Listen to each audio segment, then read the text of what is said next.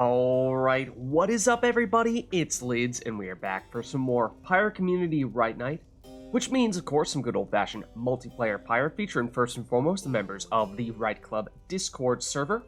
For those of you who are unfamiliar, that is the best place to get involved in that multiplayer Pyre stuff, and you can join by clicking on that first link that Artemis Fowl has linked there. That second one is my own Discord, which is a separate group, but you're welcome to join that as well. But those of you in chat, you are not off the hook. No. You see, you click on the red circle with the white L below chat, and you will find all the various requests that you can make today, which include things ranging from selecting players' exiles, masteries, talismans, songs, arenas, even Titan stars. All that stuff is fair game. And not to mention, starting this week, I have created a new option specifically set for turning off the customize option. So previously we had done we'll just do a combination of requesting exiles, talismans, and masteries, and say that we're going to turn customize off, but now you have a quicker and more convenient way of making that happen. So that is available starting right now as well. But without further ado, let's jump into versus mode here, and let's get started. So, let me jump into that Discord group myself, and then we will be good to go.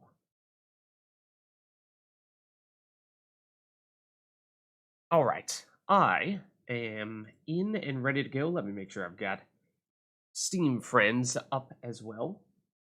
Did you go, Steam Friends? You hiding somewhere? There you are. Okay, perfect. Alright, so, with all that in mind, is there anybody who would like to start things off for us today?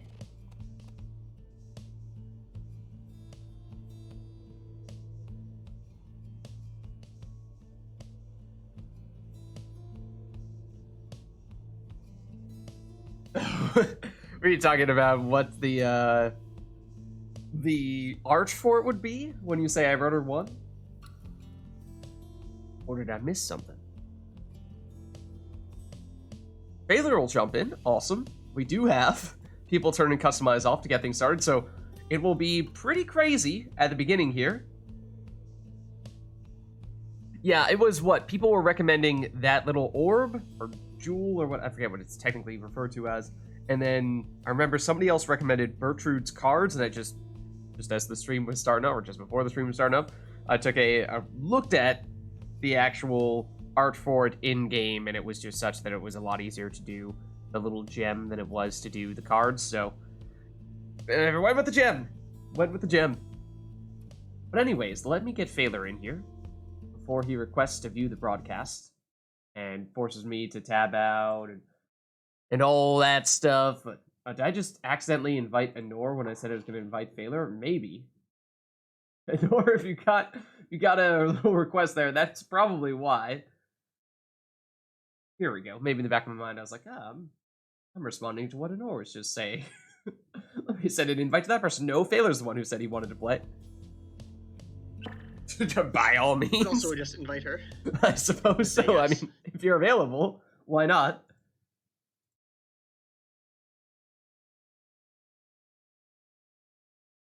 There we go. All right, so we have Phaler.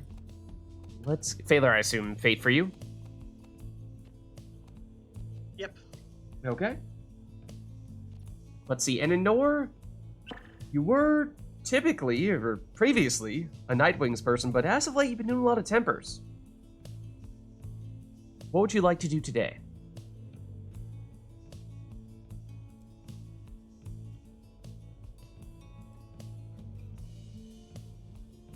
Nightwings? Alright. Sounds good. Let me set you guys up here as well. So as a reminder to both you guys, we have a request to turn customize off. So this is not going to be calm and straightforward warm-up right here. No, it's going to be just the opposite. You're getting thrown straight into the chaos. So prepare yourselves accordingly.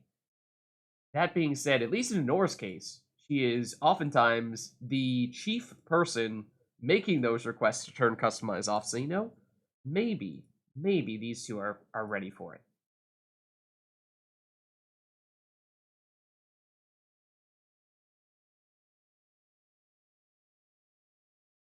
All right, there we go. Got your names on, got your sigils on. Let's just do a quick double check here. I assume, Manor, that should be the right controls for you. I don't think we had anyone doing mouse keyboard since we last had you in. And since we've customized off, that means, well, there's not room for much else here. So I suppose let's get started. And of course, customize off means that both players will receive random exiles, masteries, and talismans. We won't even know in advance what those are, so it'll be a bit of a guessing game when we jump in here, and that is why it's going to be a little tricky, a little chaotic right off the bat. So, without further ado, let's get started.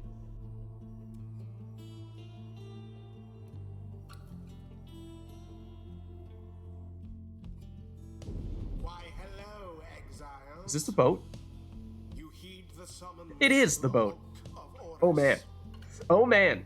We are starting with the maximum chaos here. Prevail and step closer to freedom. The fate stand ready. Alright, let's see. Phaler has a crone, a savage, and a demon. Pretty offensive team there for him. Has the salute for the savage as well, as you just saw, teleporting to the orb. Anor has a savage, a harp, and a cur, so also a pretty offensive team there. Be interesting to see. Both players experimenting to see if they have their salutes. And oh, Astral Eye there on that harp for Anor, so that's an extra 8 damage at the cost of some reduced hope. Phaler. Both players have Gareth, mind you, although obviously Gareth looks like Ulmer for Phaler. And Gareth looks like the Stowaway for Anor. Here's Barker. I didn't catch how many jumps that was, but that's another thing that'll be important for Anor to establish. But here's an opportunity for Phaler. No one back to defend, so time to throw this one in for 30 damage. Break out your boat magics, exactly. Alright, Phaler again. He's blocked this time. Definitely has that snapcast. That is very quick.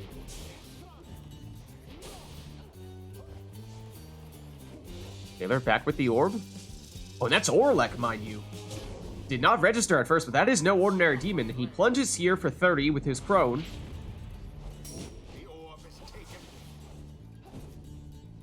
Here comes Orlek, the only one for Phaler. Anor outnumbering him. Not for long here. Suddenly, Phaler with an opportunity with Orlek banishes the last of the defenders. In time, charge this one up.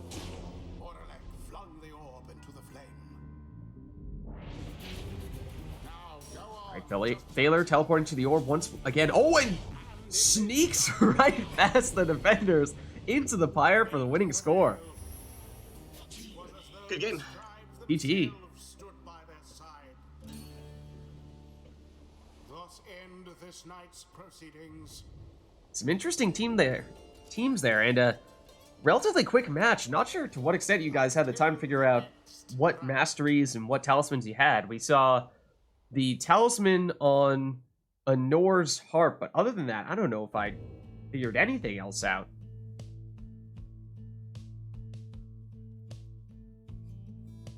Well, I know I didn't have prayer beads, and I know I didn't have star splinter, and I know I didn't have shooting star. So Yeah. There's a few things we can rule out. Yeah, but other than that, and it took me a very long time to realize you had Orlek there, Phaler. That was not just your typical demon as well. Yeah, for a second I thought it was like Jody or someone with Tailwind Crest, but then I looked at the actual portrait at the bottom left when I was searching, and yeah, there he was. Mean and bold, as always. What's up, Dragonborn Drive-In? Good to have you. Yeah, so that was a customize off, and those are always good fun. We'll turn them customize back on, unless, of course, you guys want to see that again. But if not, let us know if there's anything else you want to see for this next one. As I was saying, we had to completely randomize teams there, but didn't have a lot of time to figure out what it was that players had.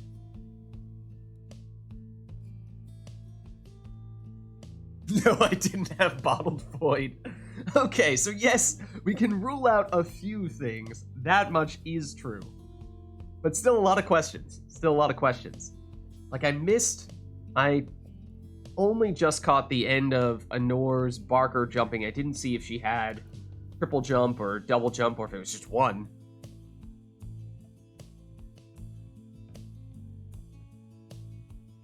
Obviously, Phaler had the salute on the Savage. Yeah, I kind of didn't realize I had it at the first because I saw, all right, I have a Savage in the first spot. I'll just hit salute because I'm so used to doing that nowadays. And it just worked. I mean, Also, that's pretty sweet. Which is pretty nice. Anor had double jump? Okay.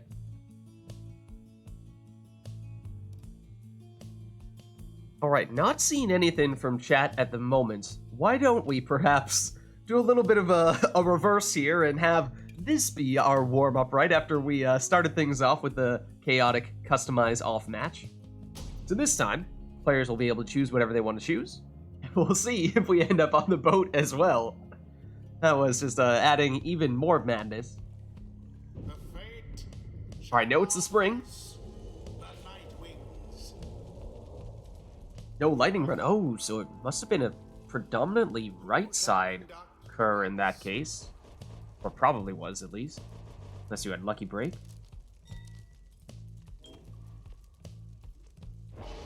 And we just heard Phaler talking about how he likes to use that Savage with the salute ability to teleport to the orb in the first spot. He got it randomly from that customize off match, but this time he voluntarily takes it here. It takes the banishing throws as well. So he leads off with the Savage. And it looks like Anor will as well. Oh, Bright Wisp. A talisman we don't often see people take. I take it on Worms, but really the only person who takes it with any sort of consistency. For the most part, I think others just pay it no mind at all, but Anor takes it there. Voluntarily, with the Stowaway as well. I mean, so many good Savage talismans, so interesting to see that Anor is going with a Savage with that talisman there, and makes you wonder if she has something in particular in mind. Hey there, Wed Lanthorn in.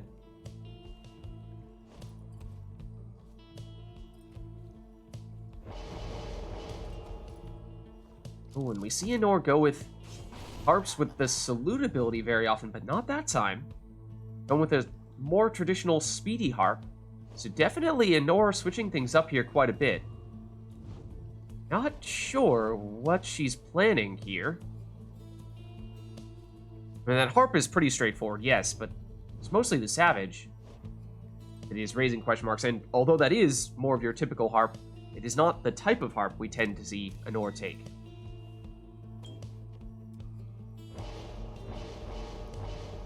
Now, Phaler going with a quick-throwing Crone.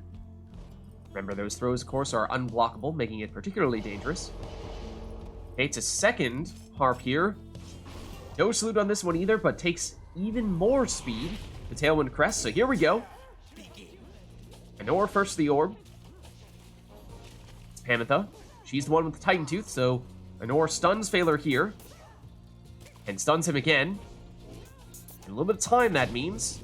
Plunges here, but remember, of course, that is a Titan Tooth Pamitha, not a Prayer Beads Pamitha. So she's out for this round. Both players try to teleport to the orb. It is Anor who wins that race, though.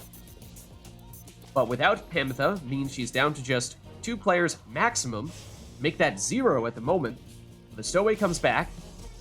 But she goes down. Time for Phaler. Uncontested to throw this one in. For 30 damage. Both players with their Savages back, and it's Anor first the orb and first into the Pyre here. For 20 damage. But that was a Bright Wisp Savage, so that means certainly no Prayer Beads on the Stowaway. She will not be in for this round. Taylor back with the orb here. Now that Imp is generally going to be more of a dedicated defender, and then we saw the Titan Tooth again from Anor, stunning Phaler and setting up this plunge. I don't think either player took Prayer Beads though, so both players very much looking to score with throws rather than jumps. Oh, look at that. Stowaway coming in just in time to save the day. But no one back to defend now, so might still be time for Phaler to throw this one in. It's a quick throw from the Crone and still gets the full damage out of it. Teleport to the orb, both of them do. It's Anor to it first. Over to Pamitha. She is the Titan Tooth one, but she gets banished when she lands. Does stun, though, and sets up this double banishment, except Phaler's first the orb. Looking to banish with the throw. Except then he throws it. Anor teleports to it with the Stowaway, says, "Don't mind if I do," and throws it in for 20. That risk of having your opponent also have a Savage that can teleport to the orb. Once again, Anor stunning with Titan Tooth. Banishes 1. has it back here. Loses Pamitha. Pamitha gets blocked, and she does not have Titan Tooth, so Phaler with time to banish her. Now it's Ulmer on the attack for Phaler. Banishes with the throws. That's the Shooting Star Talisman doing the job. 20 damage on that throw. And that means we're tied up at 20 apiece. Next score may be all we need here. Phaler breaks out his Crone Salute, turning all of Anora's characters into defenseless howlers. But she buys enough time, she nearly got the stowaway back to save that score, but Phaler still plunges for the win. Good game. GG. Nearly. I was just watching that timer in the bottom right corner. I was like, oh man, she almost pulled it off. Almost. Had enough time to get someone back to defend, but not quite. Not quite. Until the next rite.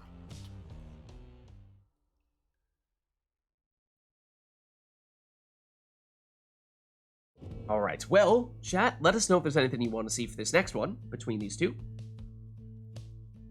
We're happy to make it happen.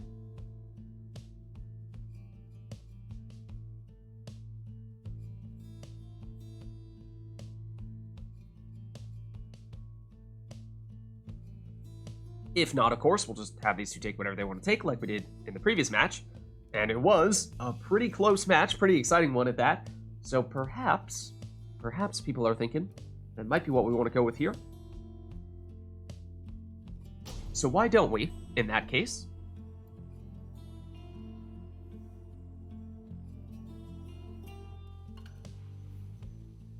The fate let's see, it's the Glade of Lu. So of course, starts nice and open here, spread out, but then as time goes on, as players start to score, things will become much more cramped. That does make it particularly interesting when it comes to using characters with large auras like demons, because they can cover up a lot of that space. So Phaler leads off with a demon, Anora leads off with a nutrition stick full fred, and that is usually her signature character. And yet, this might actually be the first time we've seen her use it today. Maybe a rare case in which she did not use it in either of her previous matches. Of course, the first one was customized off, so didn't have a choice in the matter then. Oh no.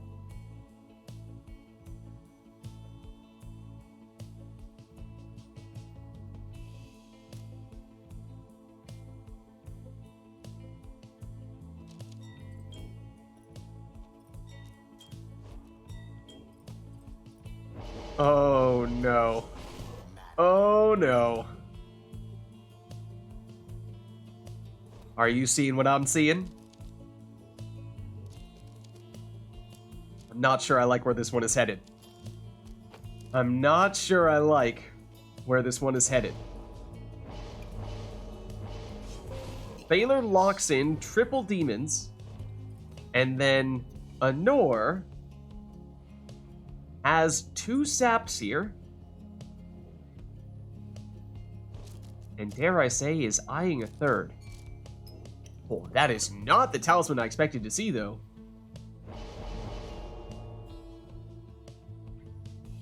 So I believe Phaler took a lot of additional starting life. With 3 saps, of course, Anora has lots of rekindling. So lots of life in this match. But this one, let's just say we could be here for a while. Here comes Phaler. And throws that one in quickly for 27 damage, not quite full on the throw. That will start to make this arena a little bit smaller. And as I was saying, when it comes to characters that have large auras, that tends to make it particularly tricky to maneuver around here. Look at that quick throw for 25 damage.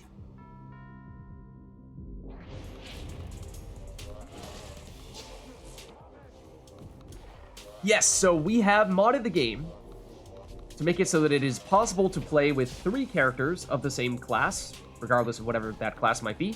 That is how Phaler's using triple demon right now, and I mean, you would normally be able to have Orlek as your 3rd demon, but Vizpaleth is the 3rd demon for Phaler, and she is a normal demon without the unique stats that Orlek has, so that way it's 3 of a kind, 3 demons of a kind, and then Palmus is the leftmost sap you're seeing there for Nor. And so that is the one that we modded in for her. so she's able to go with triple sap. And as we are seeing in this case, that means for Phaler, lots of additional starting Pyre life. For Nor, lots of rekindling and lots of saplings. And we've also, thanks to iRotor and his help with the mod, we have changed around the colors, making it easier to distinguish between different players, especially when they have numerous exiles of the same class. Here comes Nor, plunging in as she likes to do with those saps for 25. Though that was not with her nutrition stick sap. That is usually the way she does it. Not this time, though. Does mean she is down Palmas for this round. So at the moment, it's just Manly, and she's trying to wait to get Volfred back. Here he is. He is the nutrition stick sap. So Norm moving in with him. Oh, started to charge up the throw, but wasn't quick enough. Now only has Volfred, needs to be careful. Places that sapling, giving her a bit of a safe spot. Oh, but Volfred still goes down here. But gets Manly back just in time to mount the defense. Now Anor on the counter. Quick throw, does make it in there for 20 damage.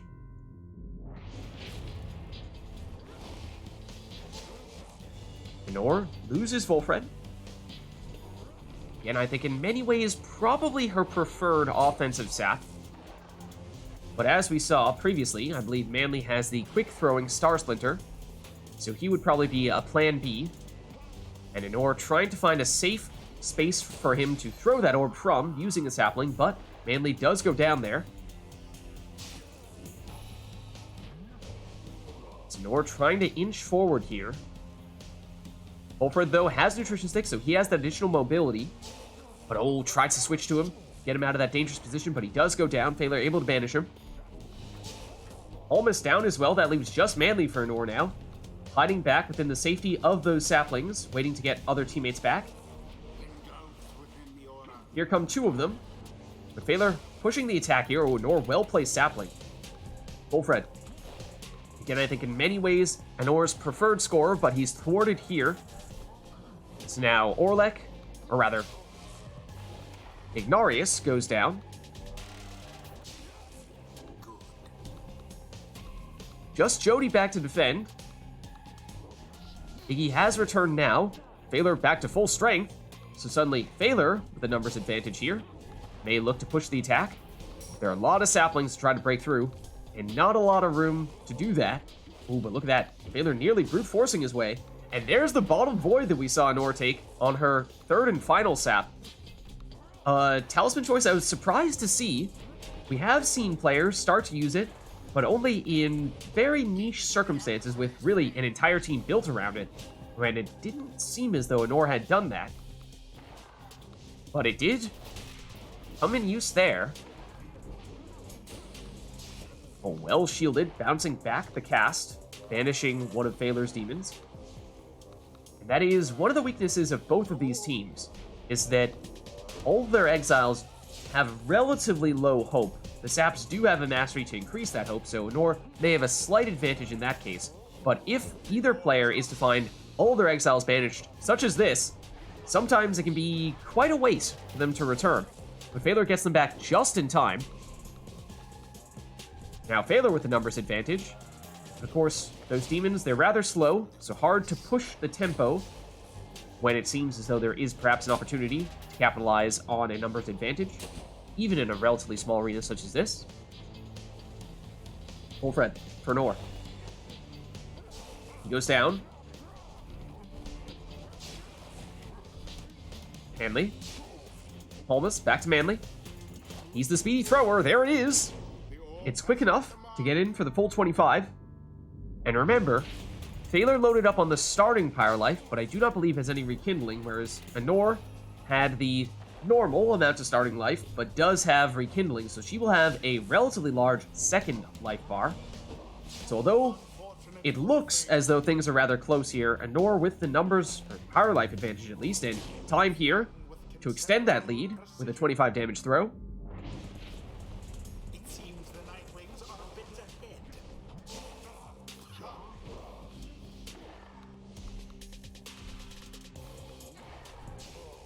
Anor playing it slow and steady here. Just trying to advance by moving those saplings forward, but loses her most advanced sapling after Manly went down. Trying to set up Palmas. Shields off the defender, but not for long.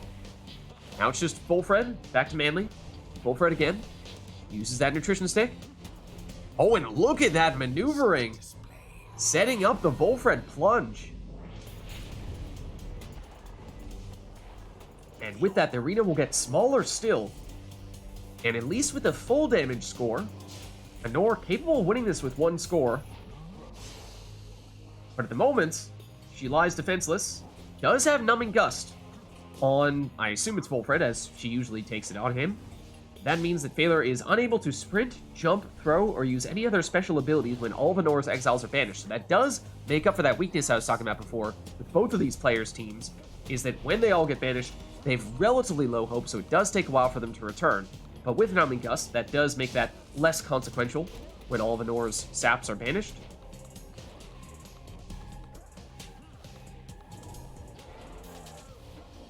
Anor currently pinned in by her Pyre. Phalar laying siege. But trying to find a way past those saplings, which is difficult. Now remember, Anor plunged with Wolfred. He had Nutrition Stick, which means he did not have Prayer Beads. He will be out for this round, so at best, Anor has just 2 saps, whereas Phalar, of course, can go all the way up to 3 demons, which means it is fairly likely to see this outcome right here, where Anor is defenseless. Phalar does have time, but does not have the speed to get the orb and score because, again, of that Numbing Gust. So it does make matters tricky for both players here. And as I was saying at the very beginning, in such a small arena like the Glade of Lu, with such large auras, and very, at least in some cases, defensively minded characters at that, would be relatively difficult for either player to break the stalemate at the moment, although Anor with the throw. It's off target here, but look at that sapling placement. Banishes all of Phalar's demons there. And as we said, 1 full score is all she needed. And there it is.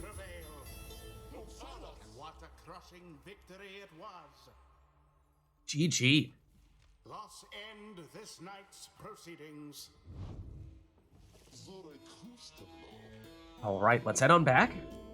Well played, you two. Until the stars align.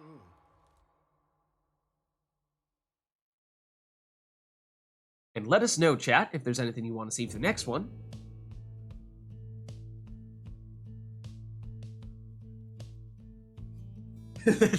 That's true. It's not very often we hear Manly being the final scorer. I don't know. Is it... What's more common? For Manly to be the final scorer or for Palmas? The only person I can think of who regularly uses Palmas is iRotor, but iRotor, you don't really use him offensively. I mean, you do use Nutrition Stick with him, though. I don't know, but even then, I feel like we don't see it very often. Ruby and Amanda will be pleased.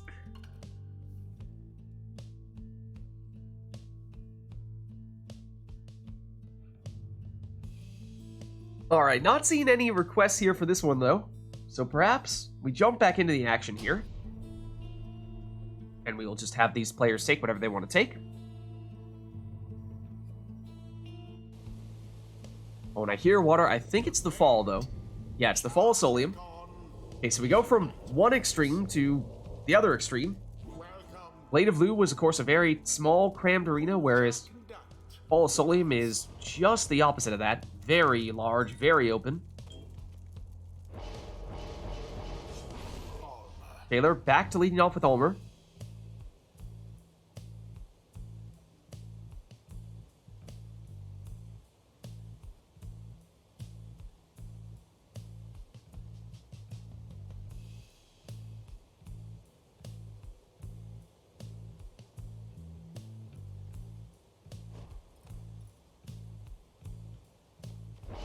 As we were saying, Anor is a big fan of using Volfred with Numbing Gust.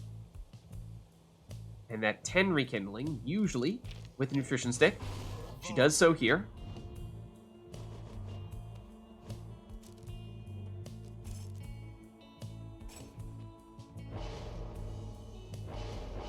And Phaler going with his usual starting 2 exiles. Almer plus Raji. Question will be his 3rd and final exile. Will it be Dalbert? Seems like as of late he's tended to go more with either a harp or a crone. Speaking of harps, that's the exile that Anor takes with their 2nd choice there.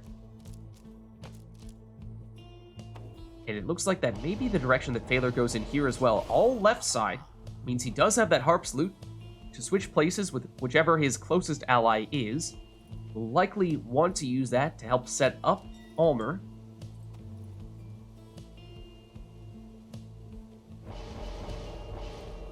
And Anor going with a full rekindling, quick throwing Palmas in the last spot there, so she is going with double saps this time. Phaler teleports to the orb, but Anor banishes Almer. Oh, and Anor sidesteps the cast, has that mobility with Full Fred and Nutrition Stick. Still in a dangerous position here. Shields off the defender and goes into the Pyre for 25. Now, of course, he has Nutrition Stick, not Prayer Bead, so that means he's out for this round. So Phaler with the numbers advantage banishes the defender there with the throw, but loses Almer in as well. Harp versus Harp.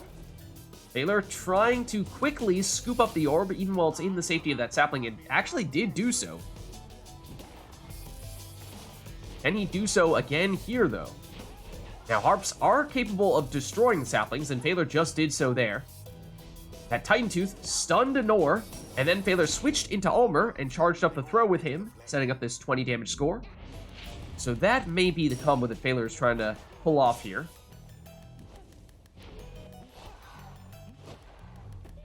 Both players focusing on the offense.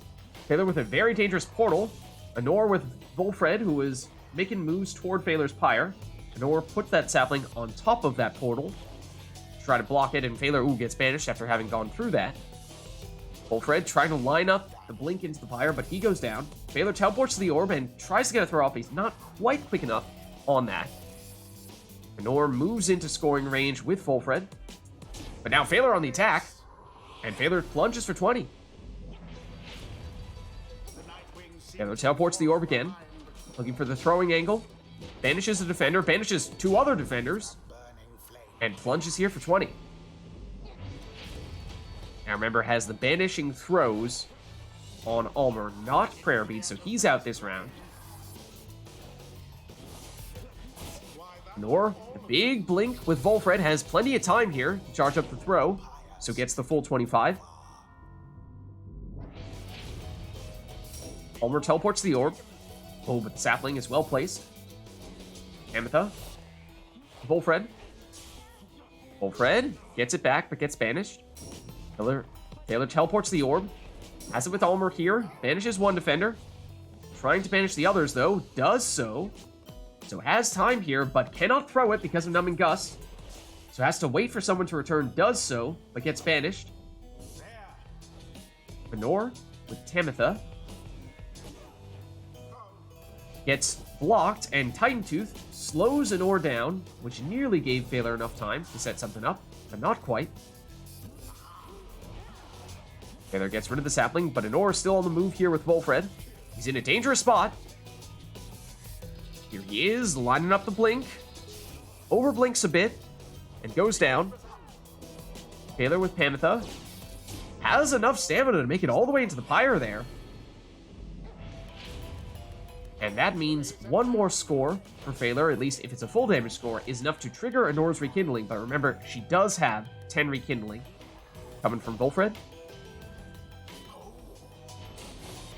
Here is Volfred.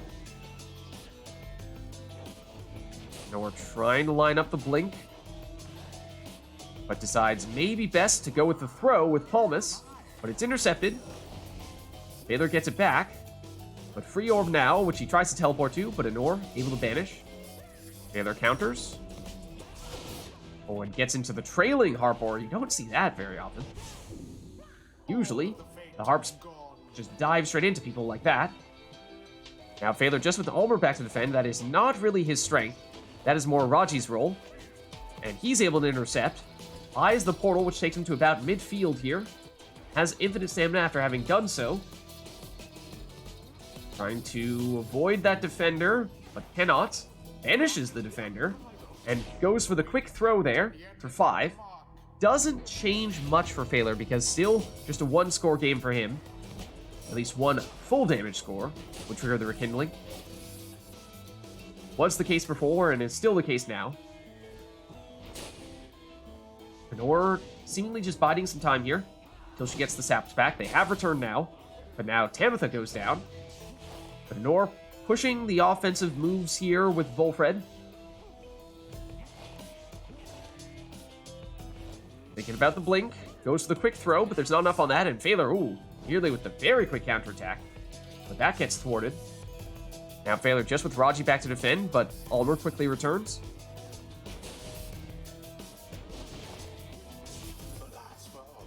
Anor with Volfred. Almost down. Free orb. Anor gets it back. Over to Volfred, who's in a dangerous position here. He's banished. That leaves just Tamitha for Anor at the moment. So she waits. Now it's just Palmas, though, and he's having to defend. Ooh, but Phaler are able to get rid of Anor's only defender. Anor gets Volfred back, and that is sufficient. Phaler defending here with Raji, hanging out on top of the Pyre. Now back to full strength. Ulmer down. Tamitha. Back to Volfred. Tamitha. Ooh, Tamitha banishes the defender. Blocked and banished here, though. Now Phaler with Ulmer. He's banished. Phaler gets rid of Volfred. And a lot of back and forth here between the players, but not a lot of scoring.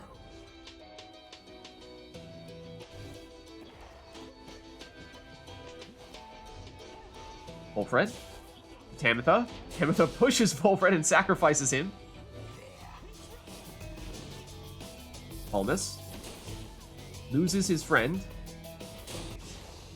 He goes down as well. And now Volfred returns. Only 1 for Nor at the moment. As we were saying before, Nor is quite comfortable attacking with Volfred. Sets up the throw. This one for 9.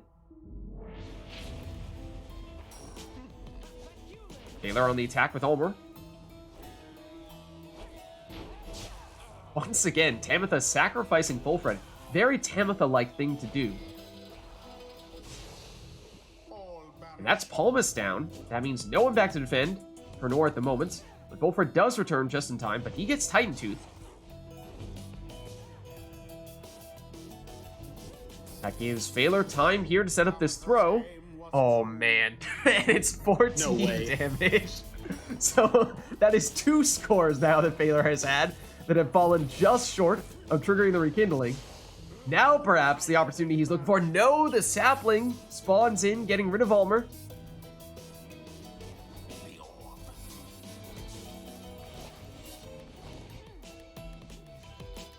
Tamitha. There it is. That's the rekindling Phaler was finally able to trigger. So it's 60 life on that second life bar. Which means this game is a lot closer than it might have first appeared. Nor onto her second life bar now. And we've certainly seen both players start to play much more defensively, it seems.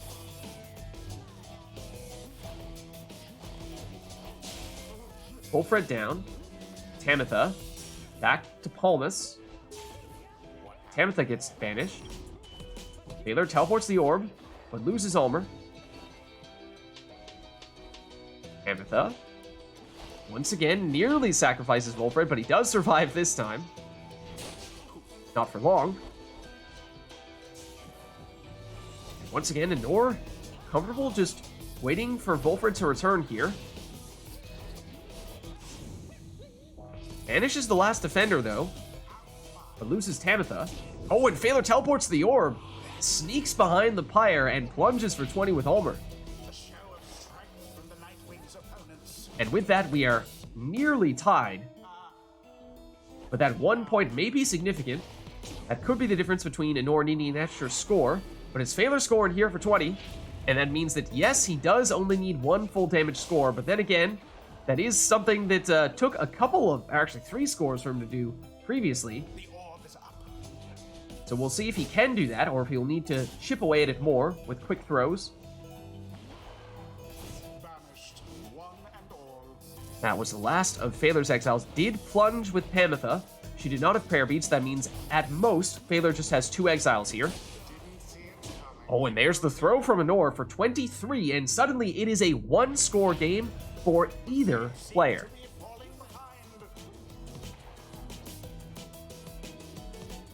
Pamitha. Oh! Flies around the defender into the Pyre for the winning score. Their pyre nearly was extinguished there, but no. The GG. ceremony is complete. Well played, both of you. Okay, let's head on back and chat. Let us know if there's anything you want to see for the next one. Then again, I mean, that's several rights we've seen with both players taking whatever the teams they want to take, and they've all been quite close.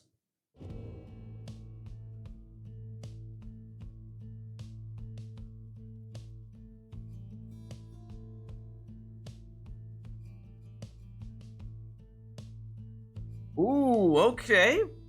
Okay, we do have a request here. It's Core requesting Exile, saying that I pick the Exiles for the players. Alright then. Knights of the Sea.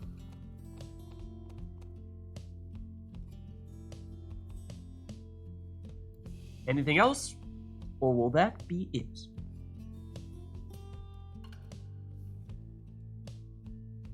Sermon intro as well. Okay, sure. If you insist. Will that be all?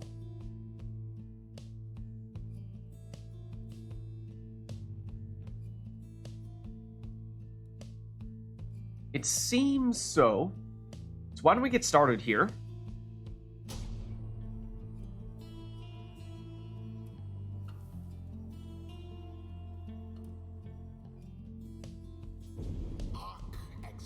Oh, well. You stand upon the So, I mean, I might have had a plan for what exiles people were going to have.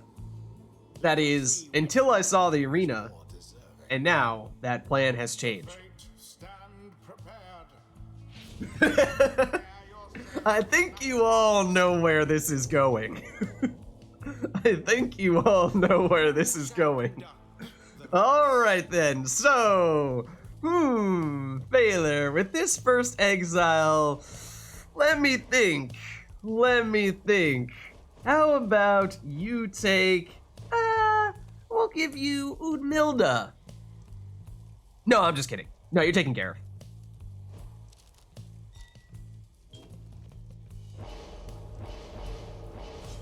Alright, so Phaler goes with a ninja, quick throw, and Gareth in the first spot, and Anor, same thing for you. Or you can take whichever savage you'd like. That's fine. That's fine.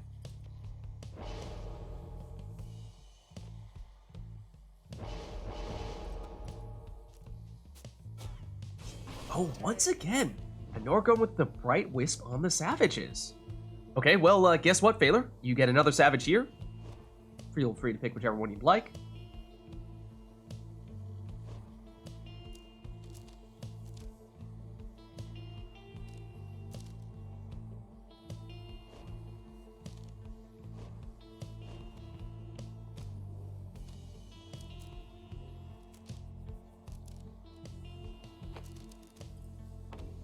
Oh man. Okay, we saw a throwing talisman in the first spot from Phaler on Gareth, but after that, both players going with non-throwing talismans. Anor, take Almer here, because what we're gonna do is, so for Phaler, he has Gareth front and center, as he ought to be, but for you, you know, we'll save the best for last, right?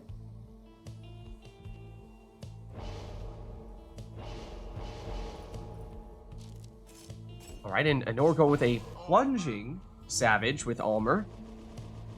This is going to be very interesting. Not necessarily the setup we might have expected here. Baylor, yes, going with prayer beads on his armor as well. That at least makes it easy to keep track of things. Armor in both cases is the plunging exile. And then, yeah, it's Gareth for your last one here. Honor. Alright, and actually, yeah, this is the first throwing talisman that Honor has taken, I believe. So Gareth will be the quick thrower, actually for both players in that case. So here we go, it is all savages at the Pit of Malith. And not the 100% throwing savages we might have expected. Baylor gets things started here with a 20 damage throw. And both players tried to teleport to the orb. It looks like it was Honor that got there first and then automatically passes the orb with Bright Wisp whenever Stowaway gets banished with the orb. Honor back on the attack, going with the deflecting throws, and that is, of course, the objective. There it is. That's beautiful. Beautiful. You love to see it. You love to see it. Honor back at it. Oh, nearly the bouncing jumps into the pyre. It is possible. It is also possible. Baylor going with the more straightforward plunge for 20 there. And I believe that was with Ulmer. That is the prayer beads savage for him, so he is back. Going back to defend for Honor, although gets the Stowaway back just in time to intercept that one. And Stowaway goes down, but Bright Wisp passes it over, setting up this plunge for 20. Alright, Baylor first the orb, but Honor intercepts and is now on the attack, going for the wall-bouncing jump, but cannot pull it off this time. Now Honor, no one back to defend. Baylor trying to bounce this off the wall. Oh, I don't know about that one. Had the option of going either way, and then very clearly chose to go with the more simple, straightforward, boring throw. Alright, that is Honor with the orb here with Ulmer. Remember, he is the plunging savage for both players. See, that's what we're looking for. Sure, Honor had the opening to plunge with Ulmer, yes, but you have to bounce off the wall. That's where all the fun, all the skill comes in. And, alright, that works. That works. Jumping in there with Ulmer is Failure for 20 damage. Honor trying to repeat here, but no, Failure on the counter. Wall bounce, oh, nearly, just not quite enough on the throw. Honor, wall bouncing throw. Alright, that is Honor, first the orb there. As with Ulmer here, again, he is the plunger, so looking for the wall-bouncing jump, nearly makes it in. Oh, Stowaway for Honor. Teleports in and vanishes, and it's Honor who was the first one to get anyone back. Oh, nearly with the wall, yes, the wall-bouncing jump into the pyre for 20. There we go. And we are tied up at 20 apiece. Next score will do the trick. Honor going for the wall-bouncing jump, not this time.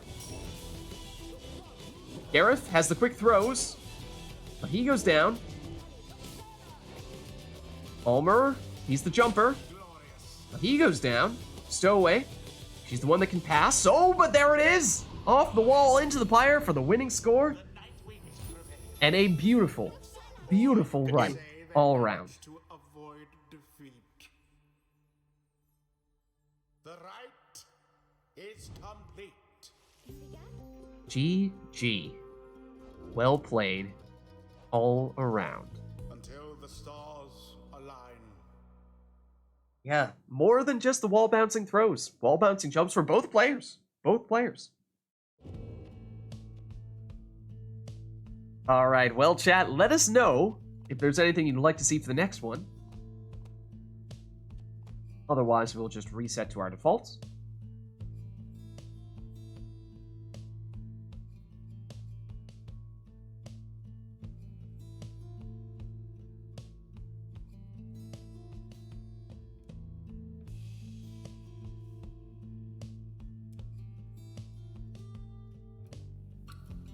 Alright, but not seeing anything here.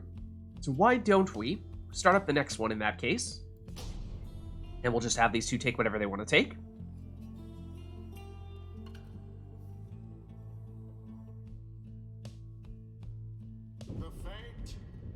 Okay, it's the Nest of Triesta. Welcome And no request here, so they can take whatever they'd like. Conduct the rites. Taylor opts for an all-left side Titan Tooth Pamitha, so she can switch places with her closest ally and stun anyone that she flies into.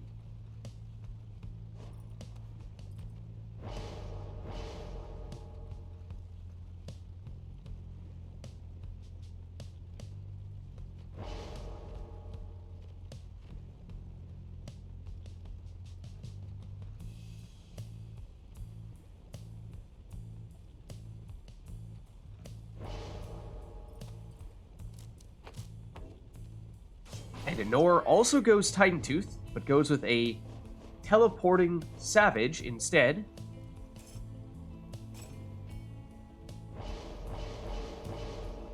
Taylor takes his defensive Webland Thorn Raji.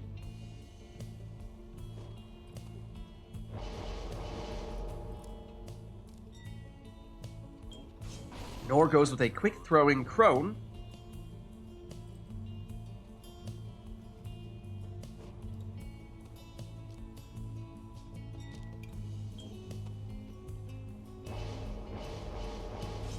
As does Phaler, though Phaler took the Crone Salute, whereas Anor did not. That means Phaler will be able to transform all of Anor's exiles into defenseless howlers once during this rite.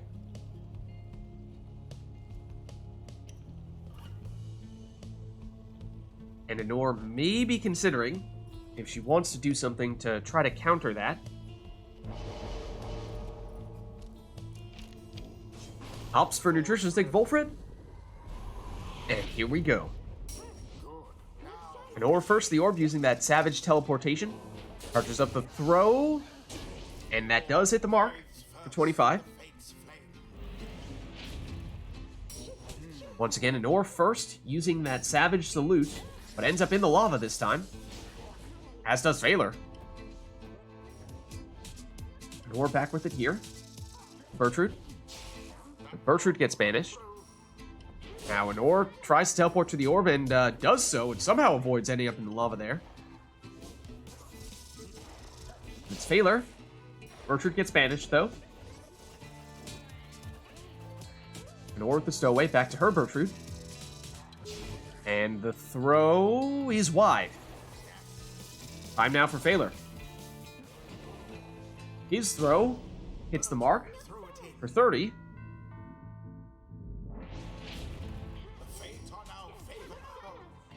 And a bit of a strange exchange there in the middle. It's Phaler who emerges here with Bertrude, but not for long. Anor with her Bertrude. Volfred back to Bertrude. The throw this time is on target for 30.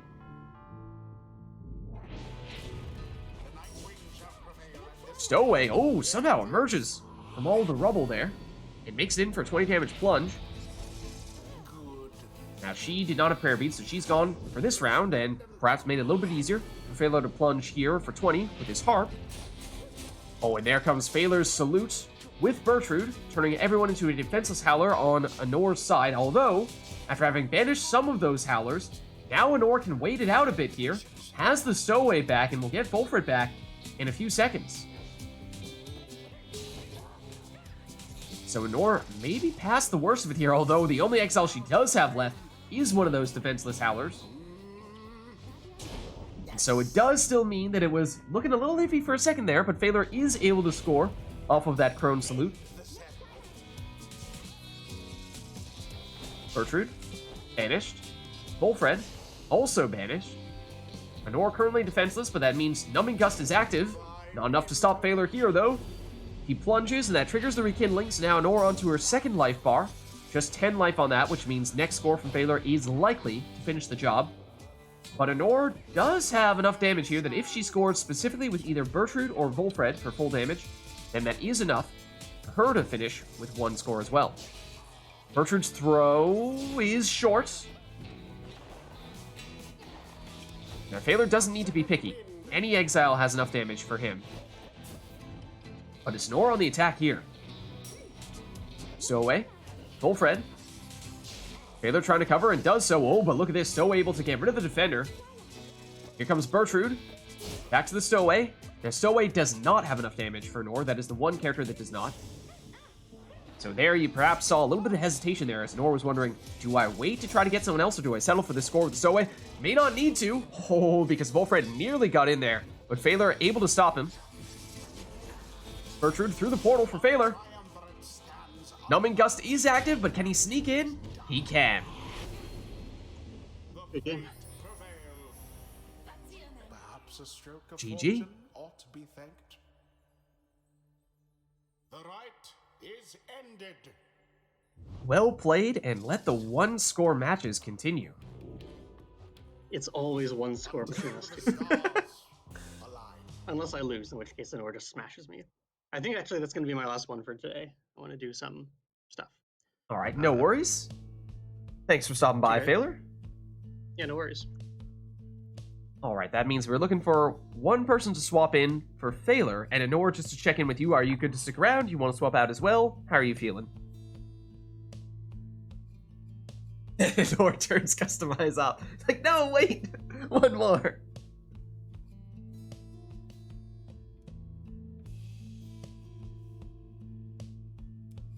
All right, Anor is good to stick around for a little bit. Some great matches there between Phaler and Anor. But we are looking for someone to swap in for Phaler, so if anyone from chat is interested in doing so, let us know and we can get you in right now. And let's just say Nor has set up a bit of a fun one to get things started for that next person, turning Customize off. So it does mean that our teams will be randomized for both players, so they will not be able to choose Exiles, Masteries, or Talismans. We will not even see what they are before things get started. We will just get thrown straight into the action and the guessing game will begin.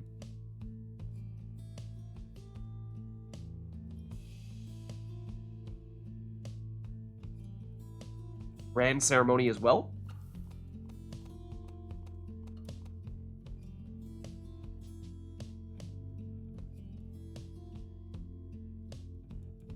But do we have a volunteer jump in next to go against Anor?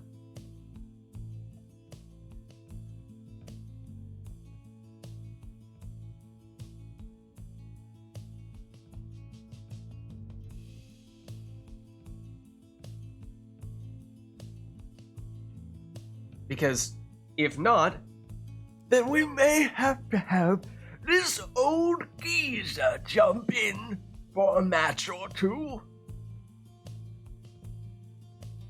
Yeah, if no one else is currently interested, available, then I may need to jump in here, play a match or two. But of course, my general rule of thumb is that if there is anyone in chat who would like to jump in, then I would prefer to get you in. Want to get as many new people in as possible. But in the absence of such a person, I suppose I could play a match.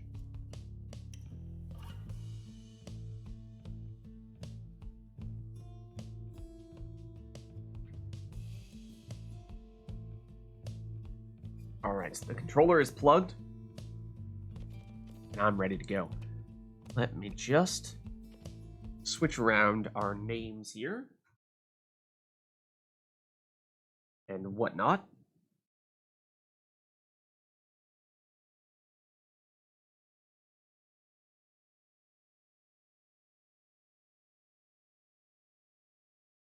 There we are. Alright. Been about a month since I last played Pyre, but you know, what better way to get warmed back up, get back into the thick of things, than to turn Customize off and just say, you know, we have no idea what's about to happen. Exactly. What better way? Well, in that case, again, chat, let me know if anyone does want to get in here, or otherwise, at least for the time being, I'll jump in and play a few matches against Anor. So, with Customize off, let's get started.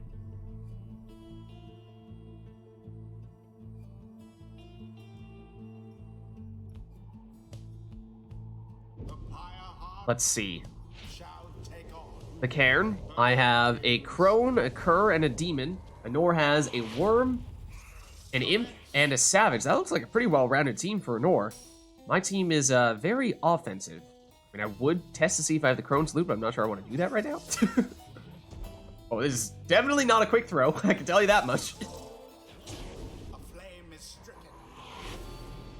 Chances of prayer beads? Question mark? No. No, I don't. All right, how many jumps does Barker have? I did not really test anything out. 1. Oh, no. Oh, no. What is this madness? I don't like that. I don't like that.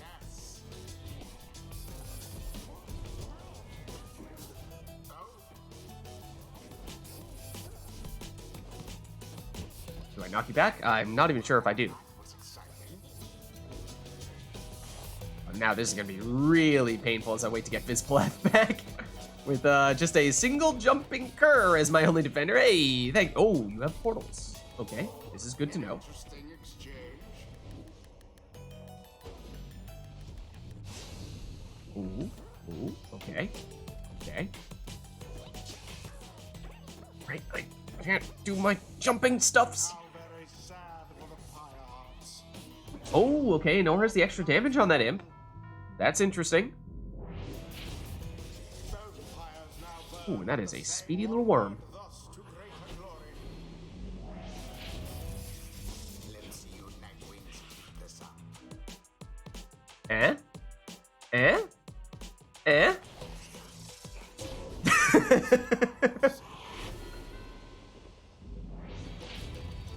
It does mean that I now don't have my crone for this series, which is something that caused me problems last time, but Anor says, alright, don't worry about that. I'll just, I missed! I missed the Pyre! Whoopsie daisies. No! Alright, fortunately, at least in theory, I can get everyone back here.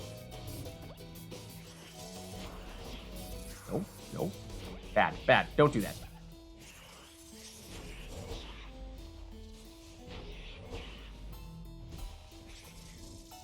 No, I'm not fast enough.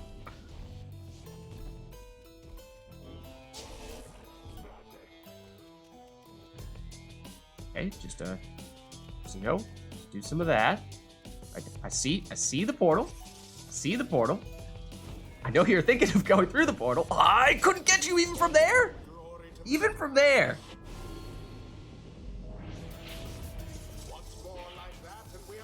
Oh, and slow on the jump as well. That's no good. That's no good.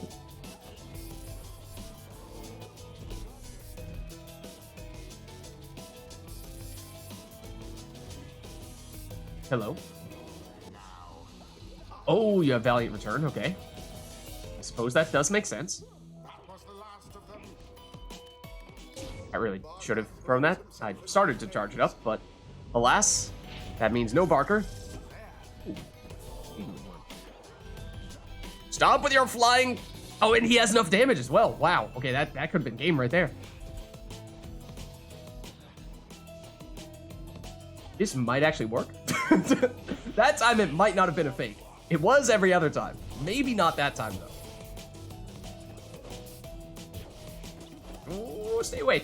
Stay away. I'm so bad with these demon jumps. I'm so bad with them. Ooh, that's good timing. Oh, it still got me. It still got me. Oh, GG. The night wings prevail.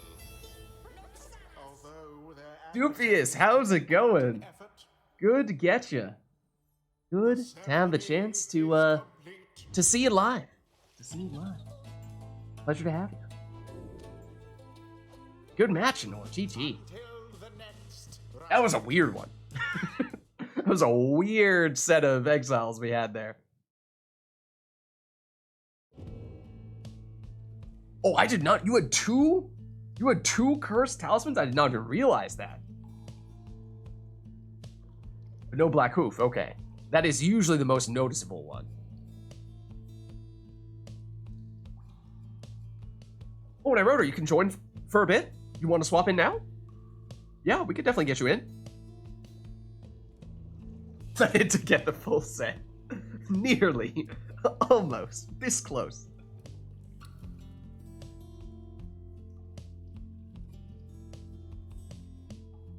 Yeah, I wrote her. If you'd like to swap in now, you're welcome to do so. Sure? Alright, let's do it then. Let me send you an invite here.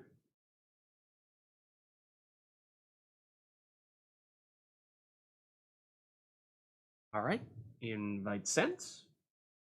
Swap in your information.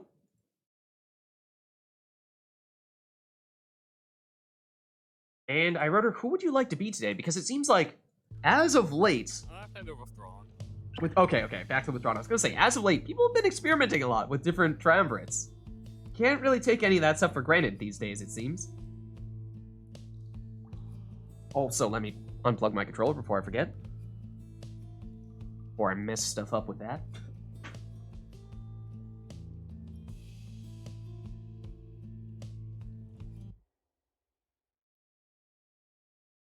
There we are. Alright, perfect. Okay, well, chat, now that we have iRotor in here, let us know if there's anything you'd like to see for this next one. iRotor against Anor, also a matchup that is usually good for some really close matches.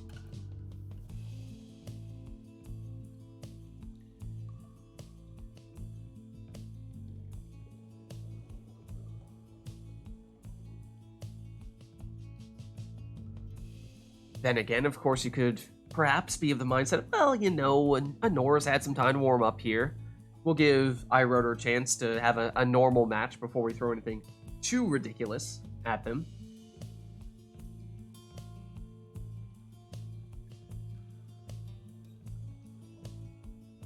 Perhaps that is the case here. Oh, let's turn Customize back on before we forget, though. Alright, and let's get back into the action.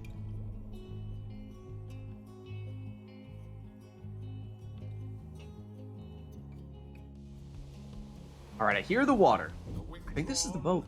It is. So, sure, you may have customized, but, hey, how's it going, iRunner? Let's give you the boat to start things off.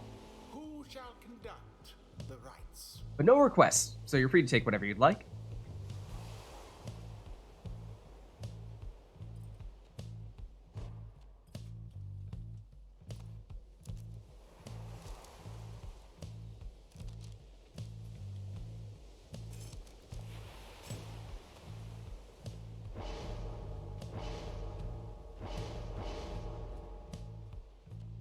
And so he will start with a Prayer Beads Almer.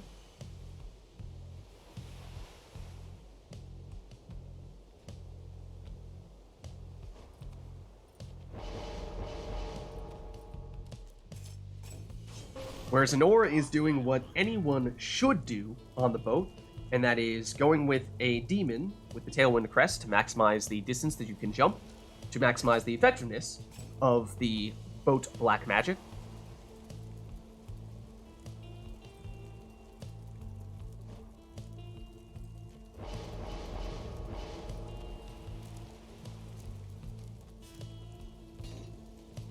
Wait, so Doofius, Core and iRotor were playing with you, or giving you some tips on your playthrough? Is that how it went down? Now you get the chance to see iRotor in a RITE NITE setting. So we saw iRotor take Headwind in the second spot, and now his usual go-to, Vizpaleth, tend to see with the Banishing Throws with Celestial Spike and the Quick Throwing Talisman, but no, this time does embrace the boat magic and goes with the Tailwind Crest instead. That is a power casting Headwind.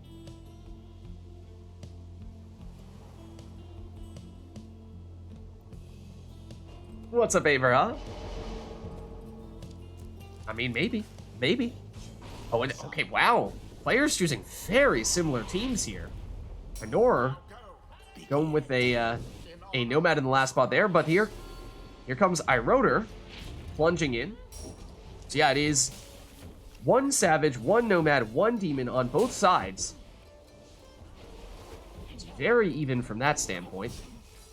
But Anor gets shoulder smashed there, and yet teleports to the orb and sets up this quick jump into the Pyre for 20. I think both players took a Prayer Beads on their Savages, so both players willing and able to jump in and still be in for the next round with those characters. There's some boat magic for you.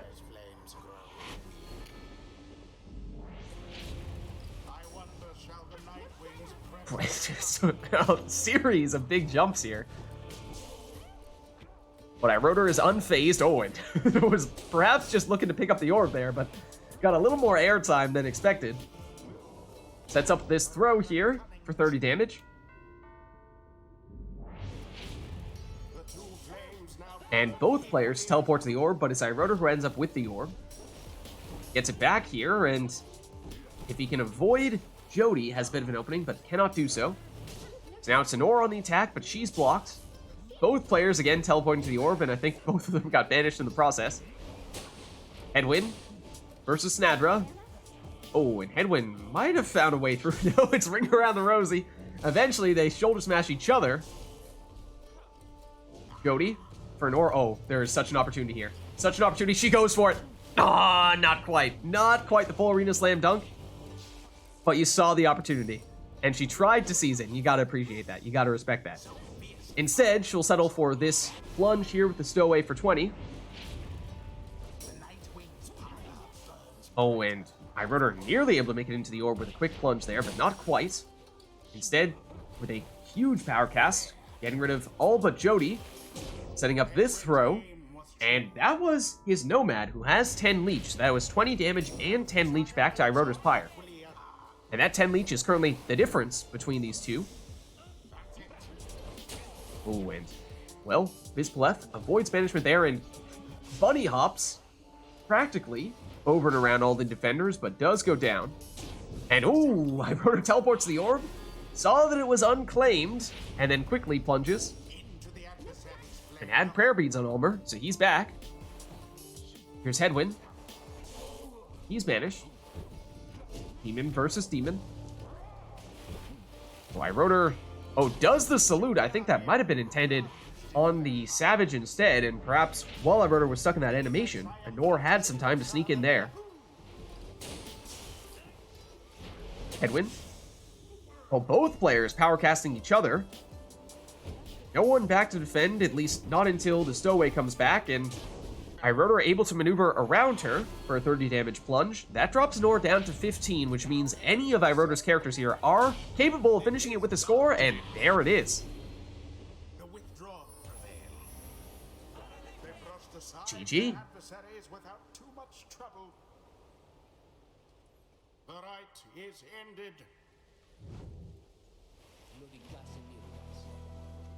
All right, let's head on back. Well played, you two. Until the stars align.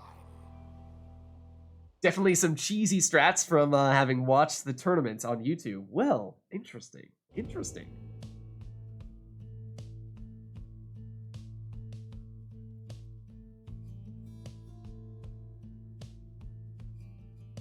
All right, chat. Well, let us know if there's anything you want to see for this next one between these two. That previous one, we had them just take whatever they wanted to take. But I know these two can handle just about anything.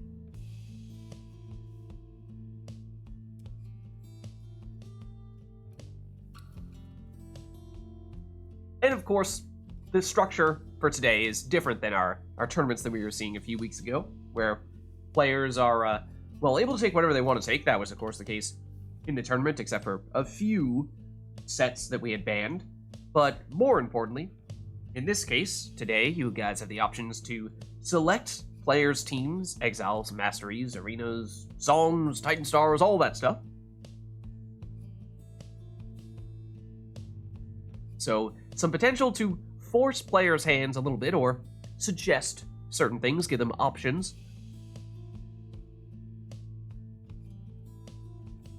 And at times lead to some crazy, silly combos and showdowns.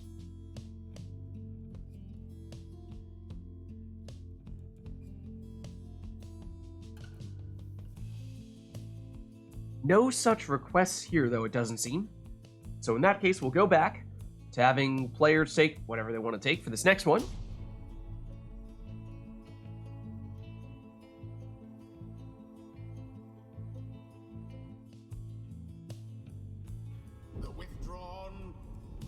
Alright, we're on the book. That means very small arena. Who shall conduct The rites. Wouldn't even know what to request? Well, you know, you can choose any of a number of things. Doesn't need to be a galaxy brain request. You know, you want to see a certain class? You can say, hey, take at least one of this class, take 2 of this class, take all 3 of this class. Or a certain talisman you feel like, I just never see anyone use this one. I'm curious to see what people can do with this thing.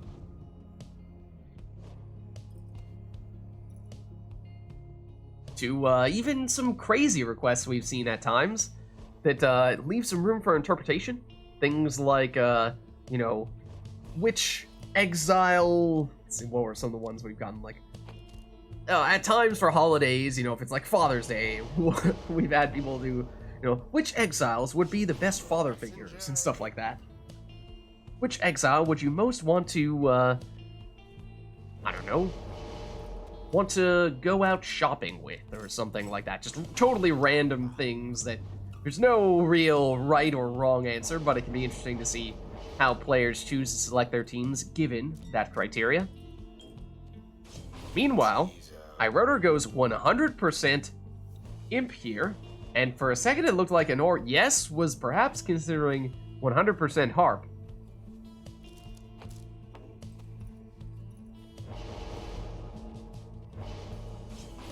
That she does. So here we go. All flying characters, just in Iroder's case, it's Imps. In Anor's case, it's Harps.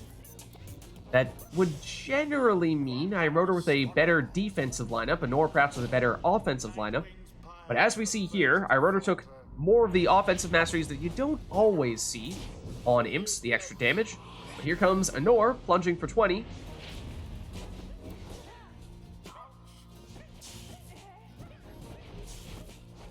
Iroder trying to banish more of Anor's team, has just Hamatha at the moment. She goes down, that means Anor defenseless for the next couple of seconds here, but does get Hamatha back. Iroder can't outmaneuver, but somehow avoids banishment there, and even gets rid of 2 of the defenders. Sets up a relatively dangerous portal as well, goes through that portal for infinite stamina, and is therefore able to chase down that other Harp. Anor trying to now cover that portal, but Iroder says, alright, I'll just go through it and banish you. Willing to make that sacrifice. Goes through it here, but gets blocked. And that might have been a Titan Tooth stun as well. And now Anor defenseless here, so time for Iroder, and has that 25 damage. As we were saying, set up those Imps to be a little more offensive than you sometimes see. Anor goes for the Harp push, but doesn't have enough room to make it into the Pyre with that. Meanwhile, Iroder goes through the portal, sets up the throw, and can banish with that throw, getting rid of 1 defender, but not enough time to get that second throw off. Anor again going for the Harp push, but Iroder has enough space to block. Iroder through a portal, but gets banished. Look at that portal positioning though for Iroder, though. Doesn't get much more dangerous than that. If he gets the orb back, it is almost an automatic score, but he will not get that back because Anor plunges here, and that will reset that portal. So that means no free scores for Iroder. Titan Tooth stun slows down Anor, and that gives time here for Iroder, as Anor does not have anyone back. There is a 25 damage throw.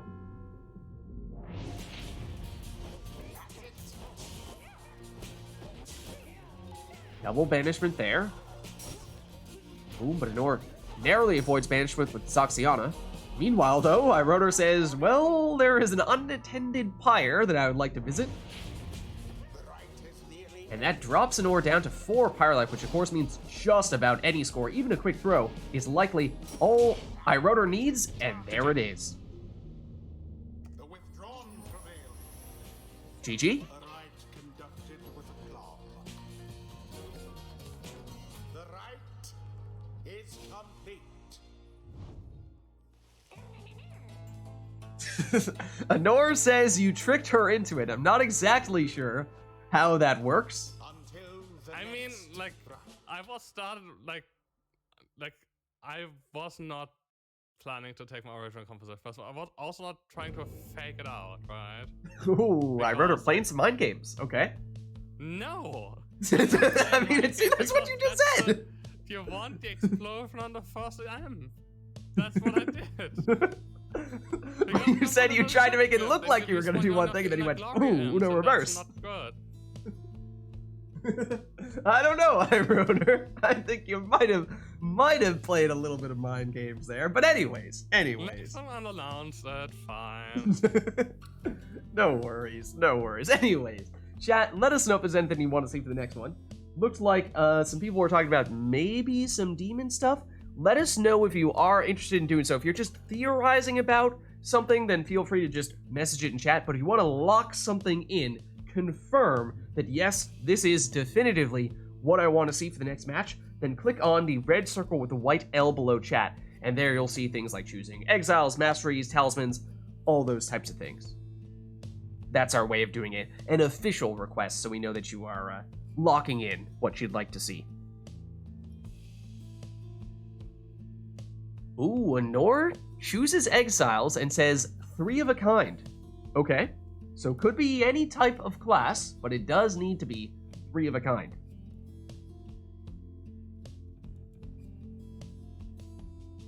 Yeah, it's okay. No one has locked anything in yet.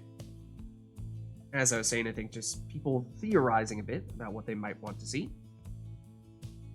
But let us know if there's anything you want to do to build off that. So we now have exiles confirmed, but talismans and masteries, of course, and everything else still up for grabs. It's the all demons thing? It could be. Oh, well, yeah, so the person who was talking about demons did not lock in an actual request. So for that reason, and also they did, like, as we were just starting up that previous right. Wanted to confirm the above request or wanted to choose her own?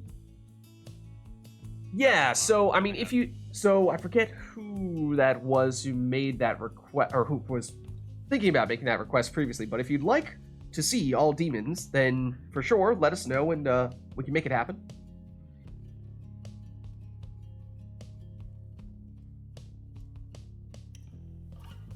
Oh, okay, I like this. A talisman request. Only stones or rocks? Okay. We might need to ask some clarifying questions once we get to the actual talisman selection page to confirm as to whether something qualifies as a stone or a rock, depending on if there's anything that's sort of in a gray area. But okay, my chat just stopped walking. Okay, I'll refresh now. Yeah, so at the moment it's 3 of a kind for your class, but it could be any class. We were talking about potentially doing triple demons. So I'm not sure we've locked that in yet, but that's a thought. And then talismans, specifically stones or rocks. Nora's like, can we add sticks to the list? Warning, that is absolutely a loaded question.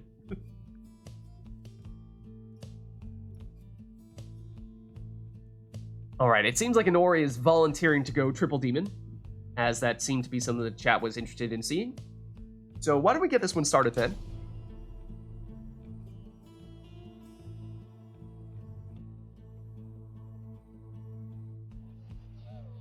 So oh, and I hear him. No plunge damage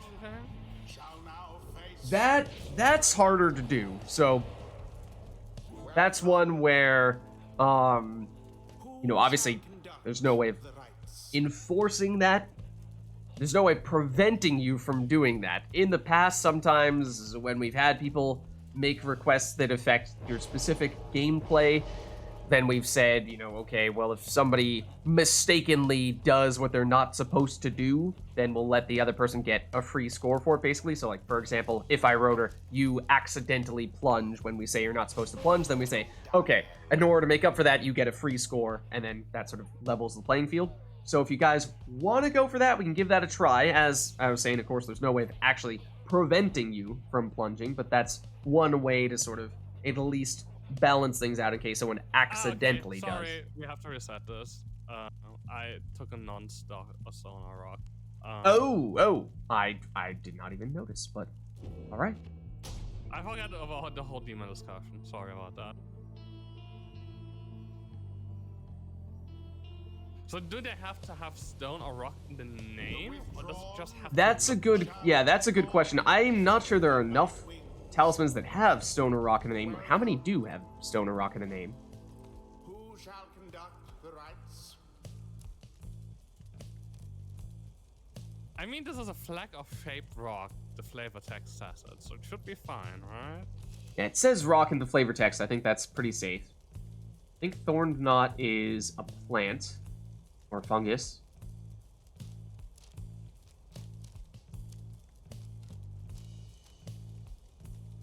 Ashen coal is probably safe. It's a clump of ash. That's not really a rock or stone.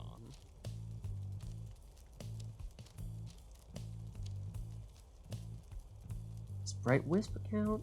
Maybe. Definitely Fate Stone.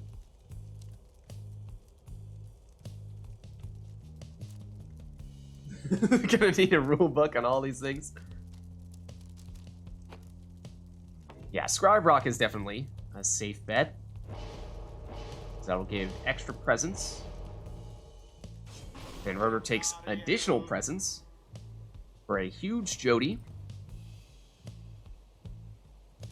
So remember, we're going 3 of a kind for classes here.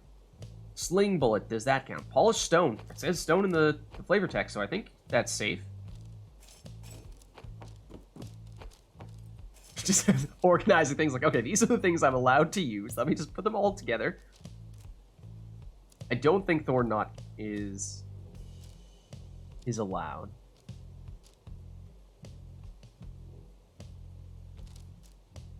Faith Stone definitely is.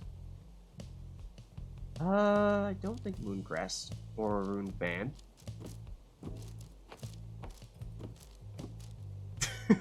Nora's legitimately just sorting things out here. Trying to make it clear. Shooting star technically a rock? A cracked celestial orb. Is a celestial orb a rock? That's a tough question. Not. It seems more like a glass thing, or like some like inexplicable material.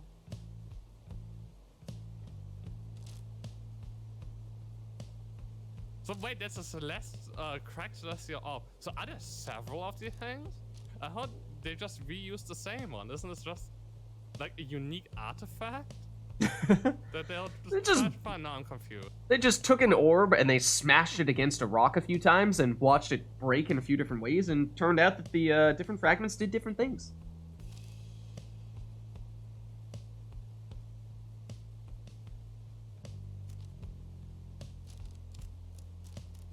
Yeah, so I think it's mostly those talismans down there you're looking at right now, Honor.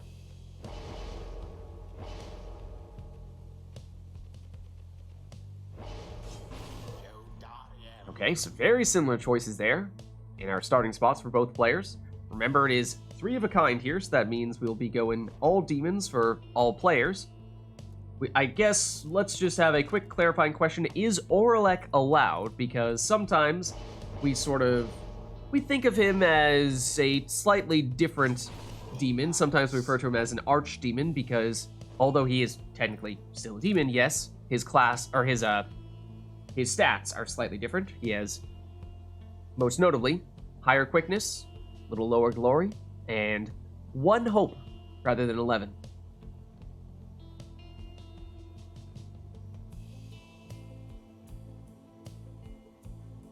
Honor says probably not going to include Orlek. Okay.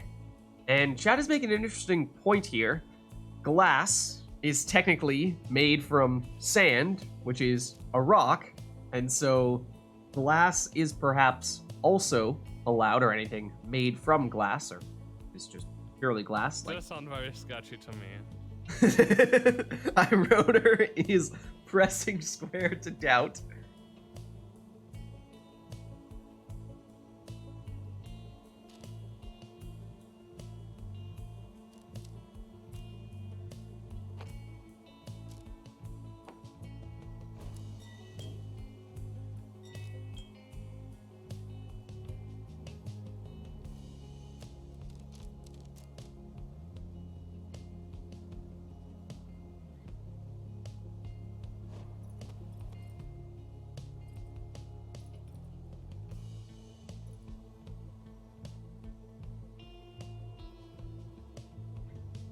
And we're debating how she wants to set things up here.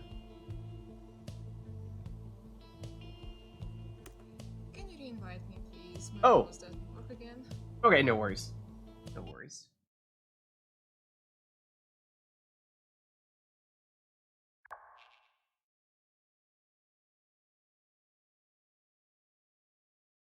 There you go.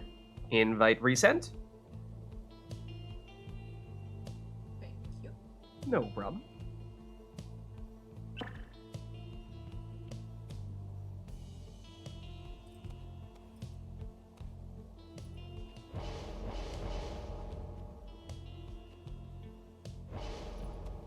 Ooh, takes Brazen Manor and goes with the quick throwing talisman along with Celestial Spike so she can banish with those quick throws. That is usually what we see from iRotor with Vids. Less so on the Brazen Manor, but he does take it here, and as expected, does take the quick throwing talisman, Star Splinter. So he has the ranged throws on Ignarius. I wasn't decided until like the last exile. So I didn't take the Brazen Man or Ignarius. I'm very sorry about that. But here we go. Triple demons. Only stones or rocks for talismans. And of course, we were talking about trying to make it such that players are only scoring with throws. Thoroughly banished. And so, an Or with time here to do Brazen Manor to set up the 40 damage throw.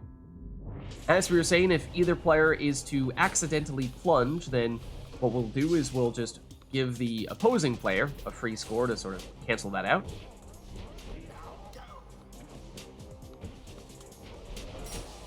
Vids banishes, has the orb back, banishes another defender, has the orb back once again, banishes the third defender with that throw. But iRotor gets, or rather, Nor gets someone back, not quickly enough though. iRotor's still able to throw this one in for 30. Jody goes down.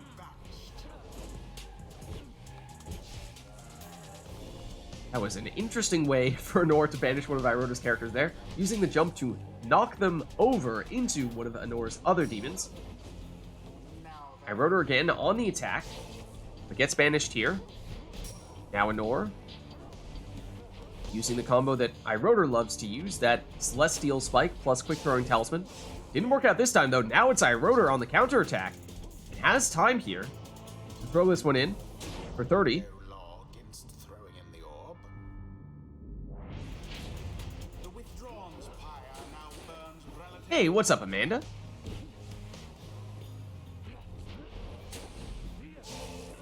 iRotor with the banishment there.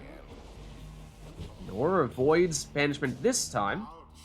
Tries to slow iRotor down. Does banish the Jody that he was making moves with. Now here comes Vids. She goes down. That means Ignarius versus Jody. iRotor with reinforcements. Oh, well timed there from Anor. Now needs to retreat. Gets banished. Vids banished. That leaves just Jody. Now Ignarius as well for iRotor. Anor on the attack. Gets rid of one of them. Nearly gets rid of the other, but iRotor able to avoid that banishing throw. And now going to move in with his banishing throw character, Vids. Anor retreats to avoid getting banished by it, but now, oh, iRotor got a little greedy trying to set up the Brazen Manor. But Anor saw it and took that opportunity to banish that character. Here's iRotor again. Ignarius also has Celestial Spike. Here's Anor's Ignarius, who also has Celestial Spike. But those are not throws banishing there, that is just the huge demon auras. Anor, back to Vids. Jody down. Vids down. That means Anor with just Iggy here. Sidesteps the banishment. Not that time. That means a little bit of time here for iRotor. That banishes the defender. And this one makes it in for 30. That drops Anor down to just 10 Pyre life. So one more score may be all that iRotor needs here.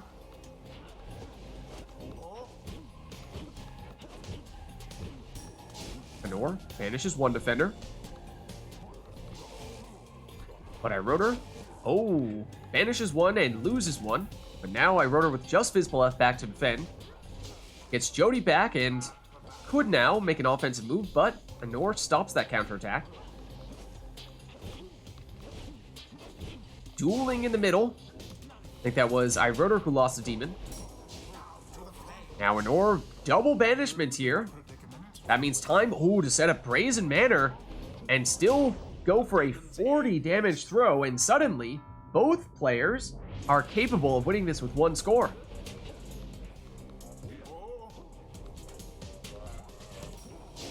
Anor banishes one. And for the most part, it seems as though that has been the recipe for success for both players, has been use those long demon respawn times to try to banish the entire opposing side. As is currently the case for iRotor, is Anor quick enough to seize this opportunity? No, it doesn't seem so. iRotor is getting some demons back, although Anor with the orb, but gets banished.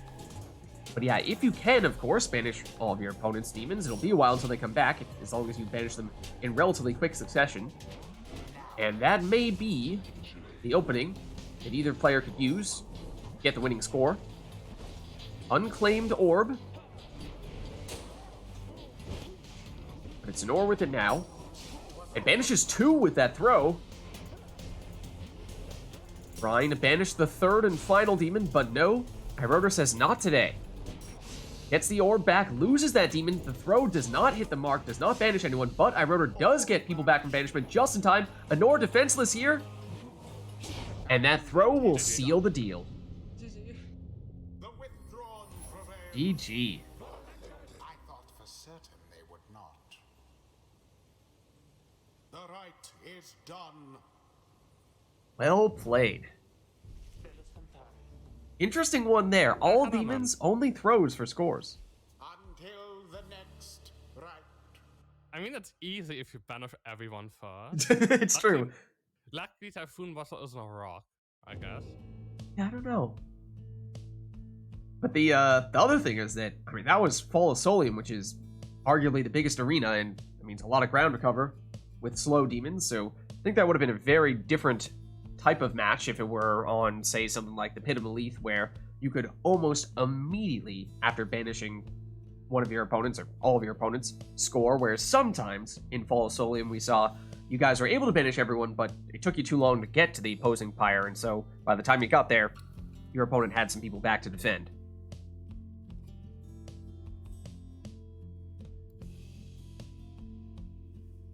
Alright, well, chat, let us know if there's anything you want to see for the next one.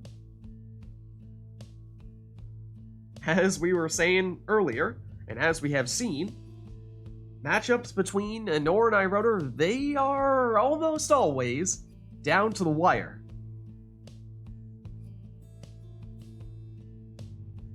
Sir Gilman would be proud. A valiant effort.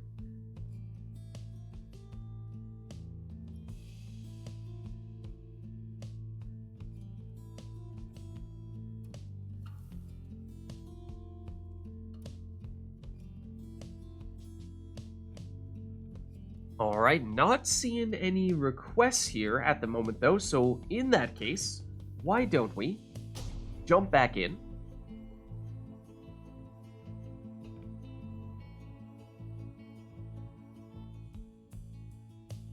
Alright, Anor says she's ready to swap out. I think Amanda was saying she might be interested in getting in soon, so maybe after this one. Amanda, if you are still interested and available, we can get you in. Who shall conduct the rites? As for this one, though, both players able to take whatever they would like to take here. No specific requests, so iRotor leads off with Headwind. I believe we saw power casting goals bracery stuffs. Anor sticking with the Bright Wisp, passing the orb with the Savage whenever she gets banished.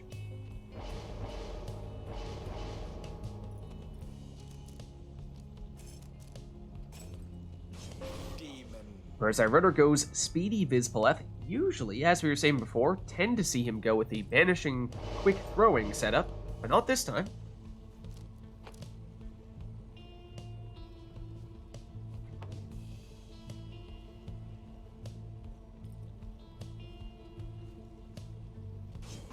Now a Titan Tooth Pamitha in that second spot for Nor, so she will stun anyone that she flies into.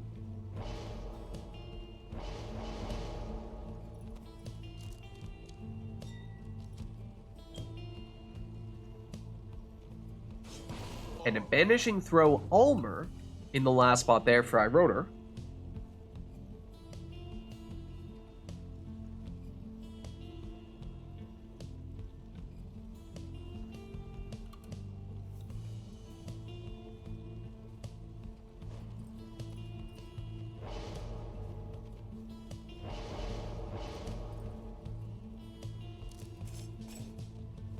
Now, Nor goes with a Speedy Tamitha in the last spot there, so double harp for her.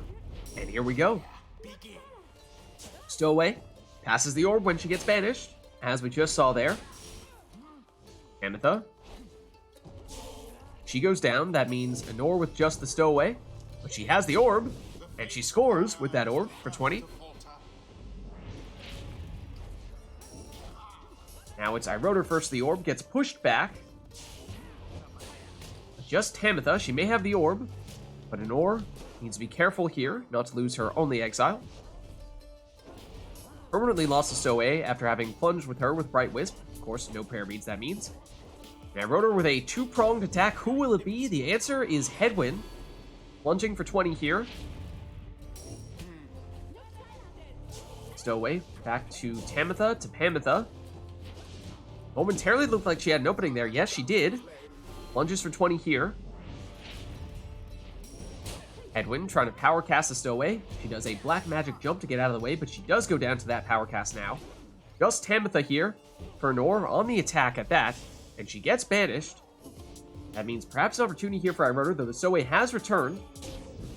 And Headwind jumps in, plunges for 20, and leeches 10 back for Iroder as well. So on net, a 30-point score there. Banishments throws there with Almer, but now Nor on the counter. Loses the Stowaway. That means just Tamitha right now, and sidesteps the defender, and makes it into the Pyre here for 20 damage plunge. Nor teleports to the orb, then crashes into Headwind, who I believe shoulder smashed the Stowaway. Does Pamitha for Nor. Does not have Tamitha for this round. She plunged without prayer beads, but doesn't stop her from plunging here with Pamitha for 20. Same thing here, though. No Pamitha, but once again, same result. Doesn't stop Nor from scoring for 20, this time with the Stowaway. Still no prayer beads, means still Nor at best down to 2 characters. But this time it's Iroder throwing it in for 20. And now Nor back to full strength here for the first time in a while.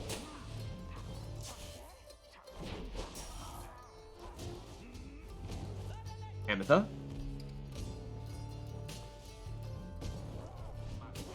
Blocked. Now it's Iroder on the attack. Banishes with that throw, but Nor gets it back here. And gets blocked, but Titan Tooth stuns the defender, giving her time to throw this one in for 20 damage. And unlike so many of her other scores there, without plunging means she's still at full strength here and scores with the Stowaway for 20. That drops Iroder down to 15, which means next score may be all that she needs here. However, remember, Iroder scores for 10 here and does have Leech on Headwind. If he scores with him, then he may get out of range where Nor would be capable of scoring him or beating him with one score. But she does so here and takes the win. Was not the right map for that composer. The scribes themselves surely have taken note. GG. Thus end this night's proceedings. All right, well played, you two. Let's head on back. Until the stars align.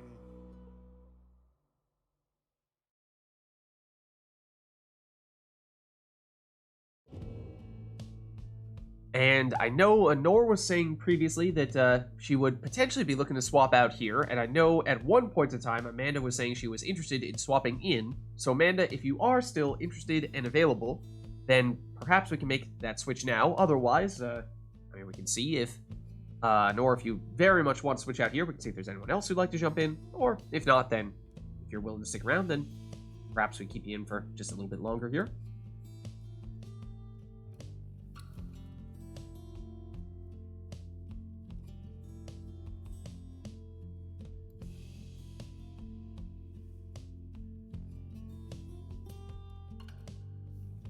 Because I think Amanda had said, made it sound as if she was not immediately available. Like perhaps she was going to do something else and then soon she'd be looking to get in.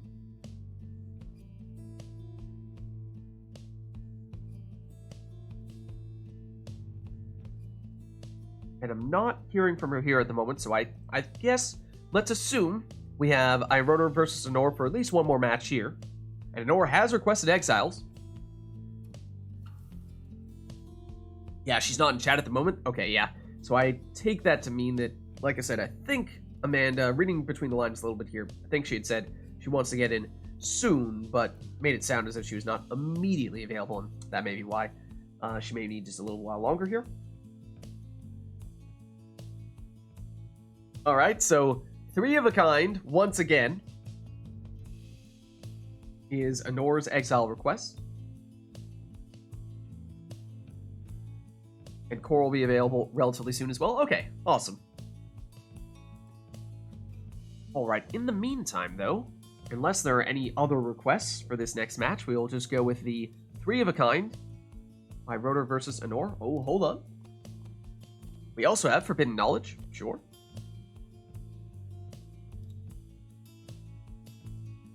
Will that be all?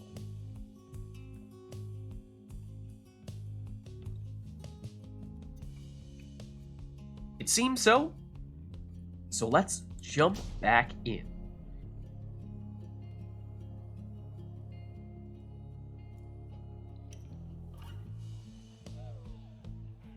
The withdrawn.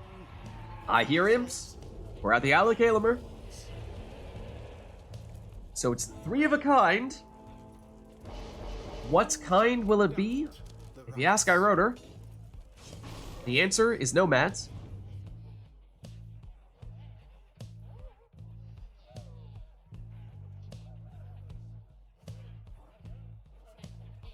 And as Failer just linked there, if anyone is interested in getting more involved in this multiplayer Pyre stuff, the best way to do so is by clicking on that link right there to join the RITE Club Discord server, which is where we are organizing all this stuff. That is the place to be for all things multiplayer Pyre.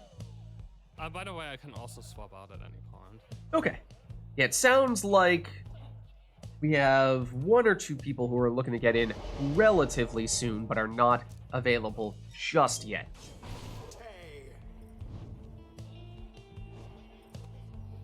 So, Honor going with triple Savage, that means, and of course, since both players are going with triple of a given class, as we were saying before, saw Iroder will be all nomads here. So that tends to mean, in Iroder's case, he's going to have a very strong defensive team, whereas in Honor's case, a little bit more offensively inclined. Goes with the Prayer Beads Almer here.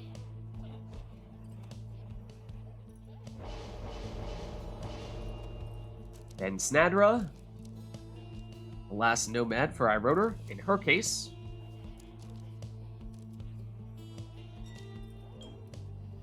She'll be rocking the quick throws, so that'll be one of the challenges for Iroder, is finding a way to get offense out of this team, whereas for Honor, the question will be, what can she do defensively? Bit of a case of immovable object versus unstoppable force. Here we go. It's an orb. First to the orb here, using that Savage Salute. And going Ninja Savage here, throwing the orb, teleporting to that orb to help get across the arena more quickly. But Iroder on the counterattack here, and is the first to score. That's a 20 damage plunge with Headwind. Orb a little bit hard to get to, but doesn't matter when an orc can teleport to it. She's first to it. But Iroder intercepts and then gets banished. His entire team, that is. So time for an orc to throw this one in for 20. And that means we're tied up at 80 at the moment. That throw sneaks in between two defenders, so Nor, the next one to score here.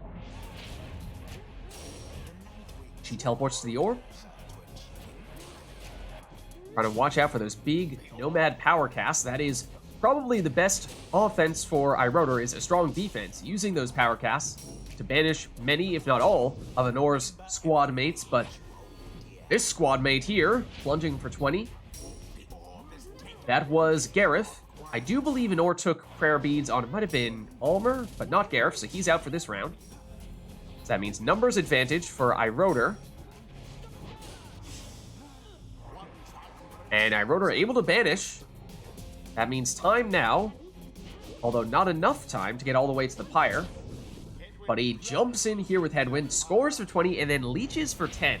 So that is one key difference between Anor's team and iRotor's team is, although both players are plunging for 20, iRotor capable of leeching 10 for a net 30-point score, making his scores worth more than Anor's scores.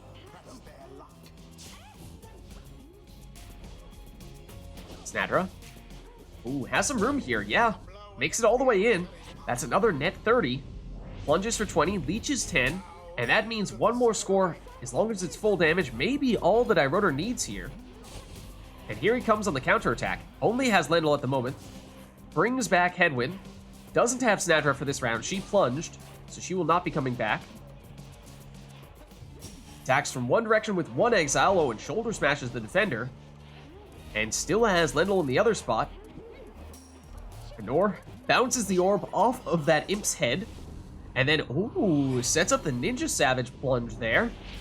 Looked like the throw was short, but no, perhaps that was the plan all along. But the Stowaway did not have prayer beads. That means now Anor is undermanned and has... Gareth was the last Exile. Now Anor defenseless here, and iRotor perhaps with time to finish the job. But Almer does come back for Anor. Teleports to the orb. And can he find an opening? She thought about it. He's, I believe, the one that has prayer beads, so he plunges here for 20. That levels the playing field at 20 apiece, and yes, he is back. Both players at full strength. Both players need one score to finish the job. Who will it be to seal the deal? iRotor banishes with Shoulder Smash, but then gets banished. Anor with just Gareth at the moment. Trying to avoid those defenders, buy some time to get some friends back. Gareth does go down, but now the Stowaway and Almer are both back. This is the Stowaway. She's intercepted. Teleports back to the orb. Going the Ninja Savage route. Ooh, but that time passes it to the defender. That's not the right idea. iRotor banishes one defender, but then gets banished. And Anor with only Gareth. Is that enough, though? Sees the opening and seizes it for the winning plunge. A victory so narrowly achieved. GG. And loss more glorious. The rite is complete. Well played, both of you. Another one-score match. We've had a ton of them today already.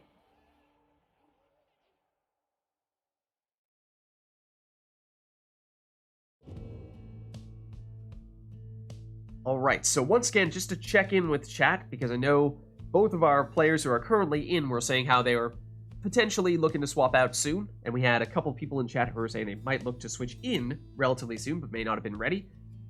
I think we were saying both Amanda and Core potentially. Amanda, Core, either you looking to swap in now, or are we looking to play another match or two between iRotor and Anor before you will be good to go?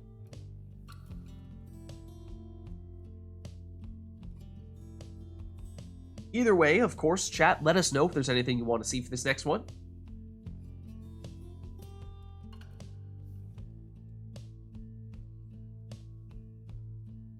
Amanda is here.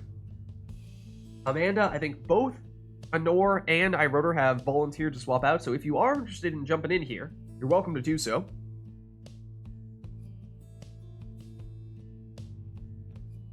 She's back.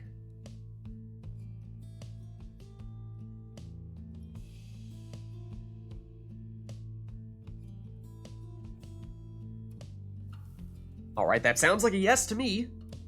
All right, and I think Between Iroder and Nor, either one of you, I think Nor got in here first. I don't know, maybe we swap a Nor out, get Amanda in, and then I think Iroder, I know you were saying you were looking to swap out soon. I think Core was saying he'd be ready to swap in the relatively near future. I mean, I assume that both got in, right? I'm not sure if Core is ready just yet. Core, if you are, of course, you're welcome to jump in, but if you still need a few minutes, then of course, no worries. I think, does that still work for you, Iroder, if you stay in a little bit longer? You can re-invite me, yes. Oh, okay. I didn't realize. Sorry, I didn't realize you jumped out. No worries. Let me see. Okay. Oh, Iroder jumped out before you could say anything, Anor. I mean, I suppose, Anor, if you're good to stick around, we can have Anor go against Iroder, but I think Anor's been going for a little while longer. Maybe we give Anor a bit of a break here. Let's do an Iroder Amanda showdown.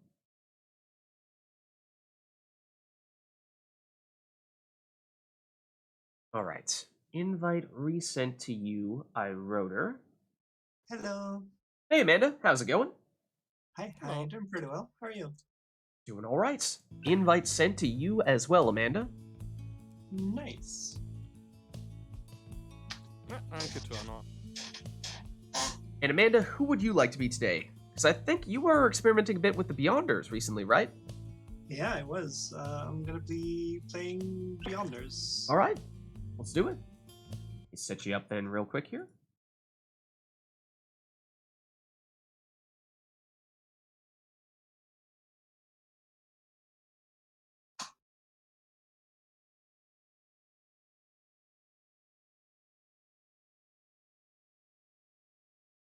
All right, there you are. Okay, and so now we do have, of course, a different matchup here, Iroder and Amanda. So if there's anything you guys want to see for this one, of course, let us know. Otherwise, we'll give Amanda a little bit of time to warm up here first.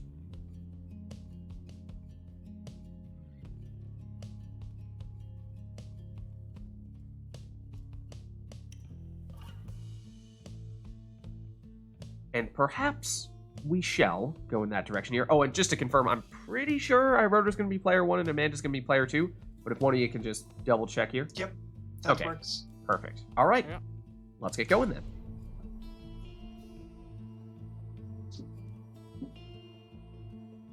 Oh, hold on. Hold on, though. Hold on. We have time. We have time to turn customize off. We can do that. We can do that. There's always time for that. All right. So, of course, once again, that means that both players will have their exiles, masteries, and talismans randomized. We will not even see the squad selection screen. So that means we will play a bit of a guessing game to try to figure out what it is that they have. And it means that, as I think we saw in the first Rite for today, as soon as we get someone in, we're just going to throw them straight into the fire. No time to warm up. No, not needed. Not necessary. Oh, no customize is great. It's probably my favorite way to play. It is a lot of fun. It's so much fun. Yeah. All right, let's see. So what does that mean? We're at the Glade of Lu. Iroder gets that a Savage, a Worm, and a Crone, very offensive. Ooh, imp Whereas first. Amanda gets an Imp, a Savage, and a Crone. Perhaps a little more well-rounded in that case, but of course, don't know their talismans, don't know their masteries. But that is Amanda speeding in with the orb sitting on top of Iroder's Pyre, plunging for 25. No prayer beads on forfeit there, so she's out for this round, that means. Almer down as well. So that means time for Iroder here. Charges up a Vorfrit throw that both have Vorfrit, as it turns out. Your It's time for Savage 30. has Dark Figure. Ooh. Oh, and big explosion there. Vanishing all but Vorfrit. Throw is intercepted. Iroder trying to get some friends back. Does now have the stowaway. A web lanthorn on an imp? What? What? Amanda has web lanthorn on her imp. Oh man, and Bright Wisp Bright on the Wisp. worm as well for Iroder. Hey, that's my setup right there. That pleases me.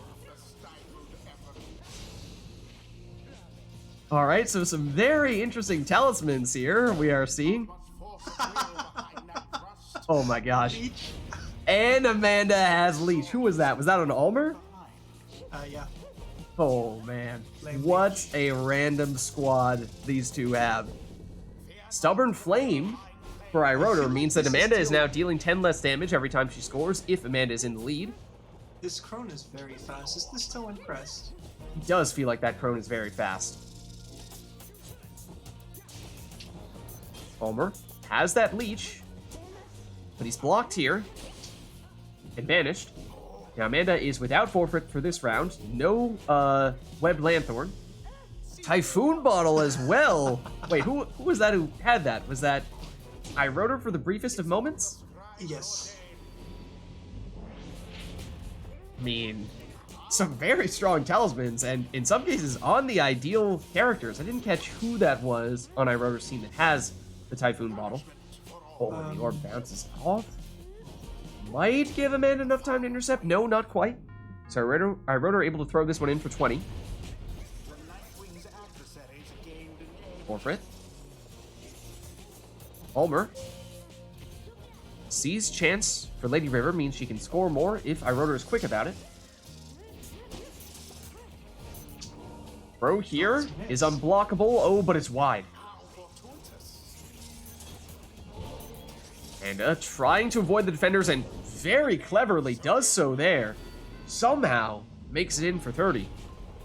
That means one more score, maybe all that Amanda needs here. But remember, iRotor does have Stubborn Flame, which means I believe it would need to be the Crone, and the Crone is banished here, so that's a 15 damage throw, dropping iRotor down to 2. Of course, there's also a chance somebody has RITE Night for 20 rekindling. That is possible, though we have seen many talismans, so that seems unlikely. Oh, and iRotor says, all right, I mean, I'll take that plunge, and now suddenly, once again, we have what is likely a one-score match. Amanda blocked, and the Typhoon Bottle will slow her down, but may still have enough time. Oh no, iRotor with the last-second save from the stowaway. Here she comes. And yes, does have infinite stamina when she has the orb. That is correct. Does Lady River back to defend? Amanda lunges for the win. What a match. Man, the squads you guys That's got. pretty good. That was amazing. Webbed Lanthorn Imp. iRotor had a Typhoon Bottle. Amanda had Leech. No, none of the talisman. Like Typhoon Bottle wasn't useful. Yeah. No. But you did No, have because you the have the- Bright Wisp on a worm, which I know is not that popular of a take, but I am a big fan of it. You have the worm respawning thing. It's such an anti-synergy with Typhoon Bottle. That's true. That is true. I really feel like my Crone was super speedy. Do you agree, iRotor? Is that probably Tailwind Crest? I have no idea. I didn't pay attention. I did notice that as well. I'm It's pretty super sure you fast. did. That was Like a Tailwind very Crest speedy and Crone. the bonus speed on the move. Yeah, at first the I sliver. was thinking like, is it just that mastery for the bonus speed, and maybe I'm forgetting how significant that is? But no, I think that was an extremely fast Crone. Rotor says, all right, let's do it again. Another customize off. Okay. All right, in that case, if we want a song, we want an arena, that is still possible, but otherwise, the customize off covers exiles, masteries, and talismans.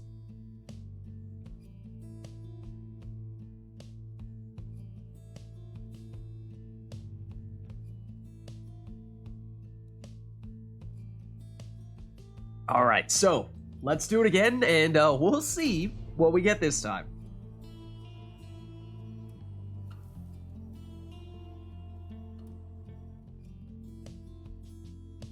The withdrawn I think it's the book. It is. take on. See, Imp, and is that two? No, a Savage and a Nomad for iRotor. A Demon, It's full a right normal side demon at that, not Orlek. The withdrawn are the It's first. full right side. I don't have the double jump thing. Oh.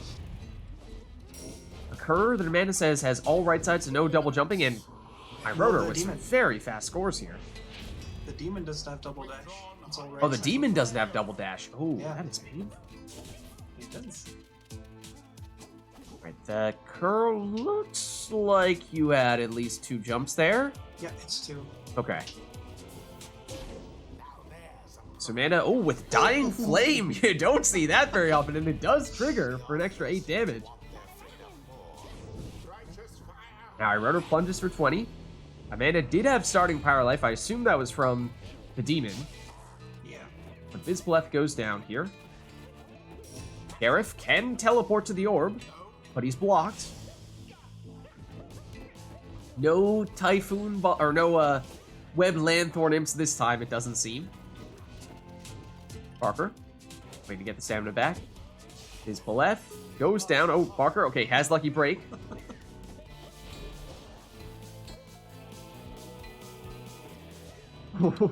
I wrote her trying to fake Amanda out there.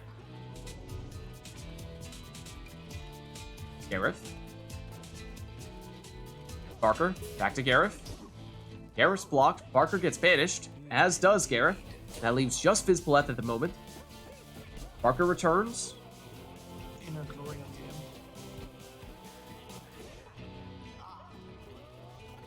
end. I wrote her with some persistence here.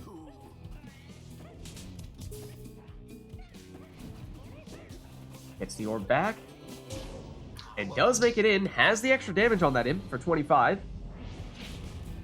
show of strength from the Nightwing's opponents. Stowaway's blocked. Banishes one defender, though. Teleports back to the orb. Gareth goes down. Barker versus Lendl. Lendl banished. That means Iroder was defenseless until the Stowaway showed up, and she teleports to the orb, but she goes down. Once again, that means Iroder defenseless here. Amanda hops in. And once again, Dying Flame is active, so extra damage there. Best not given to pride just yet, Beyonders. And Stowaway nearly sprints straight in. Gareth. Banished. Amanda defenseless for the moment. Time for Iroder to throw this one in with Lendl for 20. And no leech. Looks like no Brazen Manor for Amanda either. Quick check. Iroder nearly finds a way to sneak in on the very edge of the arena. Vizpleth. Barker is blocked, but not banished. Now he goes down, but Lucky Break will bring him back quickly. Here he is. Ooh, but Iroder still able to sneak in that throw there for 17, dropping Amanda down to 13, which means next score may be all that Iroder needs here. Oh, ring around the fire, makes it in for the win. The withdrawn prevail. Nice, BG. nice. Their adversaries confidently thwarted. The rite is ended. All right, well, that was another customize off match. Well played, you two. Let's head on back. Until the next rite.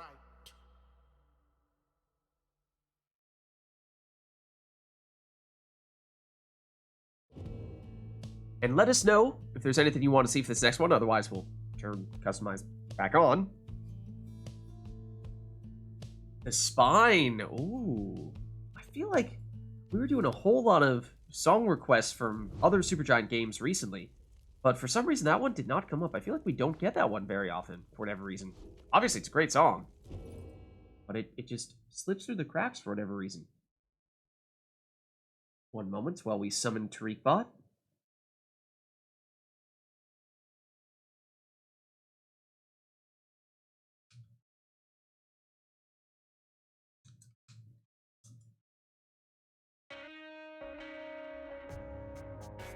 All right, there we go. So we have the song. Anything else we'd like to add for this next one?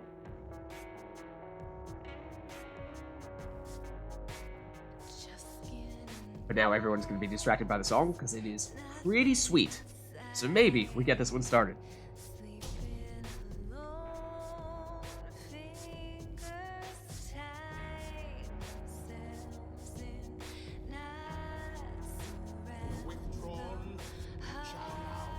Alright, it is the Spring of Jomir. No requests here, so they can take whatever they want.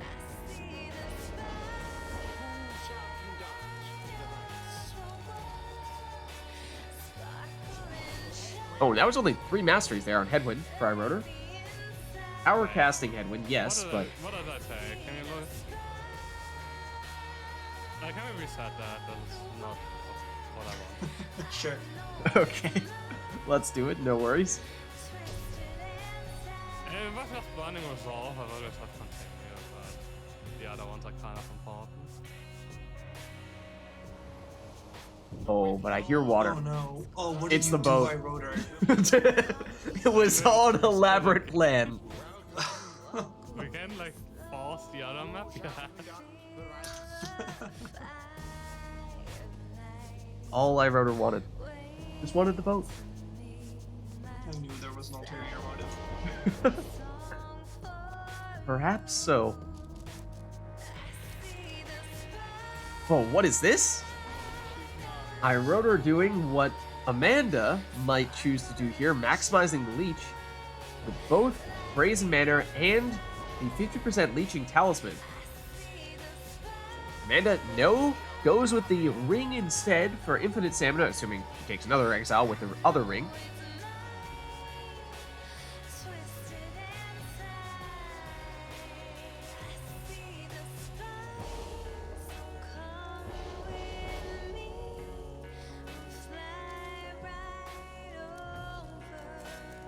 I think this is a good explanation for what this ride is going to be like. They're going to fly right over.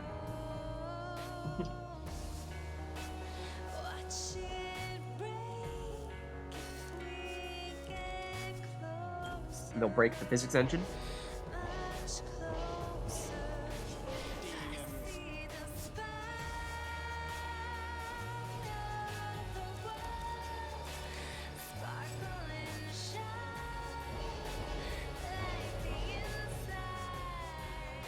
Alright, Speedy Vispleth in the last spot there for iRotor, and, well, as we might have hoped to see, it appears as though perhaps, we might get the matchup we were looking for on the boat. That, of course, being triple demons, both sides, and Amanda couldn't turn down the leeching opportunity, right? So here we go. Amanda did, however, take the rings, which iRotor did not choose to take, which means she's got the speed. And makes it into the Pyre here for 30.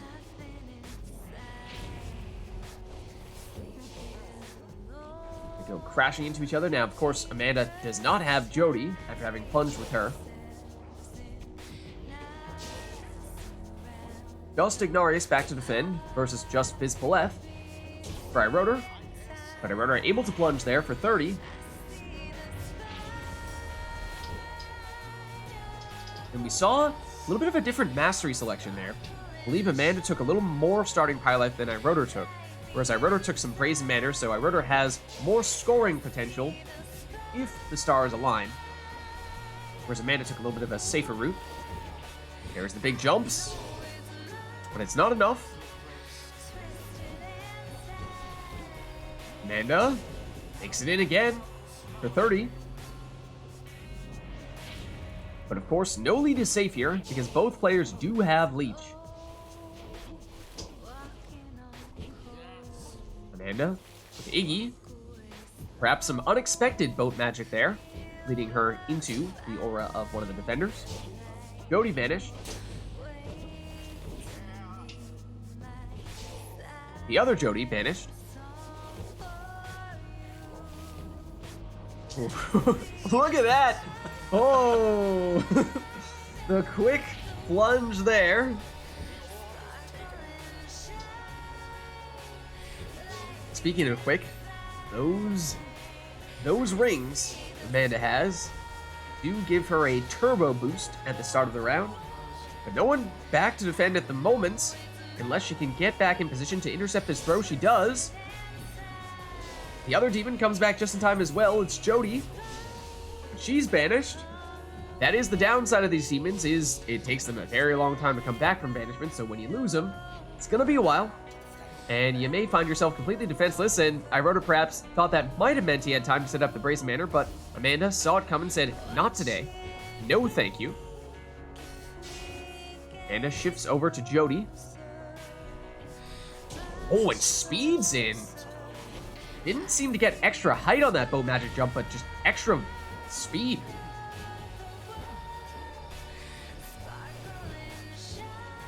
His Paleth somehow still has the orb right now, but then goes down. Now it's iRotor with Iggy. Sets up the Brazen Manor. Doesn't have time.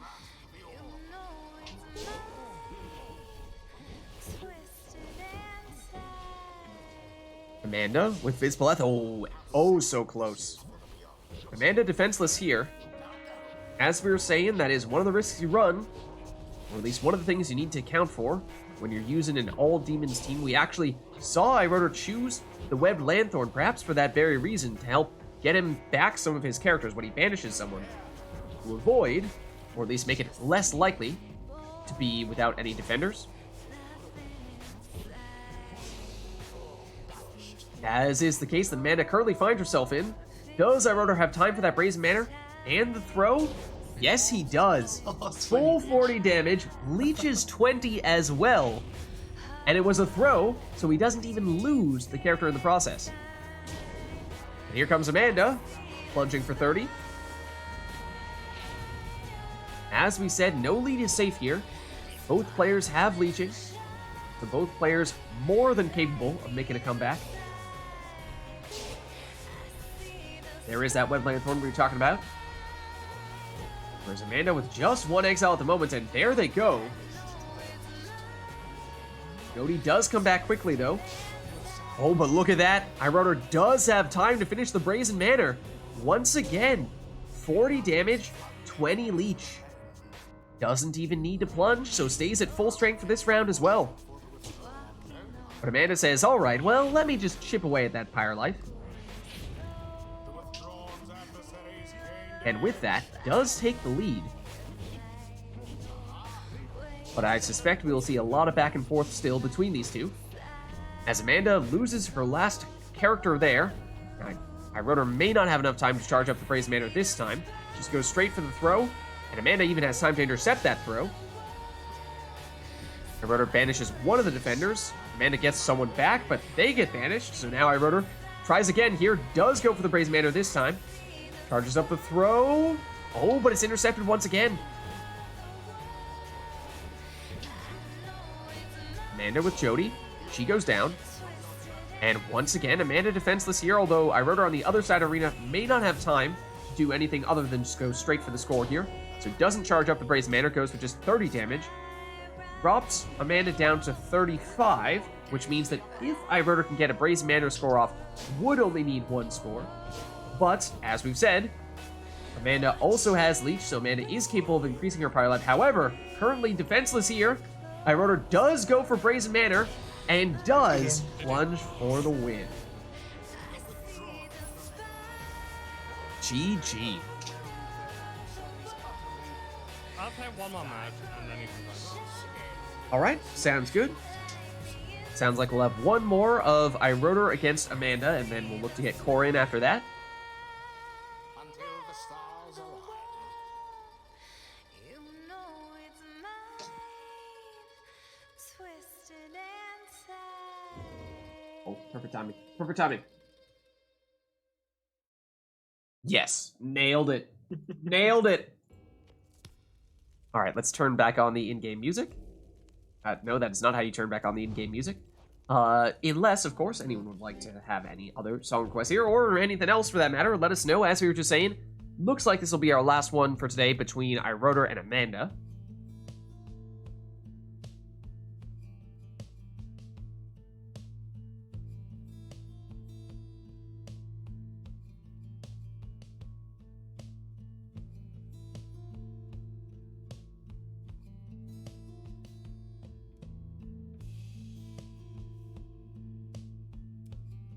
Not seeing any requests, though, so perhaps we'll just have these two take whatever they want to take and leave it at that.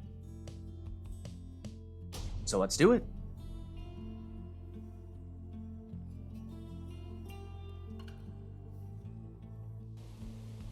I hear water. No. Okay, it's full of Solium, though, not the boat.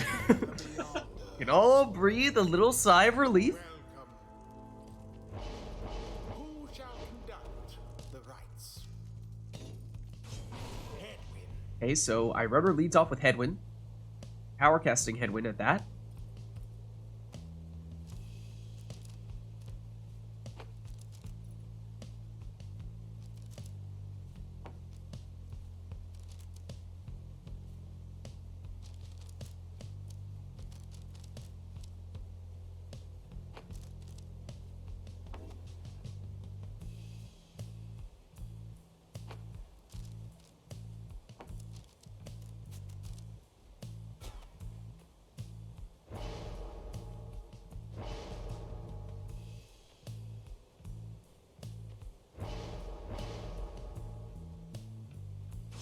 And an unusual pick there for Amanda, going with Fairy Spirit on Tamitha.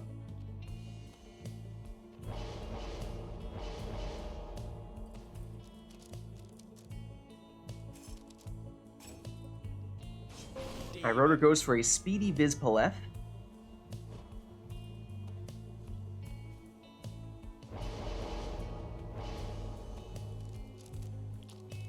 And this time Amanda takes Brazen Manor, takes the 50% leech, so she's looking to perhaps exact some revenge on iRotor after having seen him do some big leeching last match.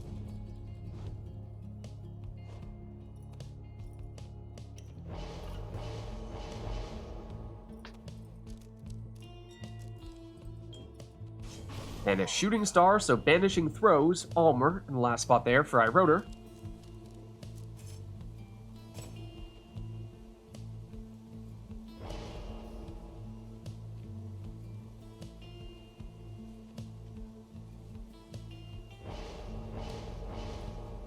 Of course, the last one for Amanda will be a Web Landthorn Imp.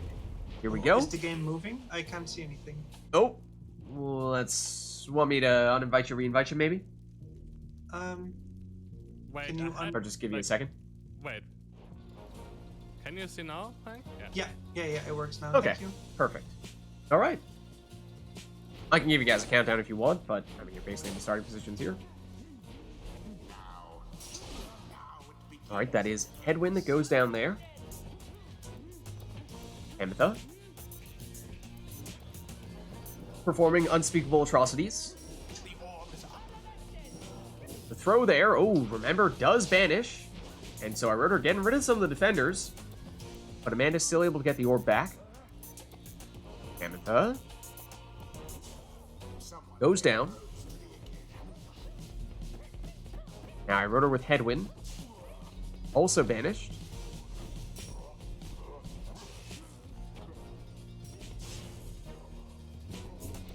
Amanda eyeing the portal, which doesn't take her far, but does give her infinite stamina.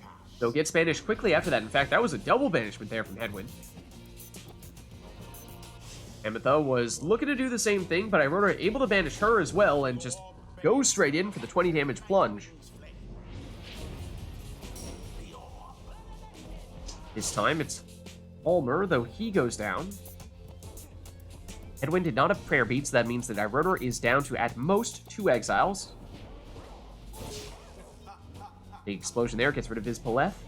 But this is Almer, and he does have time to sneak in that 20 damage throw.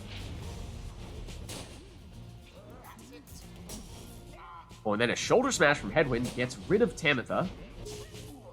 I'm not sure why my Fairy Spirit isn't triggering. It's because I am using my Fell Swoop instead of the normal banishment. I don't know if Fell Swoop doesn't trigger the Fairy Spirit. I'm not sure if that's a thing. Doesn't Maybe. look like it is. Either that, or it's just that this is such a huge arena that you're not seeing the little globules. It should also pop up, like as a little notification that it's fine. Oh, true, yeah. Usually, although I thought we might have seen maybe it was last week that, for whatever reason, specifically for I think it was specifically for you, Amanda, it didn't show up on one occasion. Oh well. Oh good. At least the little notification didn't show up. Yeah.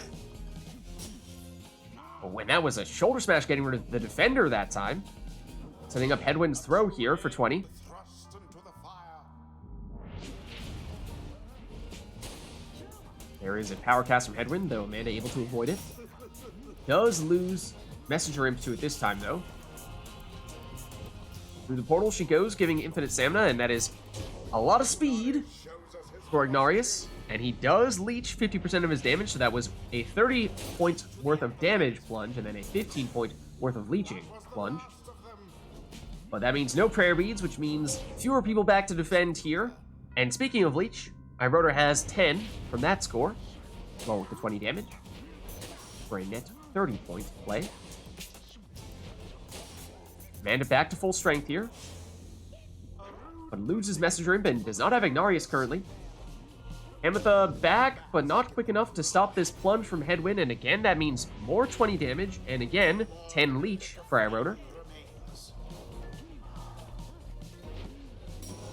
Bro makes it in. Oh, good game. It went under the end. You were too far away. Yeah. Oh, you're right. It's Do you know tricky how- because Do you know how it works with Fairy Spirit? I guess it's the fell swoop thing, but I'm not quite That's sure. I so don't think, weird. I don't think you banish me without the fell swoop with the hand. No, that's true. Yeah, you're right. I banished you twice, both with full swoop. Yeah. So I'm not quite sure. I would have to test it. Yeah. I can't believe this game has a bug. What? Bugs? No, In Pyre? Must be a mistake. And We must be everything wrong. works as intended. Exactly. It's just another feature. Okay, I'm hopping out. Thanks for the rides. All right. Yeah. And Thanks for the games. Yeah, I'll hop into our voice chat. All right. Thanks for stopping by. Pleasure to have See you. ya. All right. So we will give iRotor the boot. Whatcha? But, chat, if there's anyone else who'd like to jump in, I know Core was saying previously that he might be interested in doing so. Core, is now a good time for you? Yeah. Awesome. All right, let's get you then.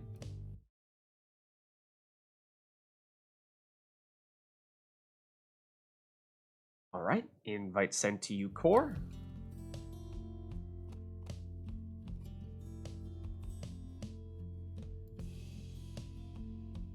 Oh, I got turned to mouse keyboard. Whoa, that's weird.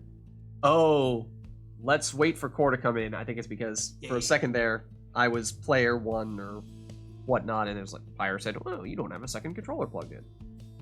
I'm still player 2. Okay, great. It said, yeah, can you re-invite me? Okay, no worries.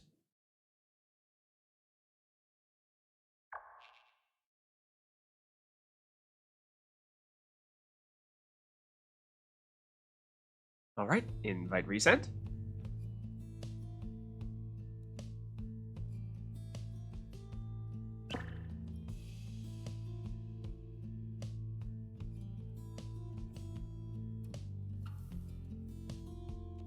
So let's see. Now we should be able to have, yeah, 2 controllers. And let's just confirm who's player 1, who's player 2 now that Core's in. I'm player 2. Okay. And Core, Pyre Hearts for you today? Yeah. Okay. Set you up then.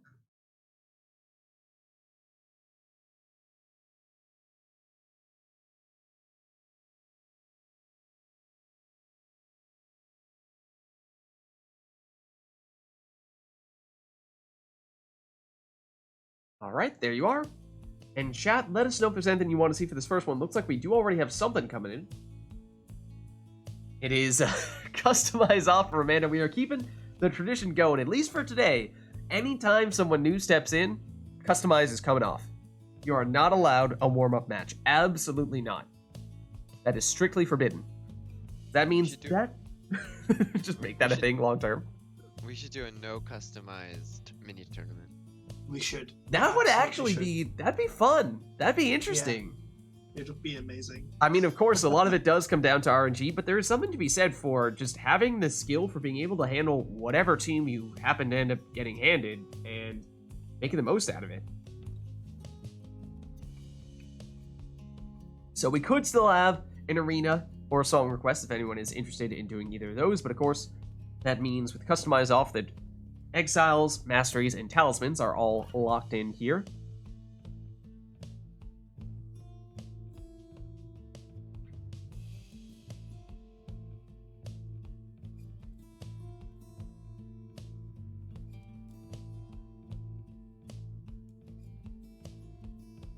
Alright, not seeing anything else though, so we'll just go with customize off. That means, of course, both teams will be randomized. We won't even get to see what they are in advance, so we'll just get thrown straight in here. I think it's the book. It's a crone, a worm, and an imp. That looks pretty well rounded for core. A demon, a savage, I believe, and a nomad for Amanda. Here's Jody. She goes down. Okay. Amanda does have Sacred Bond. She can step on people's portraits to bring them back. There's a throw from core for 15 to get things started. Portrait goes down. Palmer. Back to Jody. Palmer. Jody now. She's blocked.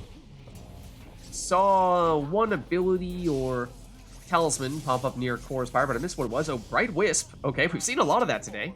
So that means Amanda can pass the orb whenever she's banished with that character there. Oh, banishing throws with a crone for Core. Nice. It's a little bit tough because it's a slow throw, but it does mean he's, you know, dropping bombs on the opponent. They've got to watch out for the banishing throws there. And here is Amanda, plunging for 20. Prayer beats. No. No, I'm afraid not. Almost gone for this round. There is the banishing throw. Nearly worked. But it does set up that score there. At the very least, it gives this do not enter area for Amanda to be wary of. Because as we see there, if she does go anywhere near it, then it does mean she would likely lose an exile. That is a very dangerous portal there for Core. Well timed there, bringing Jody back for Amanda. Jody trying to find an opening here, but cannot do so. There's that portal. Or using a proactive throw again to try to fend off Amanda. Oh, and the extra damage on the imp means apparently that's enough. Good game. Well done. I love the banishing throws on the crown. It is kind of silly, weird. but it kind of works. I mean, it just buys you time, but what do you need to time for? I mean, if it wasn't a... If Crones had Brazen Manor, I could understand. You get Throw the with the time- crone, you get- switch to a demon, Oh, activate Brazen Manor, switch back. I could have had a Feral Curse. I didn't even realize. Yeah, I was wondering if you were going to use it. Well, I anyways. don't think you tried. There's a customize off match. Yeah, to what extent did you guys figure out what you had there? I had. I'm not sure of the talismans. I had Bright Wisp on something. Yeah, you had Bright Wisp. I had Webbed Feet on my Savage. I didn't have the teleport. I I'm not kind of know sure. some of the masteries of the worm. Yeah. I Don't know could've if I had- had Shores. I could have had Stunning Claim actually. I either had Stunning Claim or Heroic Stand. Did you have a portal? You did have a portal, so we know all your masteries for the imp, right? Basically, I don't know if I had the big Yeah. Titan's Rage or Safe Return. Ooh, that's a fun request. Yeah, just saw that one. We do have an Exiles request. For double imps. Okay. And rings on those imps. So some infinite stamina imps in that case. Infinite stamina. Indeed. Indeed. So we have some talismans, we have some exiles. Anything else we want to see for this one, or will that be all?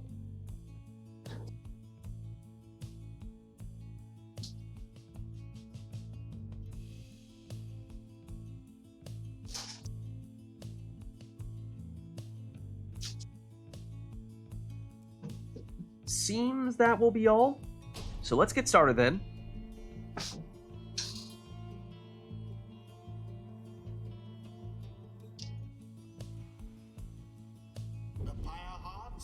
Alright, we're at the Glade of Lu. Small arena, which is tough, with big aura defensive characters like imps. So we know two of the exiles they'll take. They will take two imps. The question is, primarily, what is that third exile going to be? If you ask Core, the answer is gonna go back to that Banishing Throw Crone. Liked what he saw.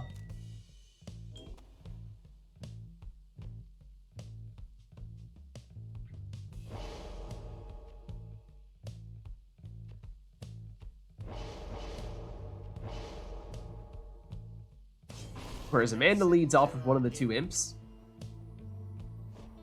And although it does mean those imps will be speedier, it is a bit of a nerf, at least in the sense that it means no Web Lanthorn on either of those imps, which is of course such a strong combo, allowing people to bring one of their exiles back from banishment if they make a banishment with that imp.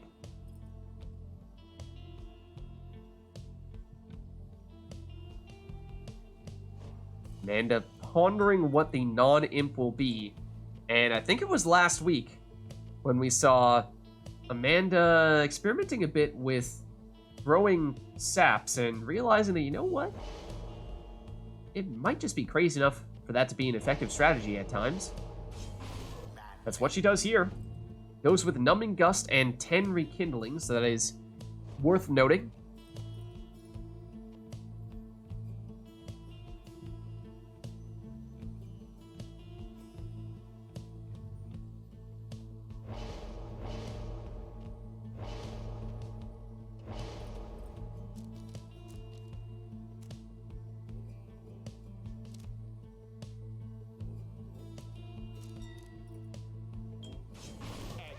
Then, of course, we know from this point onward, the remaining characters will all be those imps, the other ring. So here we go. 2 imps aside, Crone for Core, and Sap for Amanda. That Crone gets blocked. Here comes Amanda on the attack. Now moving up with Manly, but he goes down. Core defenseless here. Does get an imp just in time, though, to intercept that throw. Through the portal he goes. It gets banished. Amanda now eyeing her portal. And does make it in. That is terrifying. Coloration on that imp.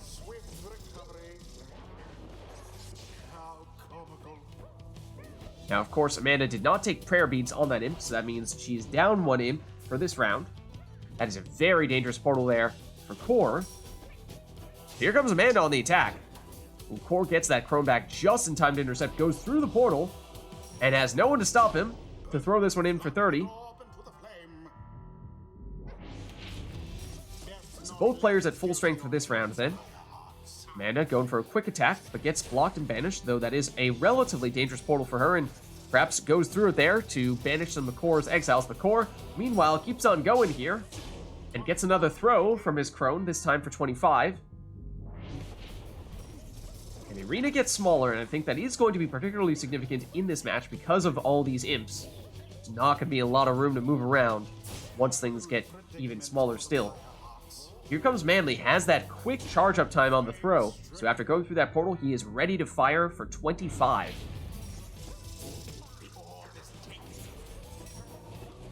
There is the banishing throw from Core, but doesn't have any victims this time. Now Core defenseless, at least for right now, does get Messenger in back though, and sees Amanda's plan to go through that portal. Goes through his portal with the Crone. Again has the banishing throw, but it doesn't hit anyone here. Amanda gets it back, goes through her portal, and again is in position to go for the quick throw there from Manly. So that drops Core down to 35. Big explosions there. That was the last of Amanda's exiles, but we did see her take Numbing Gust, which means that when everyone is gone on her side, Core cannot sprint, jump, throw, or use any other special abilities. Somehow, eventually, Amanda finds a way into the Pyre there. And with that, means that one more score may be all she needs here. Core scores for 30 on that plunge, doesn't have prayer beats, so that means the Crone is now out for this round. Means he'll need to find a way to score with one of the imps, otherwise Amanda will have the winning score here, but Core does manage to score, triggers the rekindling. That'll bring Amanda to 5 Pyre Life, which means or rather 10 Pyre left, means we are tied up at 10. Next score for either player will do the trick. Who will it be, though? That is a very dangerous portal for Amanda. She's eyeing it here, goes through it, gets the orb, and gets the win. Good game. Good game. The Beyonders prevail. GG. A narrow victory, yet nonetheless commendable. I feel like this Rite Night, The ceremony we might have had is complete. the most one-score matches we've ever had. It's gotta be, if it's not in double digits already, it is extremely close to double digits. Until the stars align.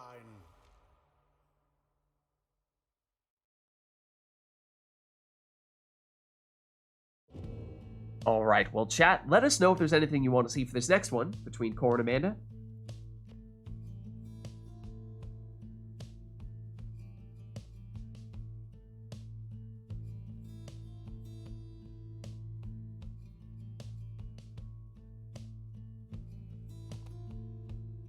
If not, then of course we'll just let them take whatever they want to take.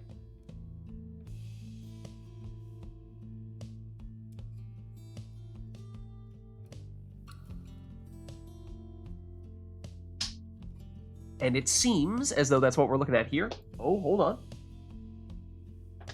We have a song request, The Painful Way. Oh, okay, going to Hades here.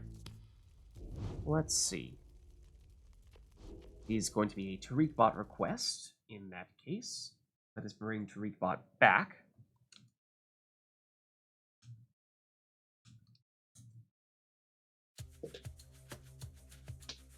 All right, TariqBot is ready to go.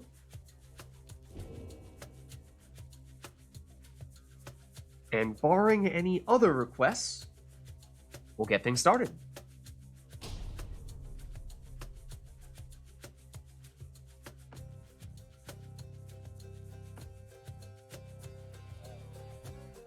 I think I hear imps. I do. It's I Love Kalamer. No requests here, though, other than the songs. They are free to take whatever teams they'd like to take here. Who shall conduct the rites? We're going with a power casting Snadra in the first spot.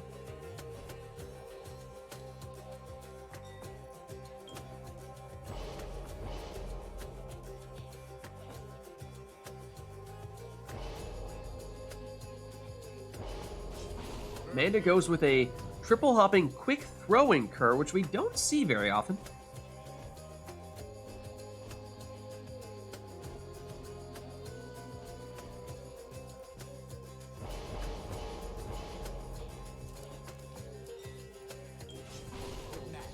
Now Core going with the quick throwing Manly that we saw Amanda use last time.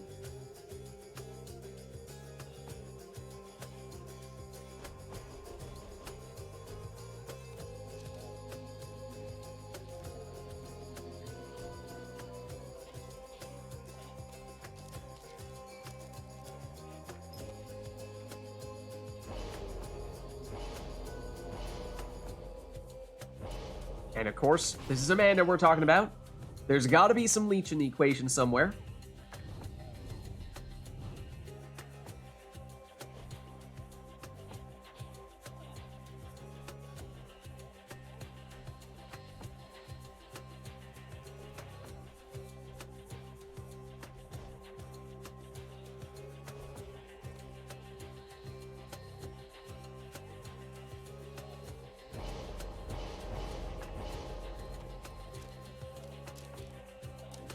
And it'll be an exploding deluge in the last spot there for Core.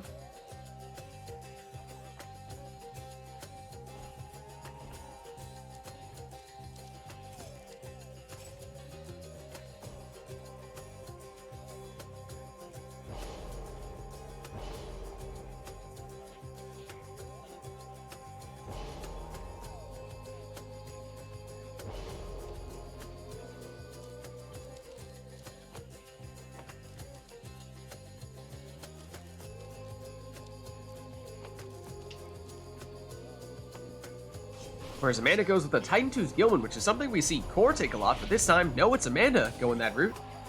Big power cast there from Sadra, gets rid of 2 now, make it 3, 4 of Amanda's characters. Does have Lucky Break on her Kerr, but that's not enough to stop Snadra from plunging for 20 here. She, of course, has Goal's Bracer for those power casts, not a Prayer Bead, so she's out for this round. Here comes Ruki. He's banished. Banished again, but as we were saying, Lucky Break means he will come back more quickly from banishment.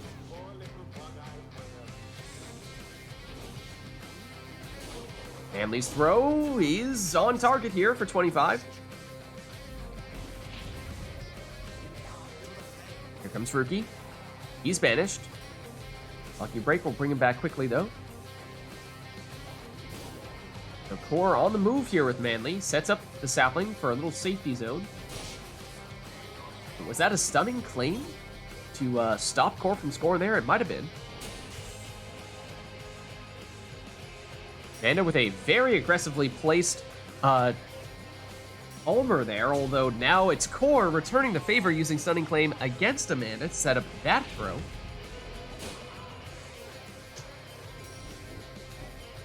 Another stunning claim. I didn't catch who it was who did it that time.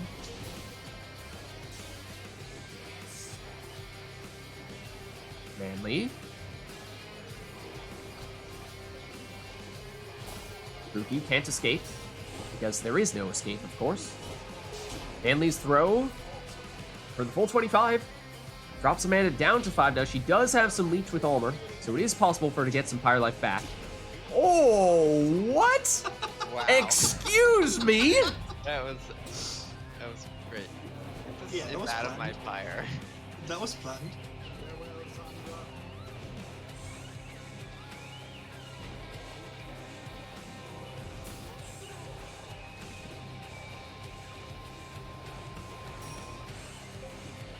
There's another stunning claim, that time by Amanda to help set up Ruki, but his throw's intercepted.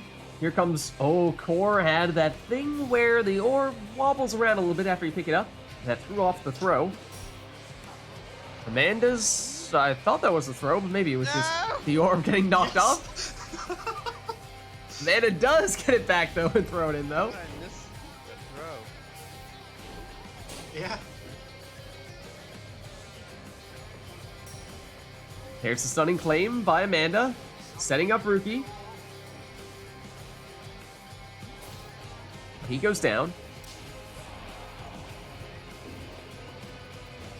Amanda hops in here for 15, but I don't believe she has prayer beads. I think that was a Titan Tooth Gilman, so that means she is down a character. Tries to repeat the magic from before. No, it was a once-in-a-lifetime thing, I'm afraid. Oh, okay. Oh, Amanda's still holding on here. The throw from Core was short. Trying to find an answer with either Ruki or Ulmer here. As we were saying, Ulmer does have Leech, so in that way it would be Amanda's preferred person to score. Here comes Core with Snadra. Oh, but she shoulder smashes the defender. But there is the Leech from Amanda. Plunging for 20, getting 10 Pyre life back. Still, this is fine. I don't know Core what you're capable talking of finishing this with one score. So not a huge difference unless Amanda can get another one of those leeching scores. But Snadra will finish it. Dang. GG. I don't know, throwing Kerr kinda got something. I think it was more the lucky break. Yeah, it is. Alright, well, let's head on back. Until the next rite. My Manly was going places. He certainly was. I can't believe I missed that last throw midway. I mean, it happens sometimes. When you get the orb, it just does that wobbly thing. And it really throws you off. Well, anyways, chat, let us know if there's anything you want to see for this next one. If not, then I will usher TariqBot out of the building.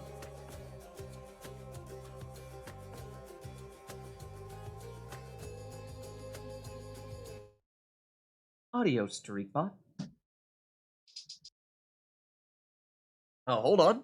TariqBot coming back.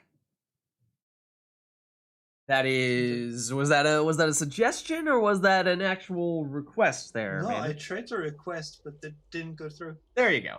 Now you got it. Boop. Oh, okay. So our song request here will be Boop. Yes.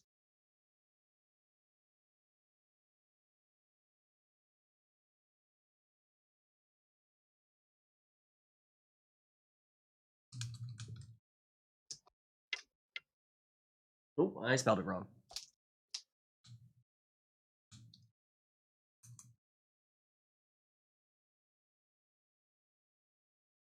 There we go.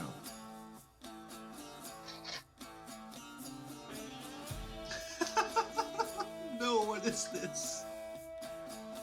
2 of me, not all 3, 2. Oh, of Titan Stars. Oh, I just assumed this was gonna be Exiles. No, it's Titan Stars. No. Well, I mean, Amanda, you're player 2. I am. That means those Titan Stars benefit you. Nice.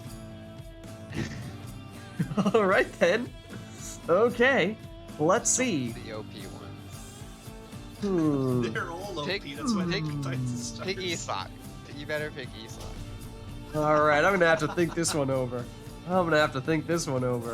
Mull over my options.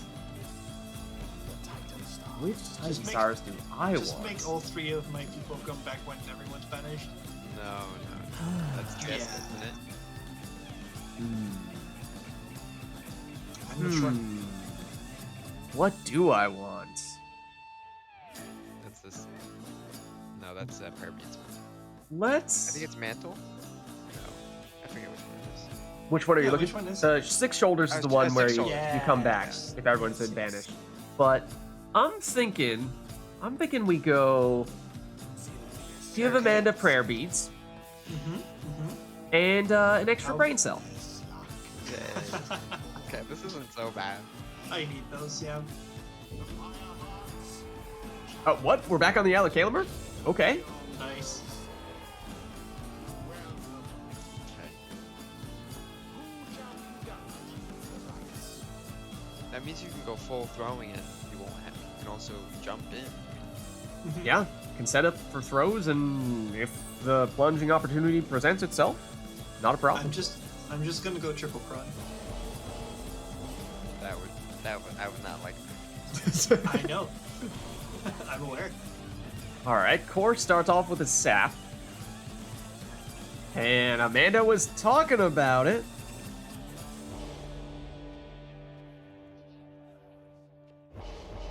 Oh. Take No, Stubborn don't worry. Flame and the I'm not speed that evil. on the first crone.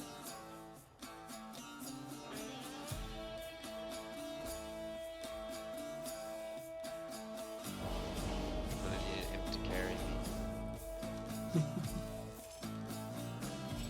Webland Thorn Messenger Imp in the next spot there for Core.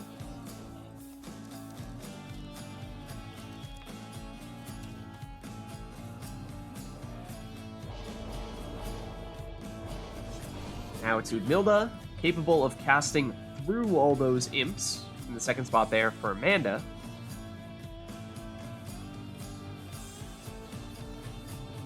Not even taking Orlick.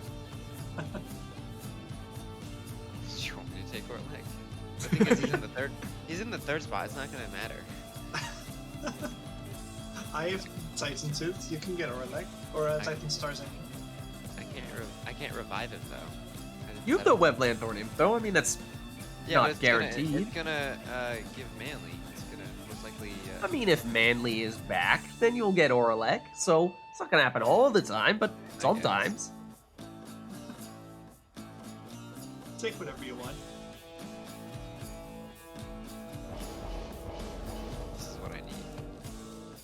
Oh, Oh, Luminous Idol Harp. Okay, so whenever Core picks the orb up with that harp, she will gain full stamina. And then, I mean, You're going 2 Feral Curses? oh, absolutely. I'm picking triple prone.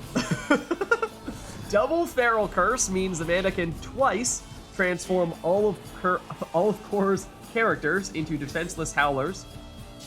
And did take some leech on that last crone, the one she currently has, but she goes down.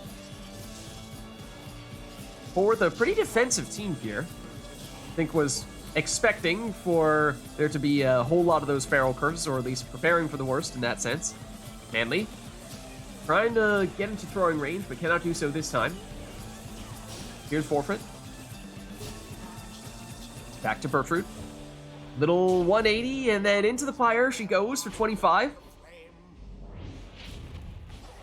What? Yeah, what was that?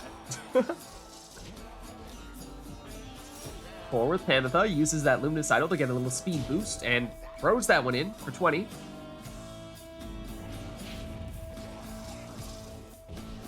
And remember, Amanda can plunge, and doesn't matter who it's with, she will get that person back.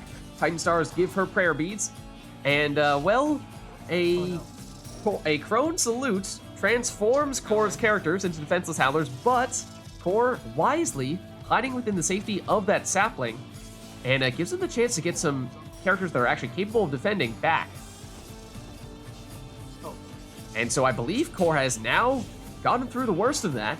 Amanda does have one more of those Crone Salutes, but that first one is permanently gone, and no one back to defend at the moment. Those Crones do have very low hope, so that means time for Core for a 16 damage throw, slightly less than the maximum of 20.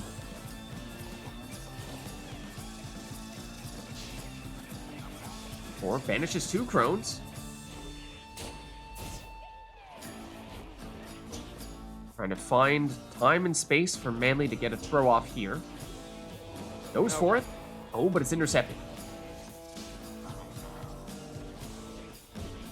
Now Amanda on the move with Milda. She's banished, as is Bertrude. And once again, Core, a little bit of time here. Those Crones take a bit to come back, and that means time for the 25 damage throw from Manly. Oh, and Amanda tries to leapfrog over Core, and that imp over there went absolutely wild in response. Well, there is Amanda's other Crone Salute. Core defenseless here, trying to slow Amanda down. Not quite enough. Was close to getting someone back that would have been capable of defending, but not the case. No. Now Amanda needs one more score to trigger the rekindling, which I believe Core took. Core finds an opening here for 19 damage on that throw. Drops Amanda down to 35. Remember that Amanda does have some leech ability. I believe it is on Forfeit. Although there go all the Crones. Once again, they take a long time to come back from... Oh. Oh, the BM. That was what? At least a 720. That's for taking 2 feral curses. Yeah, that's fair. It's probably fair. One full rotation per feral curse. Oh, and does he have the range on this one? Hey, stop it. Okay. There it is. Game. GG.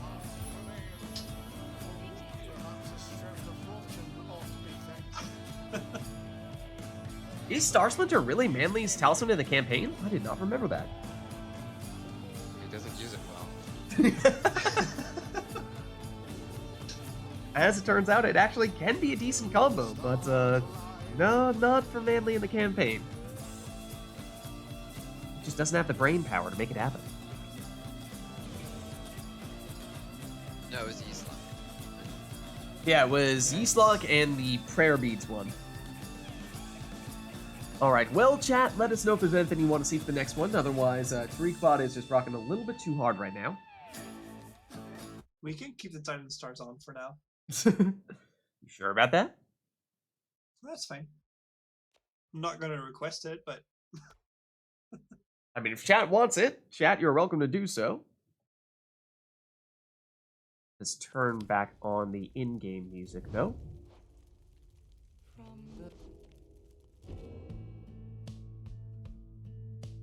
So, anything else we'd like to see for this one?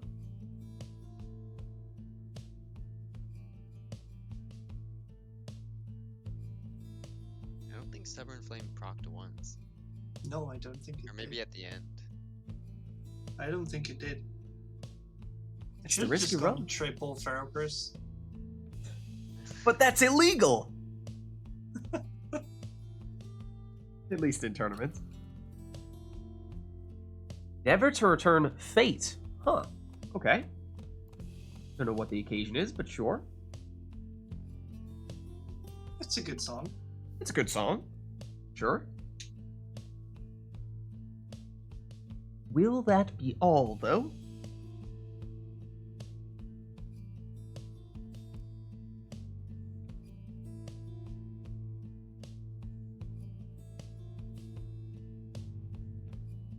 It seems it will be. So let's get started up.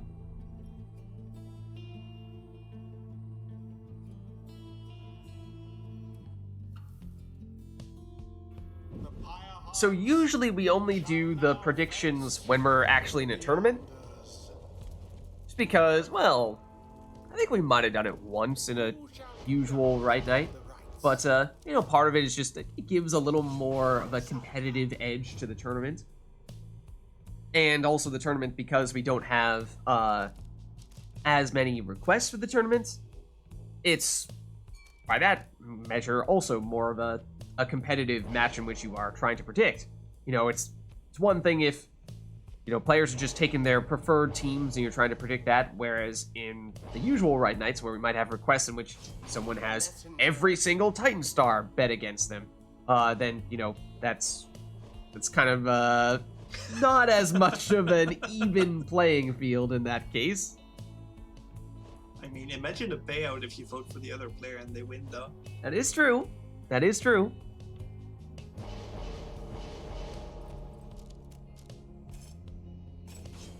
Messenger imp.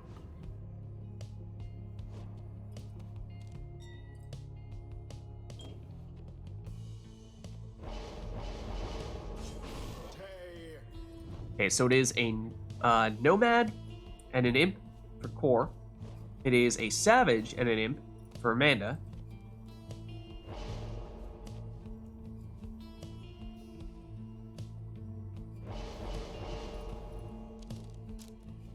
Yeah, I mostly took standard things. Then it's an exploding harp in the last spot there for Core. That is not usually what we see on harps. That's interesting.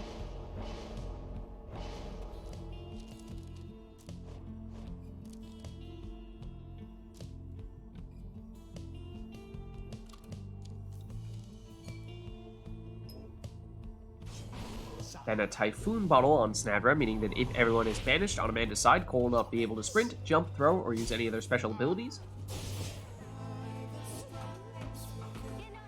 No one back to defend at the moment on Core's side, so that means time for Amanda to throw this one in for 20. Did I not take the salute? Oh no. No, you did take this thing. Oh, but I didn't. Because I think you had it. Oh. Wait. How did that happen? Oh, it was Numbing Gust, probably. No, I Because Core had killed, everyone gone. I killed him before he got... Or rather, Typhoon Bottle. No, but Core didn't take Typhoon Bottle, man did. I don't know. Anyways, here is Core plunging for 20 and leeching for 10 as well. And that is the Exploding Harp. Everyone gone on Amanda's side, but does get Snadra back just in time. Or sacrificing that harp. Not something we're used to seeing, but oh man, look at that huge explosion there from the imp. Core first to get someone back. The numbing or the Typhoon Bottle is active though, slowing him down.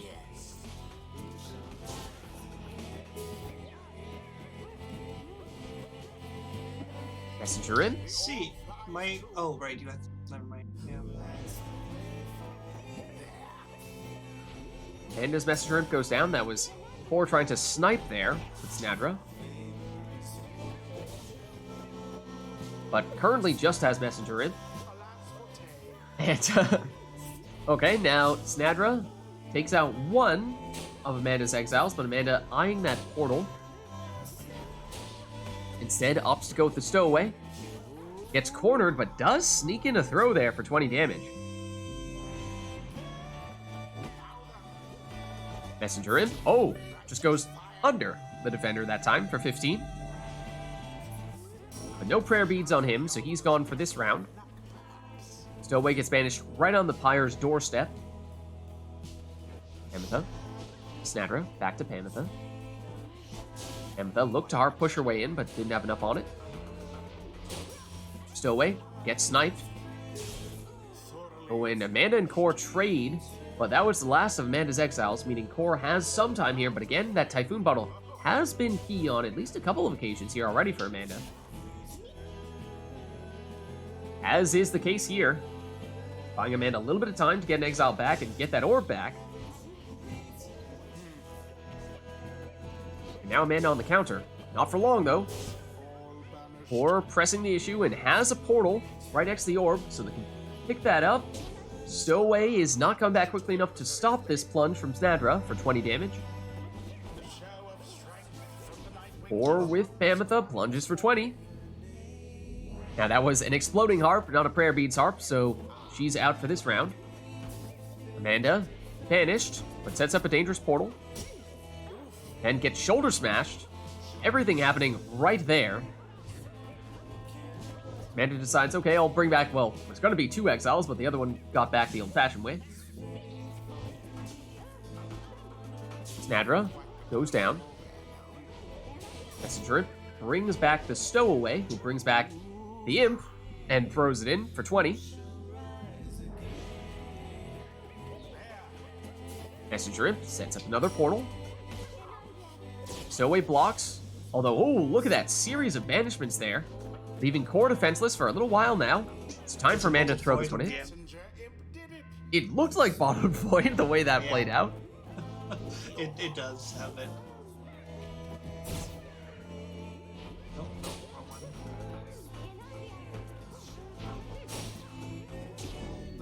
Another throw there from the Stowaway for 20.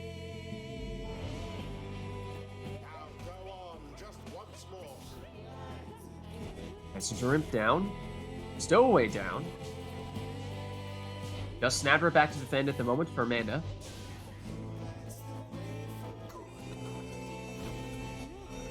Stowaway through the portal.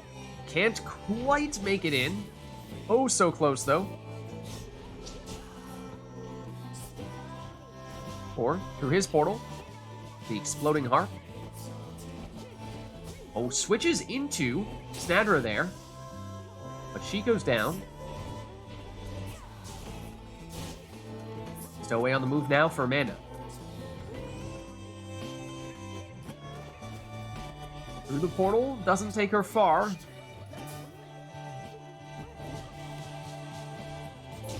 Or, oh, through the portal and straight on in.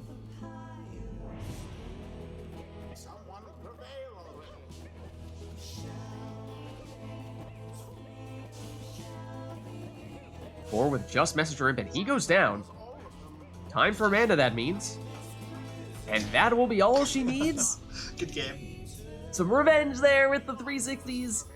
Amanda takes the win. I thought for certain they would not. The rite is done. GG. Oh, perfect timing, perfect timing. Hold on. Oh wait, no, it's not a drink bot one. What am I saying? We're fine. It's like, hold on, the song just so happens to be ending right as the ride is over. Quick, tab out. No Good job, wins. Lindsay, you did it. Guys, I did it! I did the thing. Alright, anyways, well, chat, let us know if there's anything you want to see for the next one.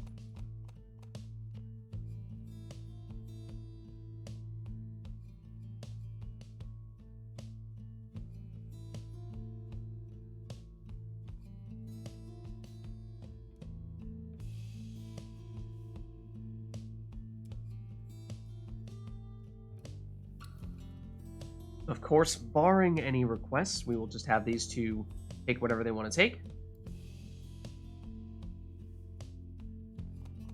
And so, Amanda, you did sneak in a Ball of Void last time? Yeah, it was on the end. Okay.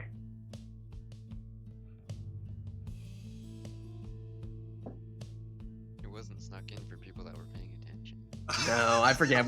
I was distracted talking about something else. I forget what it was, but I admittedly was not paying attention to the first couple of exiles on both teams.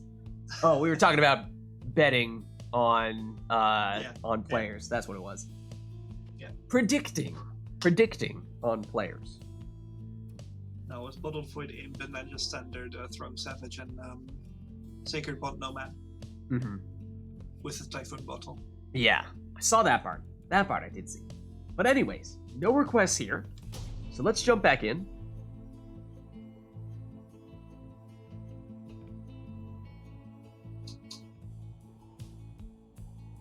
The Pyre hearts shall take on the Beyonders.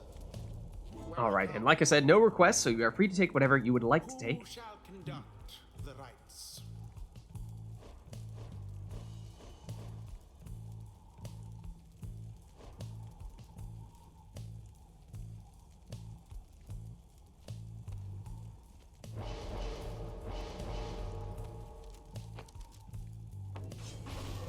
And it'll be a Luminous Idol Harp in the first spot there for Core.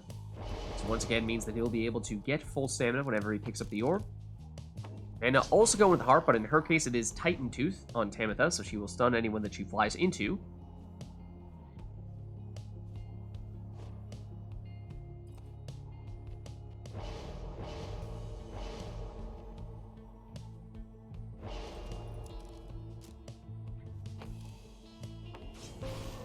Then an Ashen Coal Snadra in the next spot there for Core.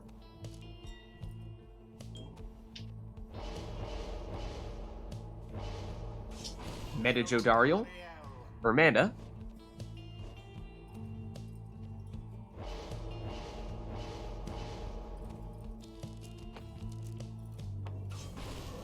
Titan Tooth Gilman, one of Core's favorites, in the last spot for him.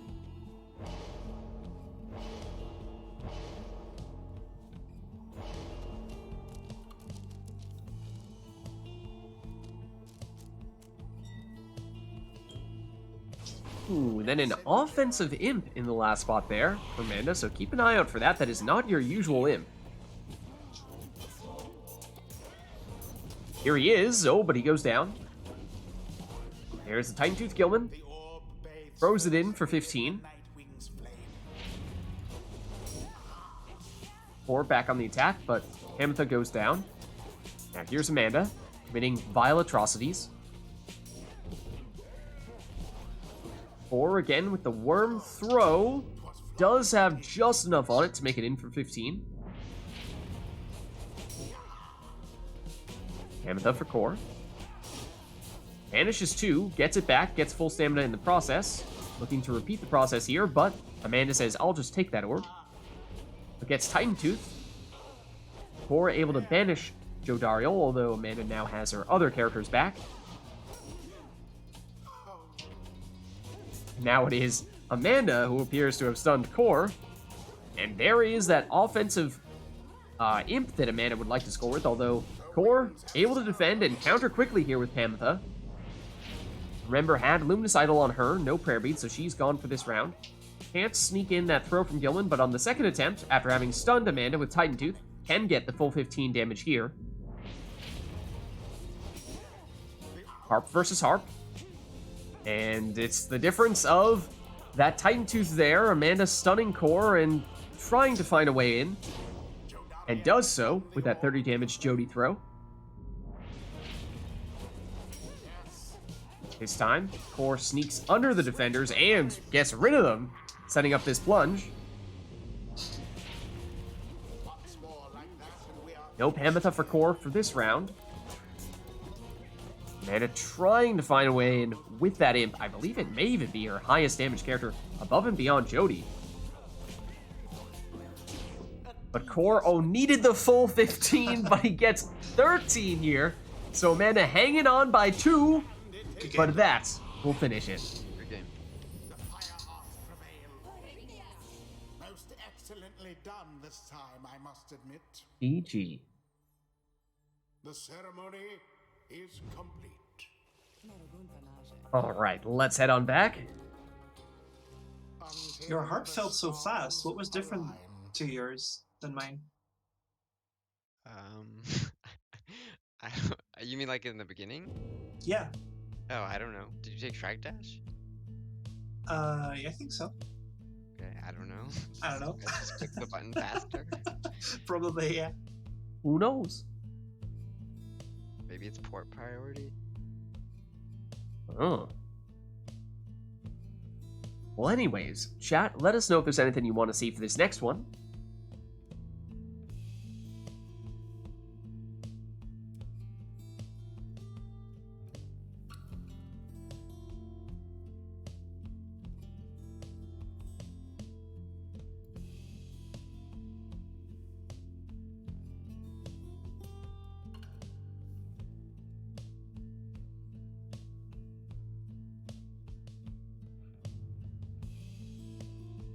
Alright, but not seeing anything here, so unless anyone has any last-minute thoughts, why don't we get this next one started up?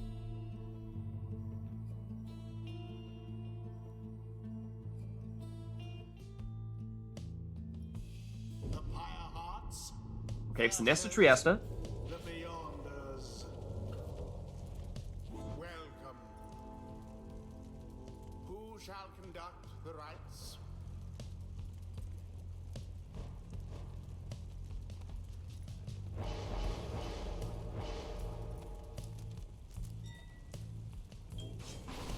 Core sticking with that quick throwing manly. He was using it a bit earlier today, and has had some success with it.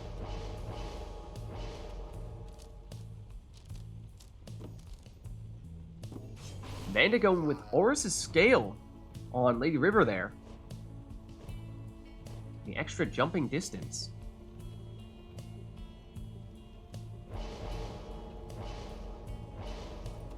I don't know what's happening right now, but I don't like it. Triple sap? That's illegal. That's illegal. How dare you? How dare you? We had a civil war about that. Set deluge.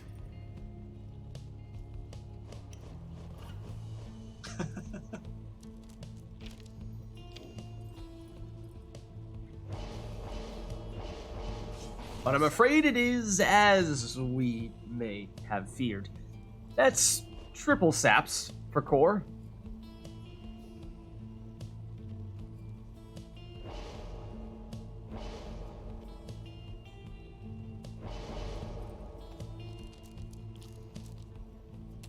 Amanda takes the Stubborn Flame, means that whenever Core is in the lead, he will deal 10 less damage. And the Thrash Pack, I feel, has very different feel from what we are about to experience in this rite, because if Core is to stamp his presence on this match, then it is going to be a slow, drawn-out match in which it is a battle of territory as he inches forward with those saps and saplings. So I suppose for Amanda, it's all about the speed advantage that she has over those saps. Which is perhaps a little more thrash packy in that case. Deluge. Stamina is back. But there's a lot of saplings out there, and Core has more or less completely locked down that top route, making it very predictable as to where he is to expect Amanda to try to make her move. But she explodes there. Core gets it back, and oh, does have a sap. Capable of plunging from there. I believe Palmas was a nutrition stick sap. He was gone for that round, but now Amanda plunging here for 15 with Lady River. She also did not have prayer beads, so now she's out for this round.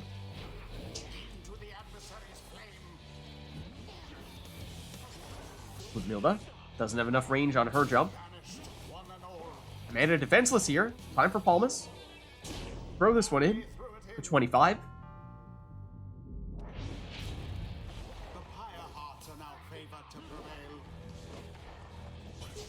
Amanda banishes 2 saps. Gets the orb back. And oh, was trying to jump and throw, but ended up plunging rather than throwing that one in. So, same amount of damage, but does mean that she's now down 1 worm. And may have been eyeing 2 saps next to each other and hoping to get a double sap banishment. Had to settle for 1. Waiting for the orb to come back. It's Lady River. She goes down. Now, Manly, his throw is intercepted. With Milda, oh, the sapling gets rid of her. Both players waiting for the orb to come back, but once it does, Core with an opportunity here to throw this one in, and since he is in the lead, Stubborn Flame is active, reducing his maximum damage from 25 down to just 15.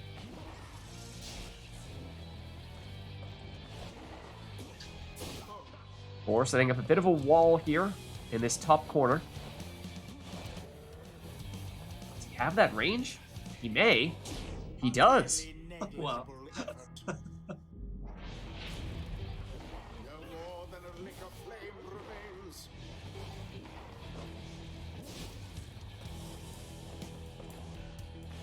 Core with Manly. The orb is taken.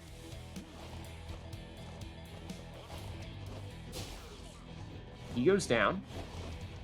Amanda with Lady River. She's banished.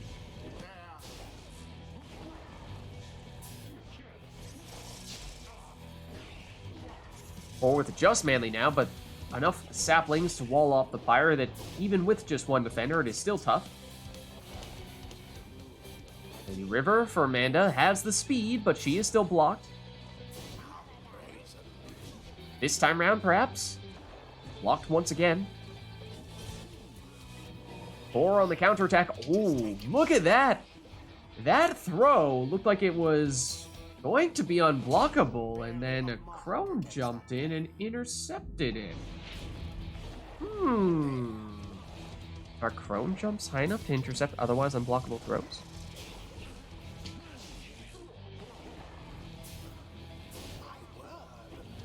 Series of banishments there, but Amanda just brute forcing it, using the Infiniworm strat. Welcome to the Worm Club! This is what I've tried to show everyone makes worms so good. That's amazing. I hate that that's possible though.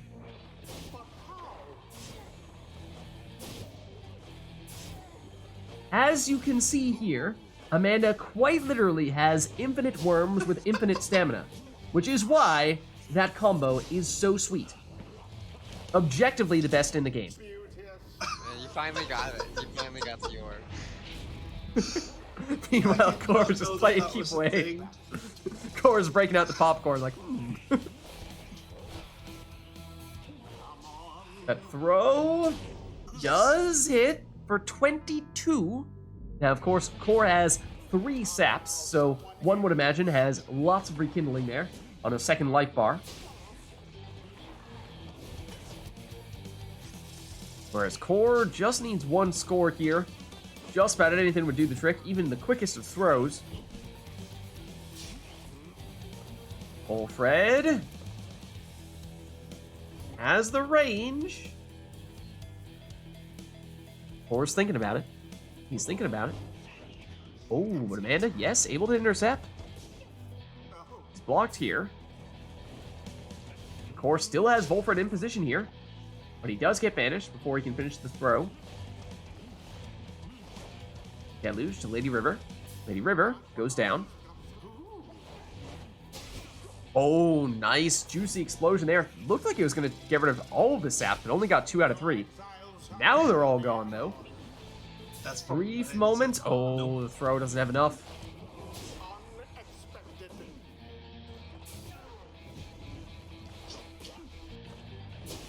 Amanda explodes again. Gets the orb back. Here come the Infiniworms, perhaps. Attempt number 2. Attempt number 3. Attempt number 4.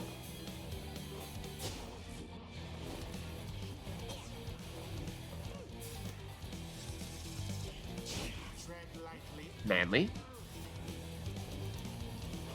Trying to make his way forward. But he's banished. Volfred. He goes down. Almas. He's banished as well.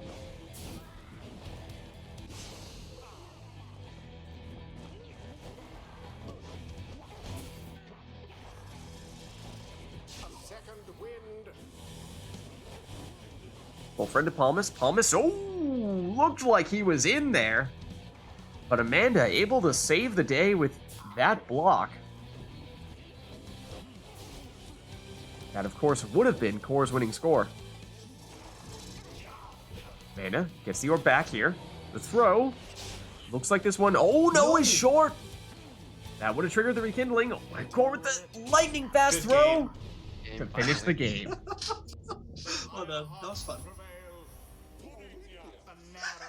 Waters of the sea, so let's not have any worms at this rate.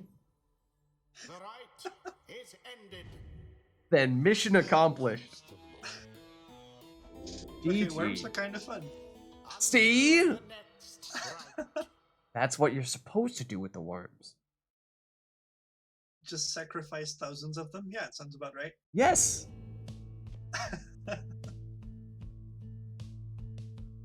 I had Oh, no man. idea that that was a thing. That's amazing. Oh, it absolutely is. That's the whole point of triple worms. Wow.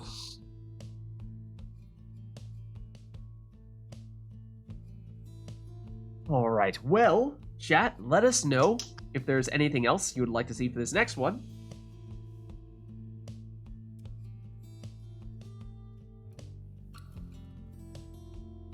Additional spots are available on the Pyre Hearts roster. We have worms.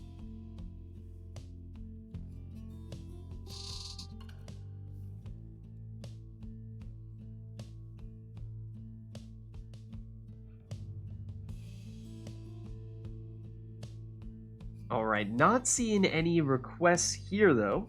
So, let's get this one started.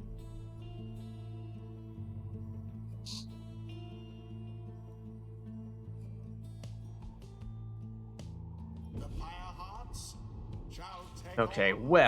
well, I mean, Nice. we are at the cairn, and that response from Core is all you need to know.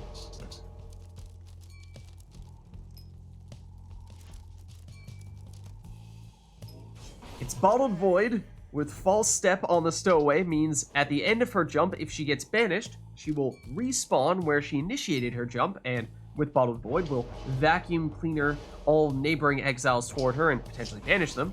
And well, Amanda is also going with Bottled Void, but in her case, going with it on an imp. And in both cases, I think we will see both of our players taking a Nomad with Sacred Bond. That way, their portraits will show up on the ground, and if they step on those portraits, they will revive their teammates, and in doing so, have another way to trigger Bottled Void. That third exile, though, that is somewhat up to them to decide. They have a little bit of flexibility there.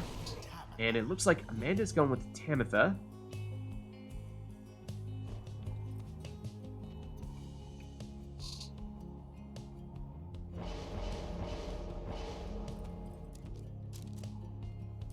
Whereas Core is choosing an Exploding Gilman.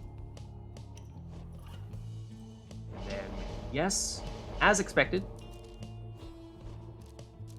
Amanda also going for a Sacred Bond Nomad in the last spot there. So here we go. Double Bottled Void in what has quickly become the Bottled Void arena. Although Amanda scores here the first time with no Bottled Void triggered at all. Stowaway. For a second there, I could see the gears turning in Core's head as he was thinking, do I try to trigger Bottled Void here, or do I just try to score? But Amanda counters and plunges there for 20. And plunges again here for 15.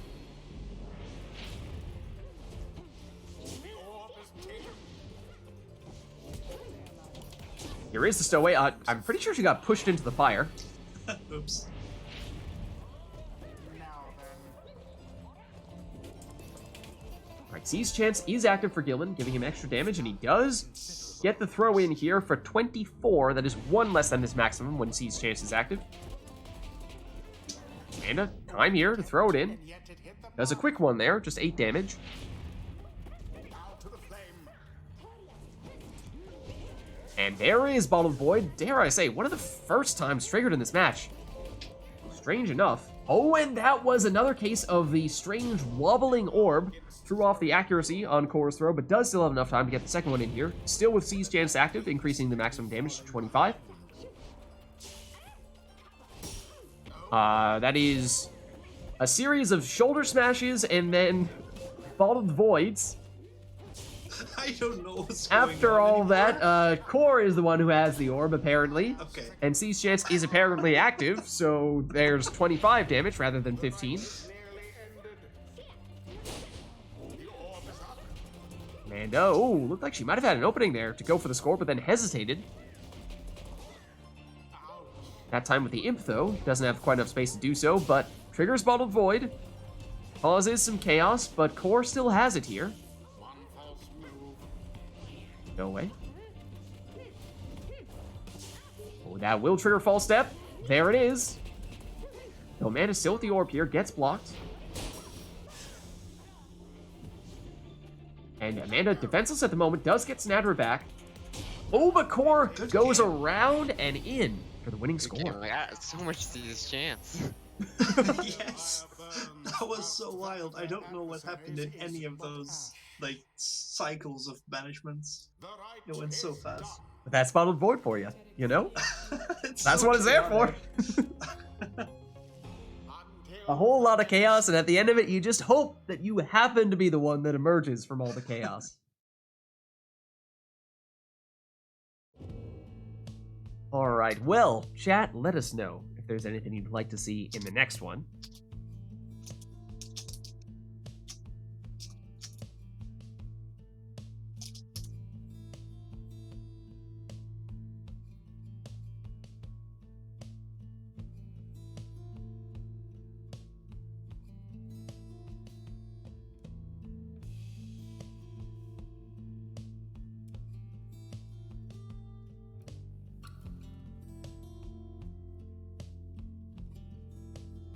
Not seeing anything at the moment, so unless anyone has any last-minute requests, then we'll just have these two take whatever they want to take.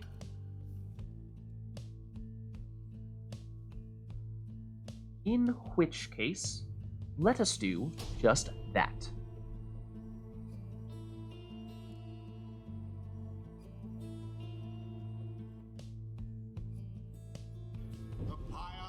It's the book. Shall confront the Beyonders. And as I was saying, no requests here, so you can take whatever you'd like. Who shall conduct the rites?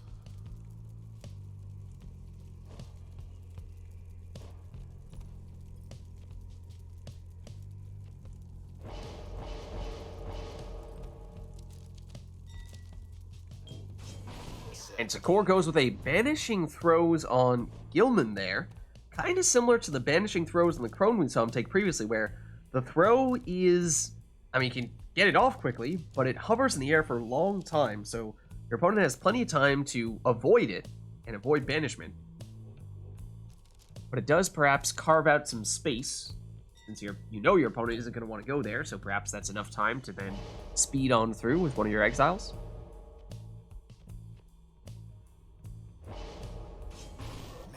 Meanwhile, Amanda goes full Rekindling on Manly.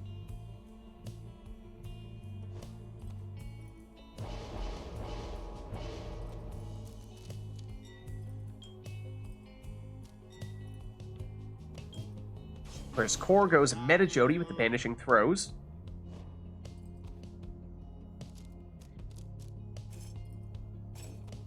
Oh dear. Oh dear. I think I see where this is headed. No, it's fine. Don't worry. It's think fine. I may see where this is headed.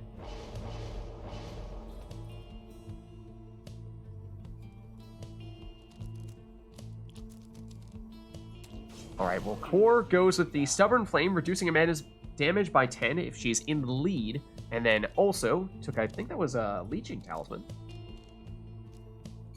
Yeah, flame leech.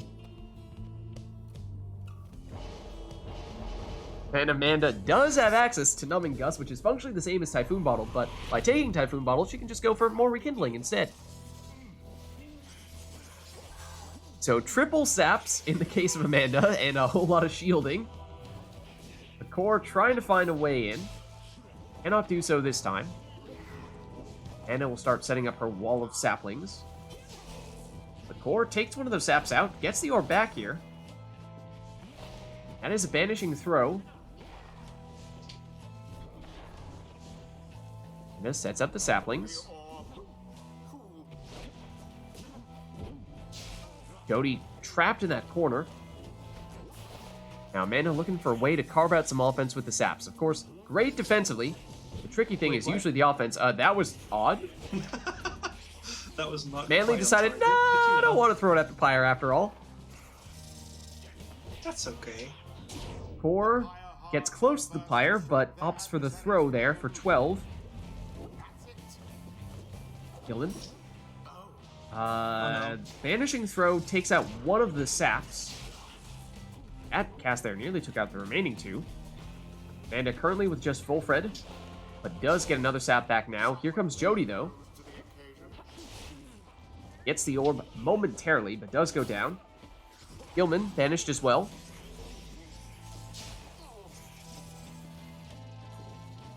Or with just Udmilda for a second, now back to full strength. Amanda, Manly, quick throws. But this one's off target. Or with Gilman. His throw does have enough for 9 damage. Gilman again. No, Anora, it was not a request. Yeah, this is actually not the first time we've had voluntary triple saps. Was it Core who did it earlier? Somebody else did it earlier.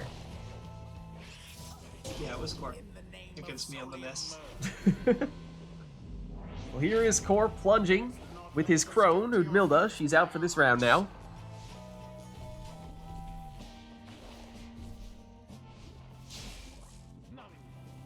Jody trying to bulldoze her way through. Suddenly, there's no one in between her and the Pyre. So throws this one in for 30. Oh no, my Pyre. And again, of course, Amanda is just under her first life bar, and her second one, I believe, may be larger than her first one. Only slightly.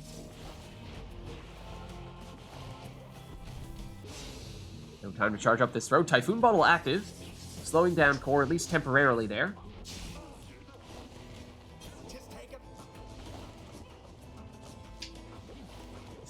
Core is nothing against them, so not really surprised he went for that, but I don't know, Amanda is making it work here, at least with that 25 damage throw.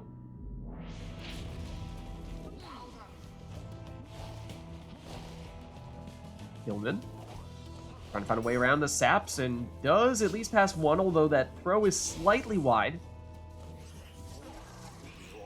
Ooh, and Core quickly gets the orb and passes it back to Gilman, who is on top of the Pyre.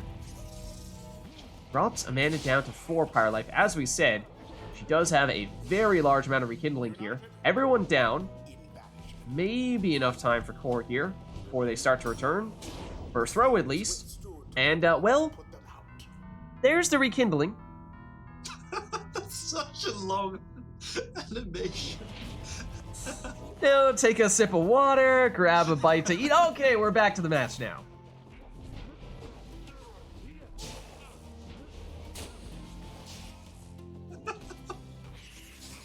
Palmas. Volfred, back to Palmas. Now Manly. And looking to throw it in, but not quick enough. That was the last of them, so Typhoon Bottle active for a minute there. But not enough to stop Core from plunging here for 30. Now, of course, has a lot of work left to do after seeing that huge amount of rekindling that Amanda took. The leech helps.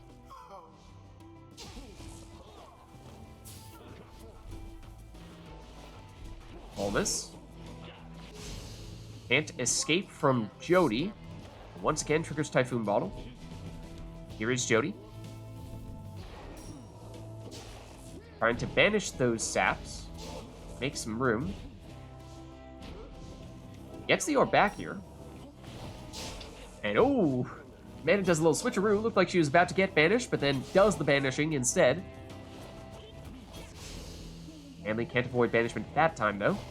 Here comes Core with a quick attack from his worm for 15. Gilman again. Banishes one. Trying to use that throw, which does banish, to carve out some space. And does get enough room for 15 damage throw here as well. Or first the orb. goes down with Gilman.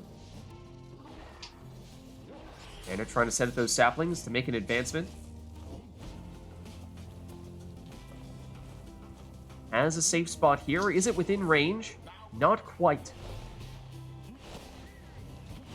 Gilman had enough room for this one as well. 15 damage on that throw.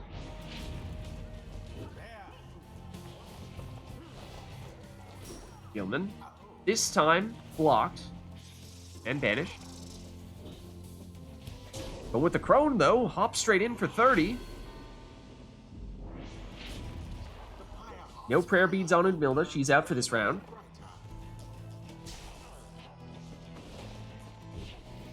Jody seeing if she can swipe that orb out from under the sapling, but unable to do so thus far. Amanda locks it down and then moves on in here. Oh, goes for the 360. I do think there was a scope, though. I do think there was a scope.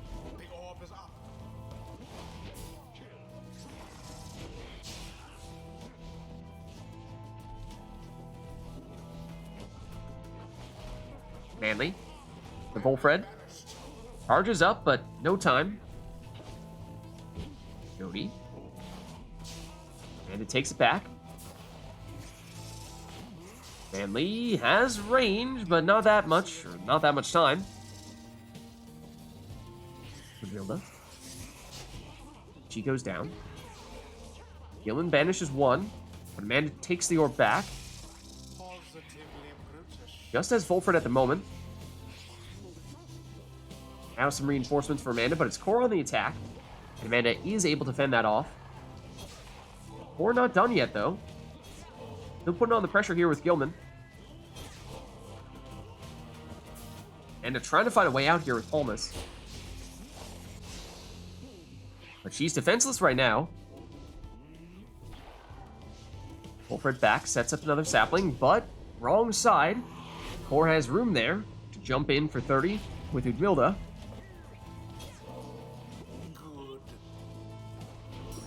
Ooh, and Core sneaks in behind all the defenders there for 15. And remember, of course, this is Amanda's second life bar. She has already gotten her rekindling, which means if Core is able to score with either Jody or Udmilda, he is capable of finishing this with one score. Gilman cannot deal enough damage to do that with one score. He'd need two. And there it is. Good game. Good game. GG. Yeah, banishing throws against this is rough. Good job. Thus end this night's proceedings. All right, let's head on back. Well played, and let us know, chat. If there's anything you want to see for the next one.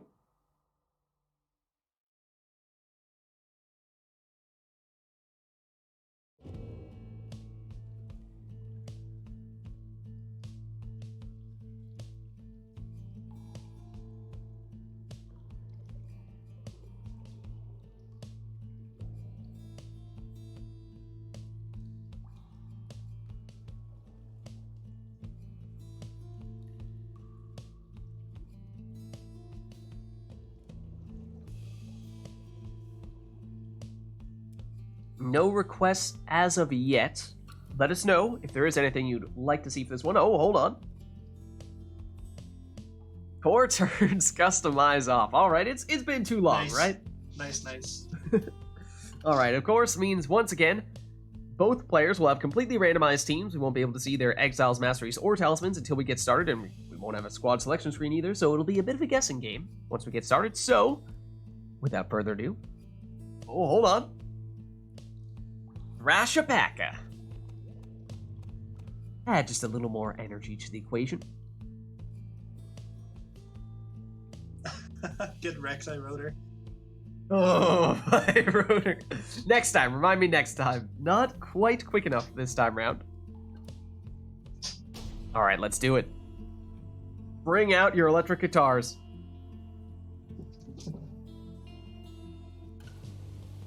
Oh, that's a boat. Oh no. That's definitely a boat. No, it's Follisolium. Okay. All right, Core has a Cur, a Sap, and a Nomad. Amanda Is that a nomad has or a savage? That's a nomad. a Nomad, a Harp, and a Demon. Pretty defensive team for Core, at least. The Kerr really being his only dedicated offensive character. Amanda also pretty defensive. The Harp definitely the most offensive character. Depending on how that Demon is built, may be an option offensively for her too. No. Of course, we don't know what talismans, what masteries they have. So we'll have to keep a close eye out for anything that might give us some hints. Amanda with Tamitha.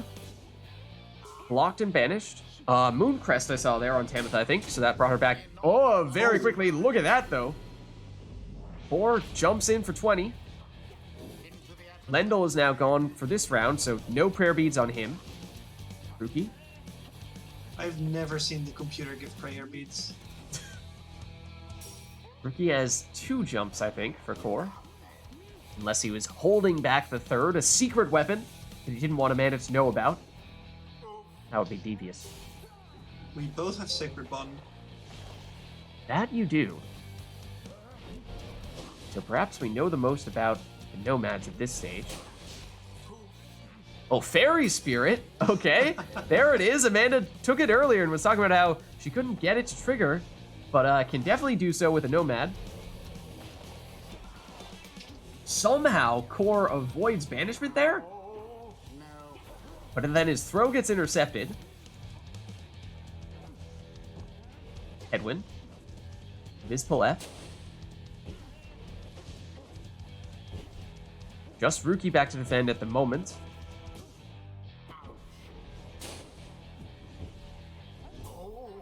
Kerr's actually Rookie defended down. pretty well against demons usually. Now, Core did have one of his characters in. It's just that he had his sap hanging out next to Amanda's Pyre and was perhaps hoping to successfully defend against that and quickly score. But backfired a bit when Rookie went down and then suddenly his only character was out of position. So Amanda able to score there. Explosive Temper. Okay, so Core has some of the right side. What? Kerr stuff. So yeah, I think that is a double jumping Rookie with... It has, yeah, with right one and a damage talisman. So either Kerfang or, what's the other thing? Astral Eye. Mm-hmm. Or one of the ones that is the conditional damage if you're ahead or behind. Yes, yeah. Living Flame or Dying Flame. Rookie. Lendl. Back to Rookie. Who's it going to be? Rookie makes his move. He goes down. Or Rookie gets blocked. We both have Fairy You Spirit. both have on Fairy the Spirit? Nomad. Yeah, there's a whole lot of Fairy Spirit going on. Yeah, both of the Nomads. The Nomads are identical. Shall the Pyre hearts now further their And that is a fitting character to have it on as well. One of your most cast-centric, defensively minded characters. Ooh, Core able to intercept it. Look at this. Lendl. Wow, okay. Or just leaving someone cherry picking there. We saw it backfire on him previously, but that time it did work. Drops Amanda down to 4 now. Again, somebody may have Rekindling. There is a Rekindling Talisman. So you can't really rule anything out.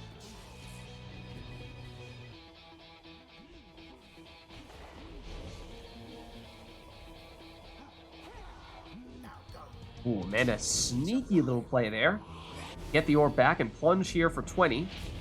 That means if she can score with Vizpaleth, she may have enough damage to finish the job, but again, we don't really know. There's a chance somebody has Rekindling here. the orb is up.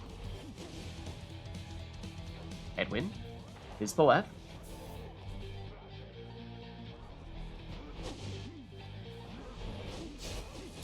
What happened there? There's the Fairy Spirit.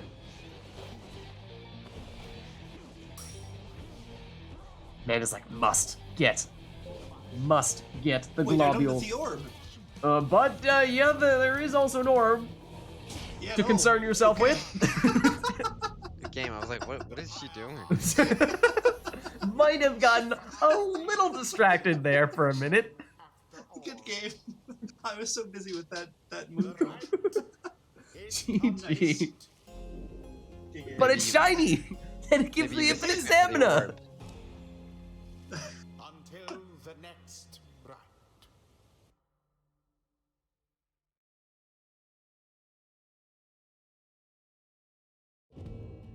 Alright, well, let's reset here.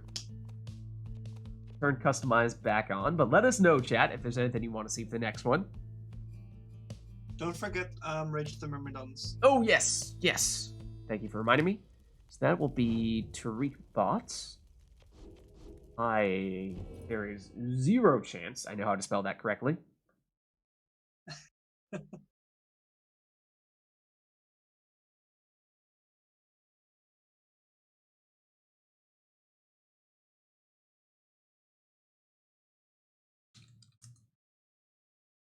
There we go.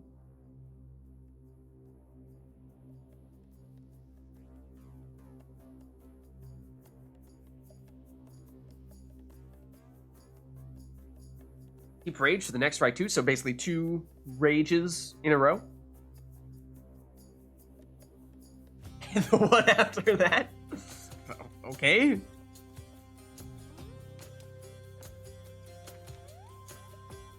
Oh, and Amanda, was that a customize off for this one as well? Yes. Okay. Alright then, I mean, that covers just about everything, so let's jump back in.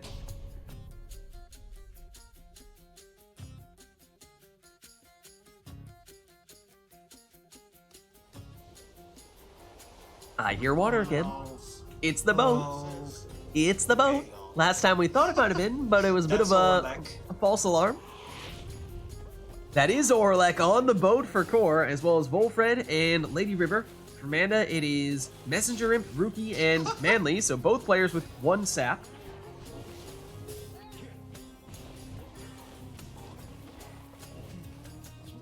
Core with Lady River. Volfred. Oh, sniped. Lady River. Doesn't have that kind of range. But has that range.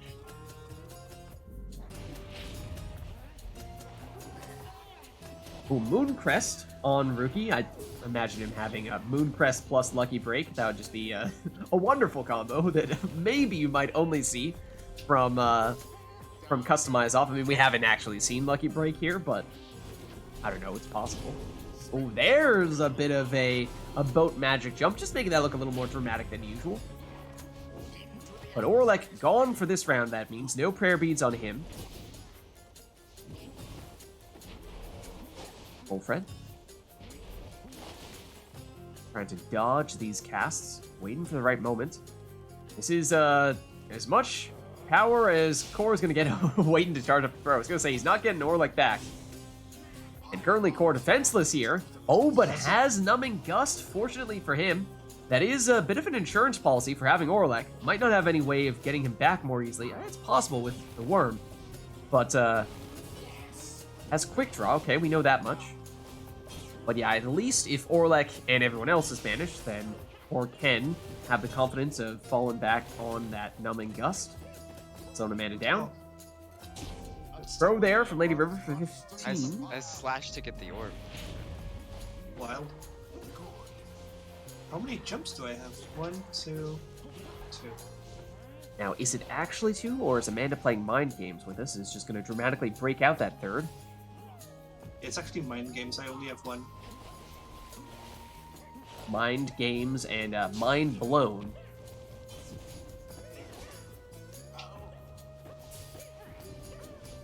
Just Orlek back at the moment. For Core, that is a little scary.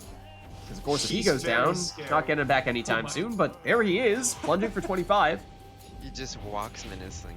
He does. He does.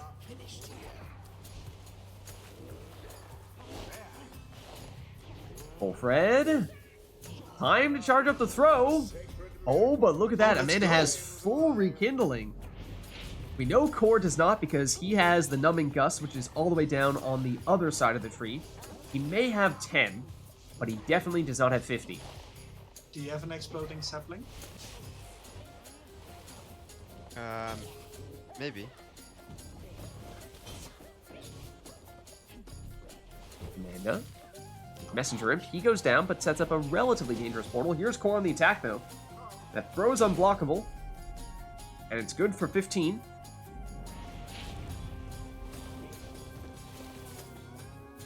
Bright Wisp. Okay, we see the talisman on. Was that Lady River?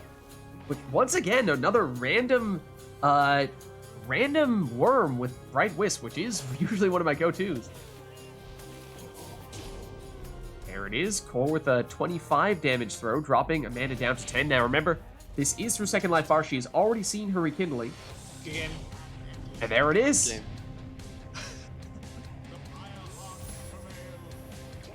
GG. Just Orlek.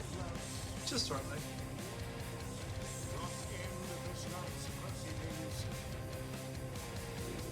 All right, let's head on back. And we have songs set for ever, it seems. Just 2 more. It's fine. But other than that, let us know, chat, if there's anything else you want for this next one. We're gonna keep requesting it so you lose count. It's... I mean, I already have, so you've succeeded.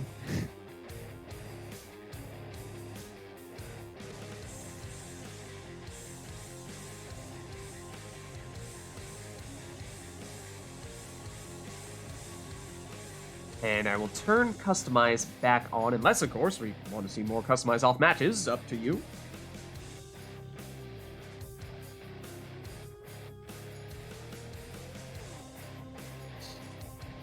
I can't tell if that's supposed to be a pun.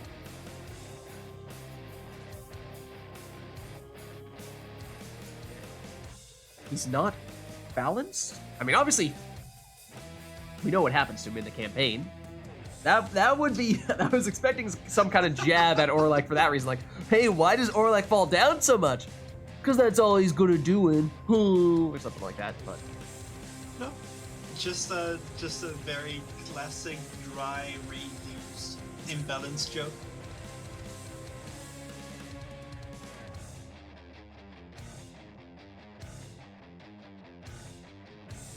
Alright, not seeing any other requests here, though.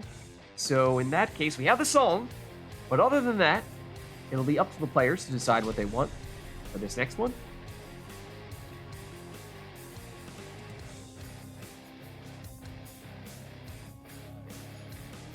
I hear imps. I was gonna say, I think I hear imps.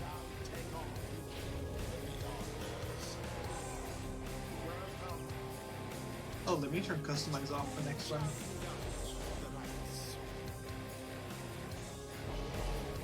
I was kind of expecting to see you guys immediately put it back on for this one, but no, this will be a short reprieve from the randomized matches, and then next one, back to more of Customize All.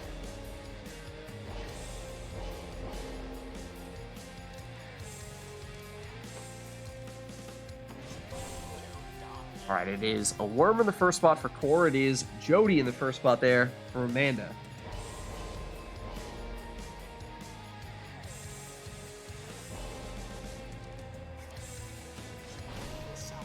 Ben Snadra, second spot there for Core.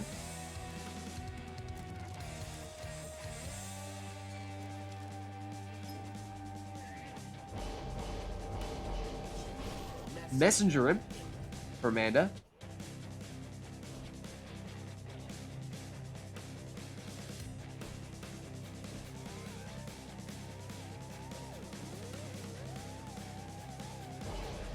It's just something wrong with Barker in this color raiments. Just too different from his usual Dissidence raiments. It's like the exact opposite.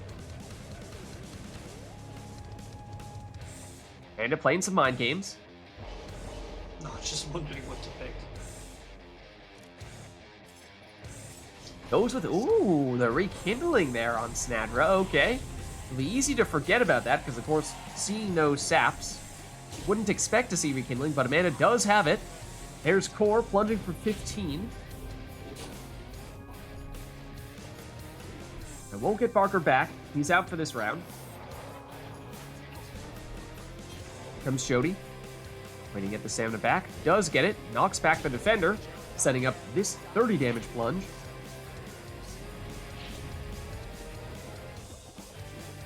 Gilman. The speedy throw there for another 15. Wall of imps there. Slows Core down, but does still get the orb back here.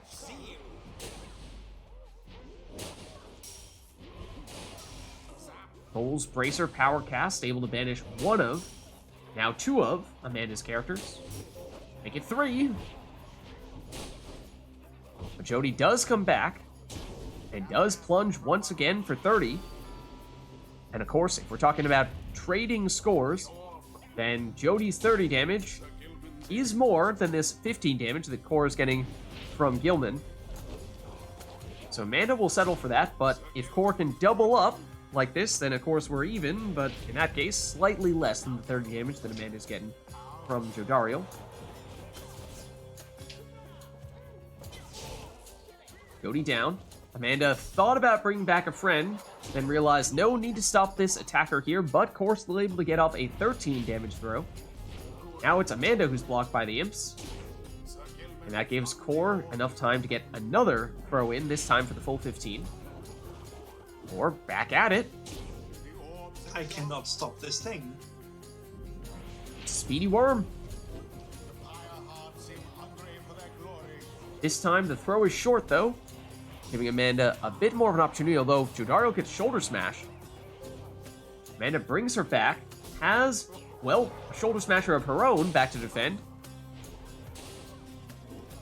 Snadra versus Snadra. Oh, well, a series of banishments there, but it's Core who emerges from the ruckus. That throw does still make it in there. 13 this time.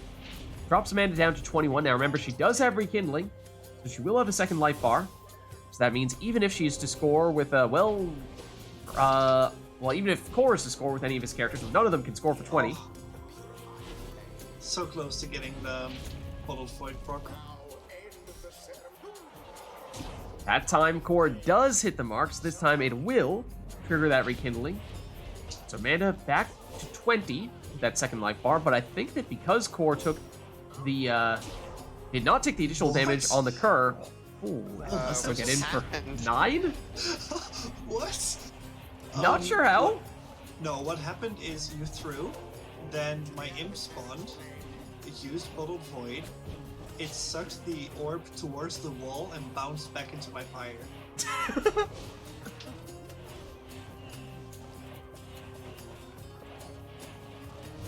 Or with Gilman. Gilman down. Snadra. Brings back and triggers Bottled Void. Oh, shoulder smashes the defender. Then goes down. Here comes Jody. And it's trying to bring back Snadra as well, it seems. Well, there's Bottled Void once again. Jody makes it in here. And that means, once again, we have ourselves a one-score match. Core not able to finish the job there. Not yet, at least. Oh, except Core goes under the defender there. Good game. And gets in for the win. That worm score was so wild. Yeah, same. The right is done. GG. So this song stays for one more. Okay. Thank you.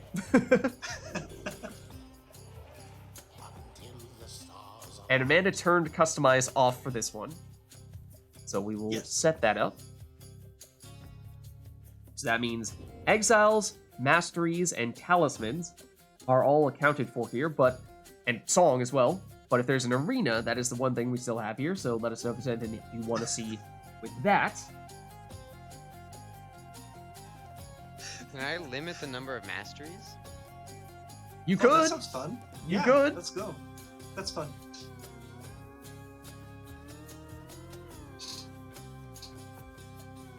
Core says go down to just 2. Okay. Cool. All Hi, right. Rotor. I know.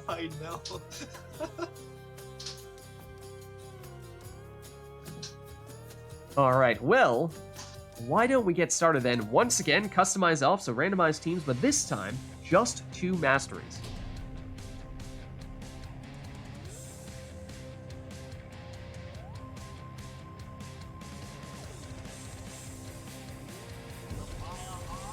Okay, it's Glade of Blue. Okay. Core has 2 Crones and a Savage. Amanda has a Demon that is Orlek. Snadra, and I have not seen the third character because here is Core plunging for 25. It is a Crone in that third spot for Amanda. I got blocked by the NPC push. Ludmilda goes around the other way but gets banished. Orlek. My 2 masteries are on the right for Orlek.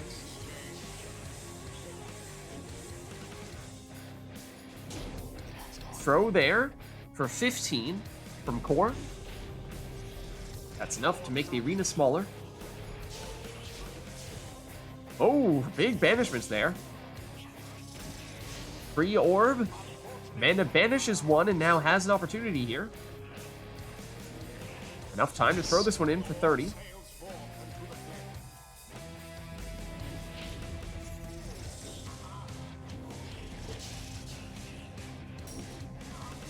Ooh, and sudden grasp. I think that was Core who had it.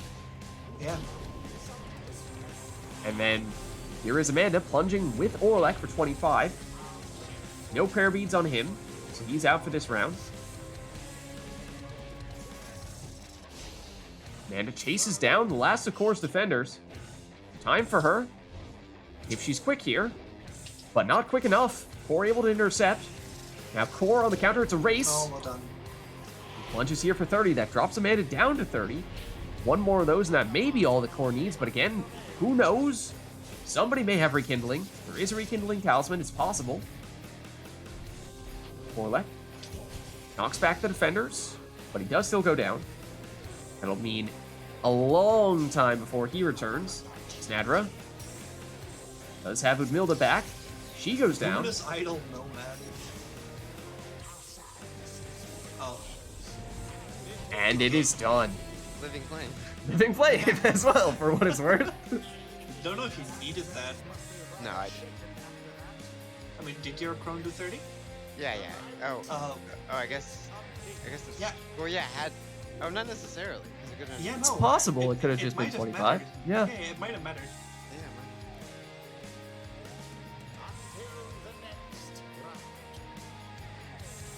Oh man. Well, that was an interesting one. As it always is, whenever we turn Customize off, you never know what to expect. Let's keep it off. Well, Amanda says it, and she backs up that statement with the request, so there we go. However, we are out of songs, so I will tell TariqBot to leave here, unless we have something else we'd like. Bridge of Gold. Oh, we should put Masteries back up to 4, thanks to the reminder, Nor. And no talismans. Oh, so yeah, continuing to mess around a bit with different combinations that work in tandem with Customize turned off. So we'll have the Masteries this time, but no talismans to consider. And Path to Glory. Okay, let's turn back on the in-game music in that case. All right. And with that, I think we have now locked everything in, so let's get started.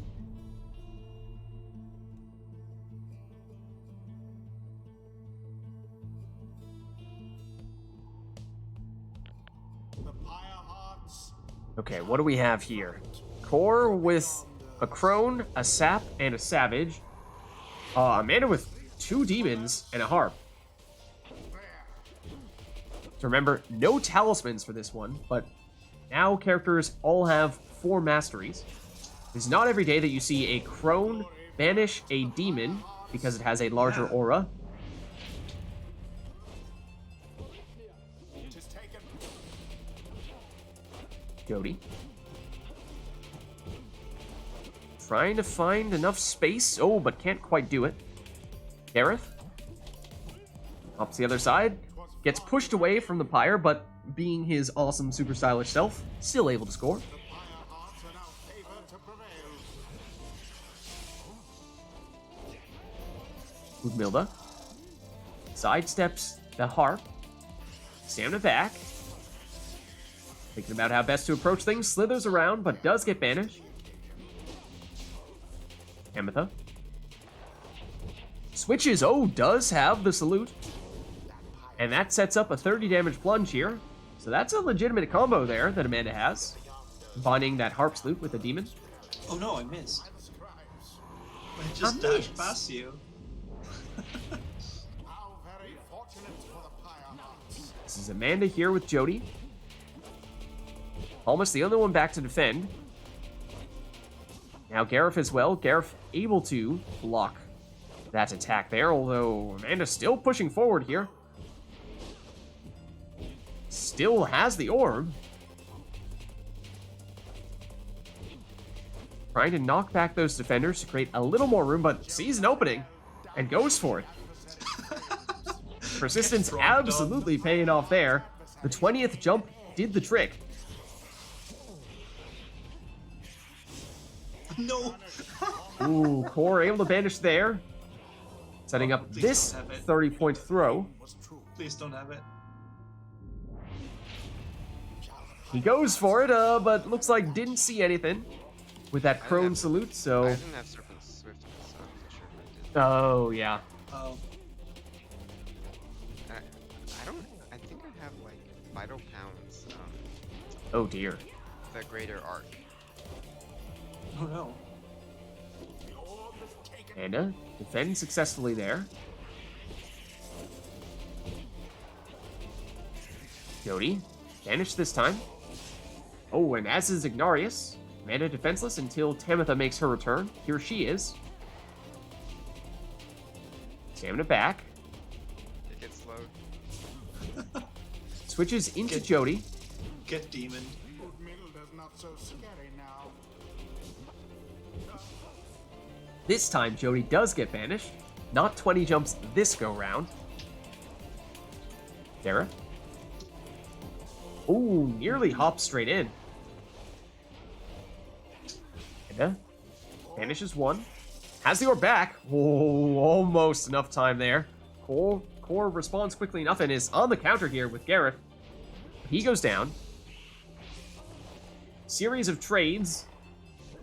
Ignarius. Tamitha switches into Ignarius. Amanda trying to find enough room to get in with Ignarius, but not quite. He is still, yes, able to make it happen though. Gets the orb back, plunges for 30. And that means it may only take one score here for Amanda, but of course Core does have Almas, and so may have Rekindling. Oh Here's no. Core though. Good game. 30 damage throw seals it. Another one score game. I'll do one more game. Put up quite an effort. All right, well, The ceremony in that is case, complete. let's just check in with chat. Is there anyone else in chat who would like to jump in once Amanda is done? Or does that mean we are approaching Liberation Rite time, perhaps? I think it might be Liberation time. I'm thinking it might be Liberation Rite time. I'm thinking it might be.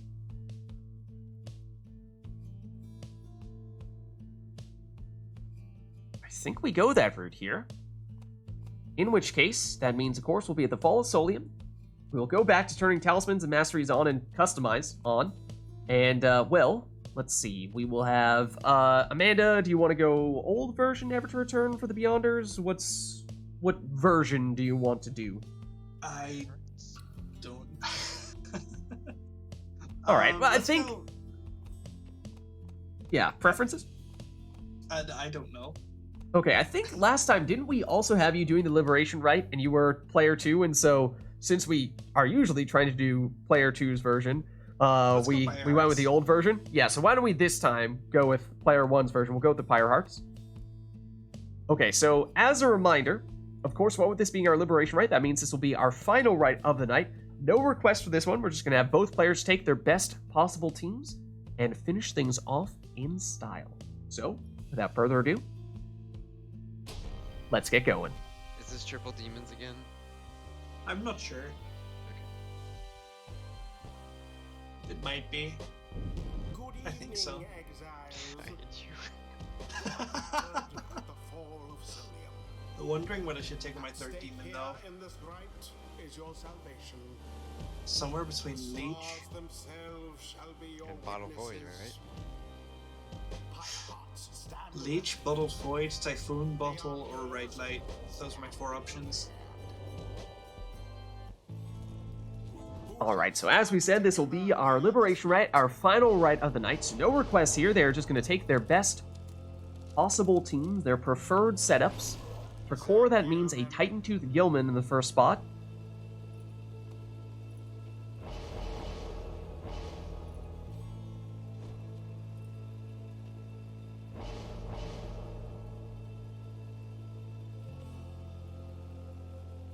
Amanda was threatening the triple demon and takes one demon here with a ring, so may be able to get the infinite stamina at the beginning of the round, assuming she takes a ring on another character as well.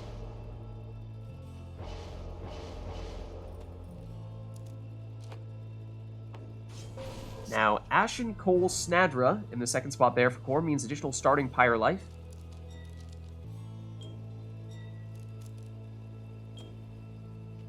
And that first demon with a ring was Jody. The second demon with a ring... Oh?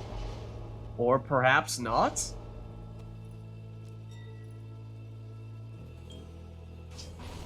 No! A last minute pivot there. Quick throwing stowaway instead. And, yes, playing some mind games then. Perhaps getting Core to commit to some characters that he might not have otherwise have taken. Goes for a Prayer Beads Crone in the last spot, so that'll be his plunging score. 2 demons is the count for Amanda. So here we go. We are ready for our Liberation Rite, our final rite of the night, between Core, representing the Pyre Hearts on the left, Amanda, the Beyonders, on the right. Best of luck to you both.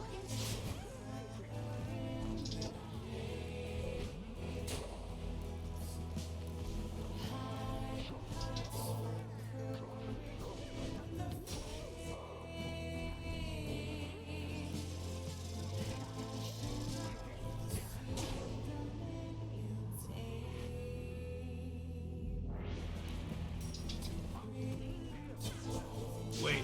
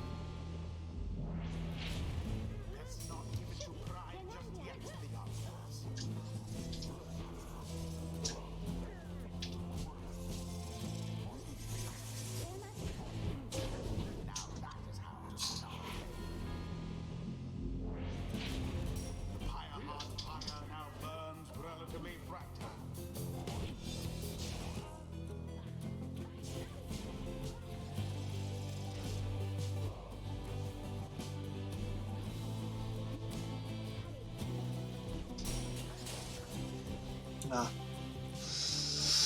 I was wondering if you had it. And there it is, Good at game. last. GG. Core breaks out the last minute Feral Curse for the winning score. Poor Igneous. Exactly. Alright, well, with that being said, that was our Liberation Rite, our final rite of the night. So thank you everybody who played with us today. Thank you everybody who gave us the various requests in chat. We had, I think it had to have been I think by quite some margin, the Rite Night with the most one-score matches in it, all the closest matches. I mean, there are maybe only a small handful of matches that came down to more than just one score. So lots of sudden death for you today. Lots and lots of fun for that reason. But with that being said, I'm going to duck out of Discord, and I will see you guys next week. What shot? All right, but I'm not done with you yet, chat. No. Let me just let me give these two the boot as well. Get out of here. Get out of here. But like I said, that was our final rite of the night, our Liberation Rite. Thank you all for watching. Hope you enjoyed the stream. This was, of course, our Pyre Community Rite Night, which we're doing on Sundays. And if you are interested in getting more involved in this multiplayer Pyre stuff, then, of course, the best way to do that is by joining the Rite Club Discord server. That is the hub of all things multiplayer Pyre, which you can do by clicking on that link right there. That's where we're organizing all this stuff. Other than that, my name is Lids. I'm hosting these Rite Nights, and I'm also streaming on Fridays, Mass Effect 2 Legendary Edition. We are likely finishing, or at least coming extremely close, if not finishing, the game next Friday, so very excited for that. Then on Saturdays, we are doing Mass Effect 3 multiplayer. Obviously, Sundays is Pyre. Then sneaking in the occasional Path of Exile stream during the week whenever we can. And other than that, also on YouTube, Vids there as well, posting the VODs from all those streams. So if you missed anything, you can catch it there as well. In addition to doing some Gwent videos, the Witcher-themed card games. New events coming out for that every week. And I believe some new cards getting released this week as well, so lots of new stuff for to check out there. And then also some Thronebreaker, the Gwent campaign, doing videos for that on YouTube as well. Then may try to create a Path of Exile build guide. That is sort of what the Path of Exile streams have been starting to build toward, so be on the lookout for potentially seeing one of those soon. Then other than that, if you haven't done so yet already, of course, you can hit the follow button to get a notification for running live. You can also follow me at Twitter at LidsVids, efforts there live as well. But the best place to stay up to date on all things Lids is actually by joining my own Discord server, which you can do by clicking on that link right there. But that's going to be it for me for tonight, so thank you all for watching. Hope you enjoyed the stream, and I'll catch you next time.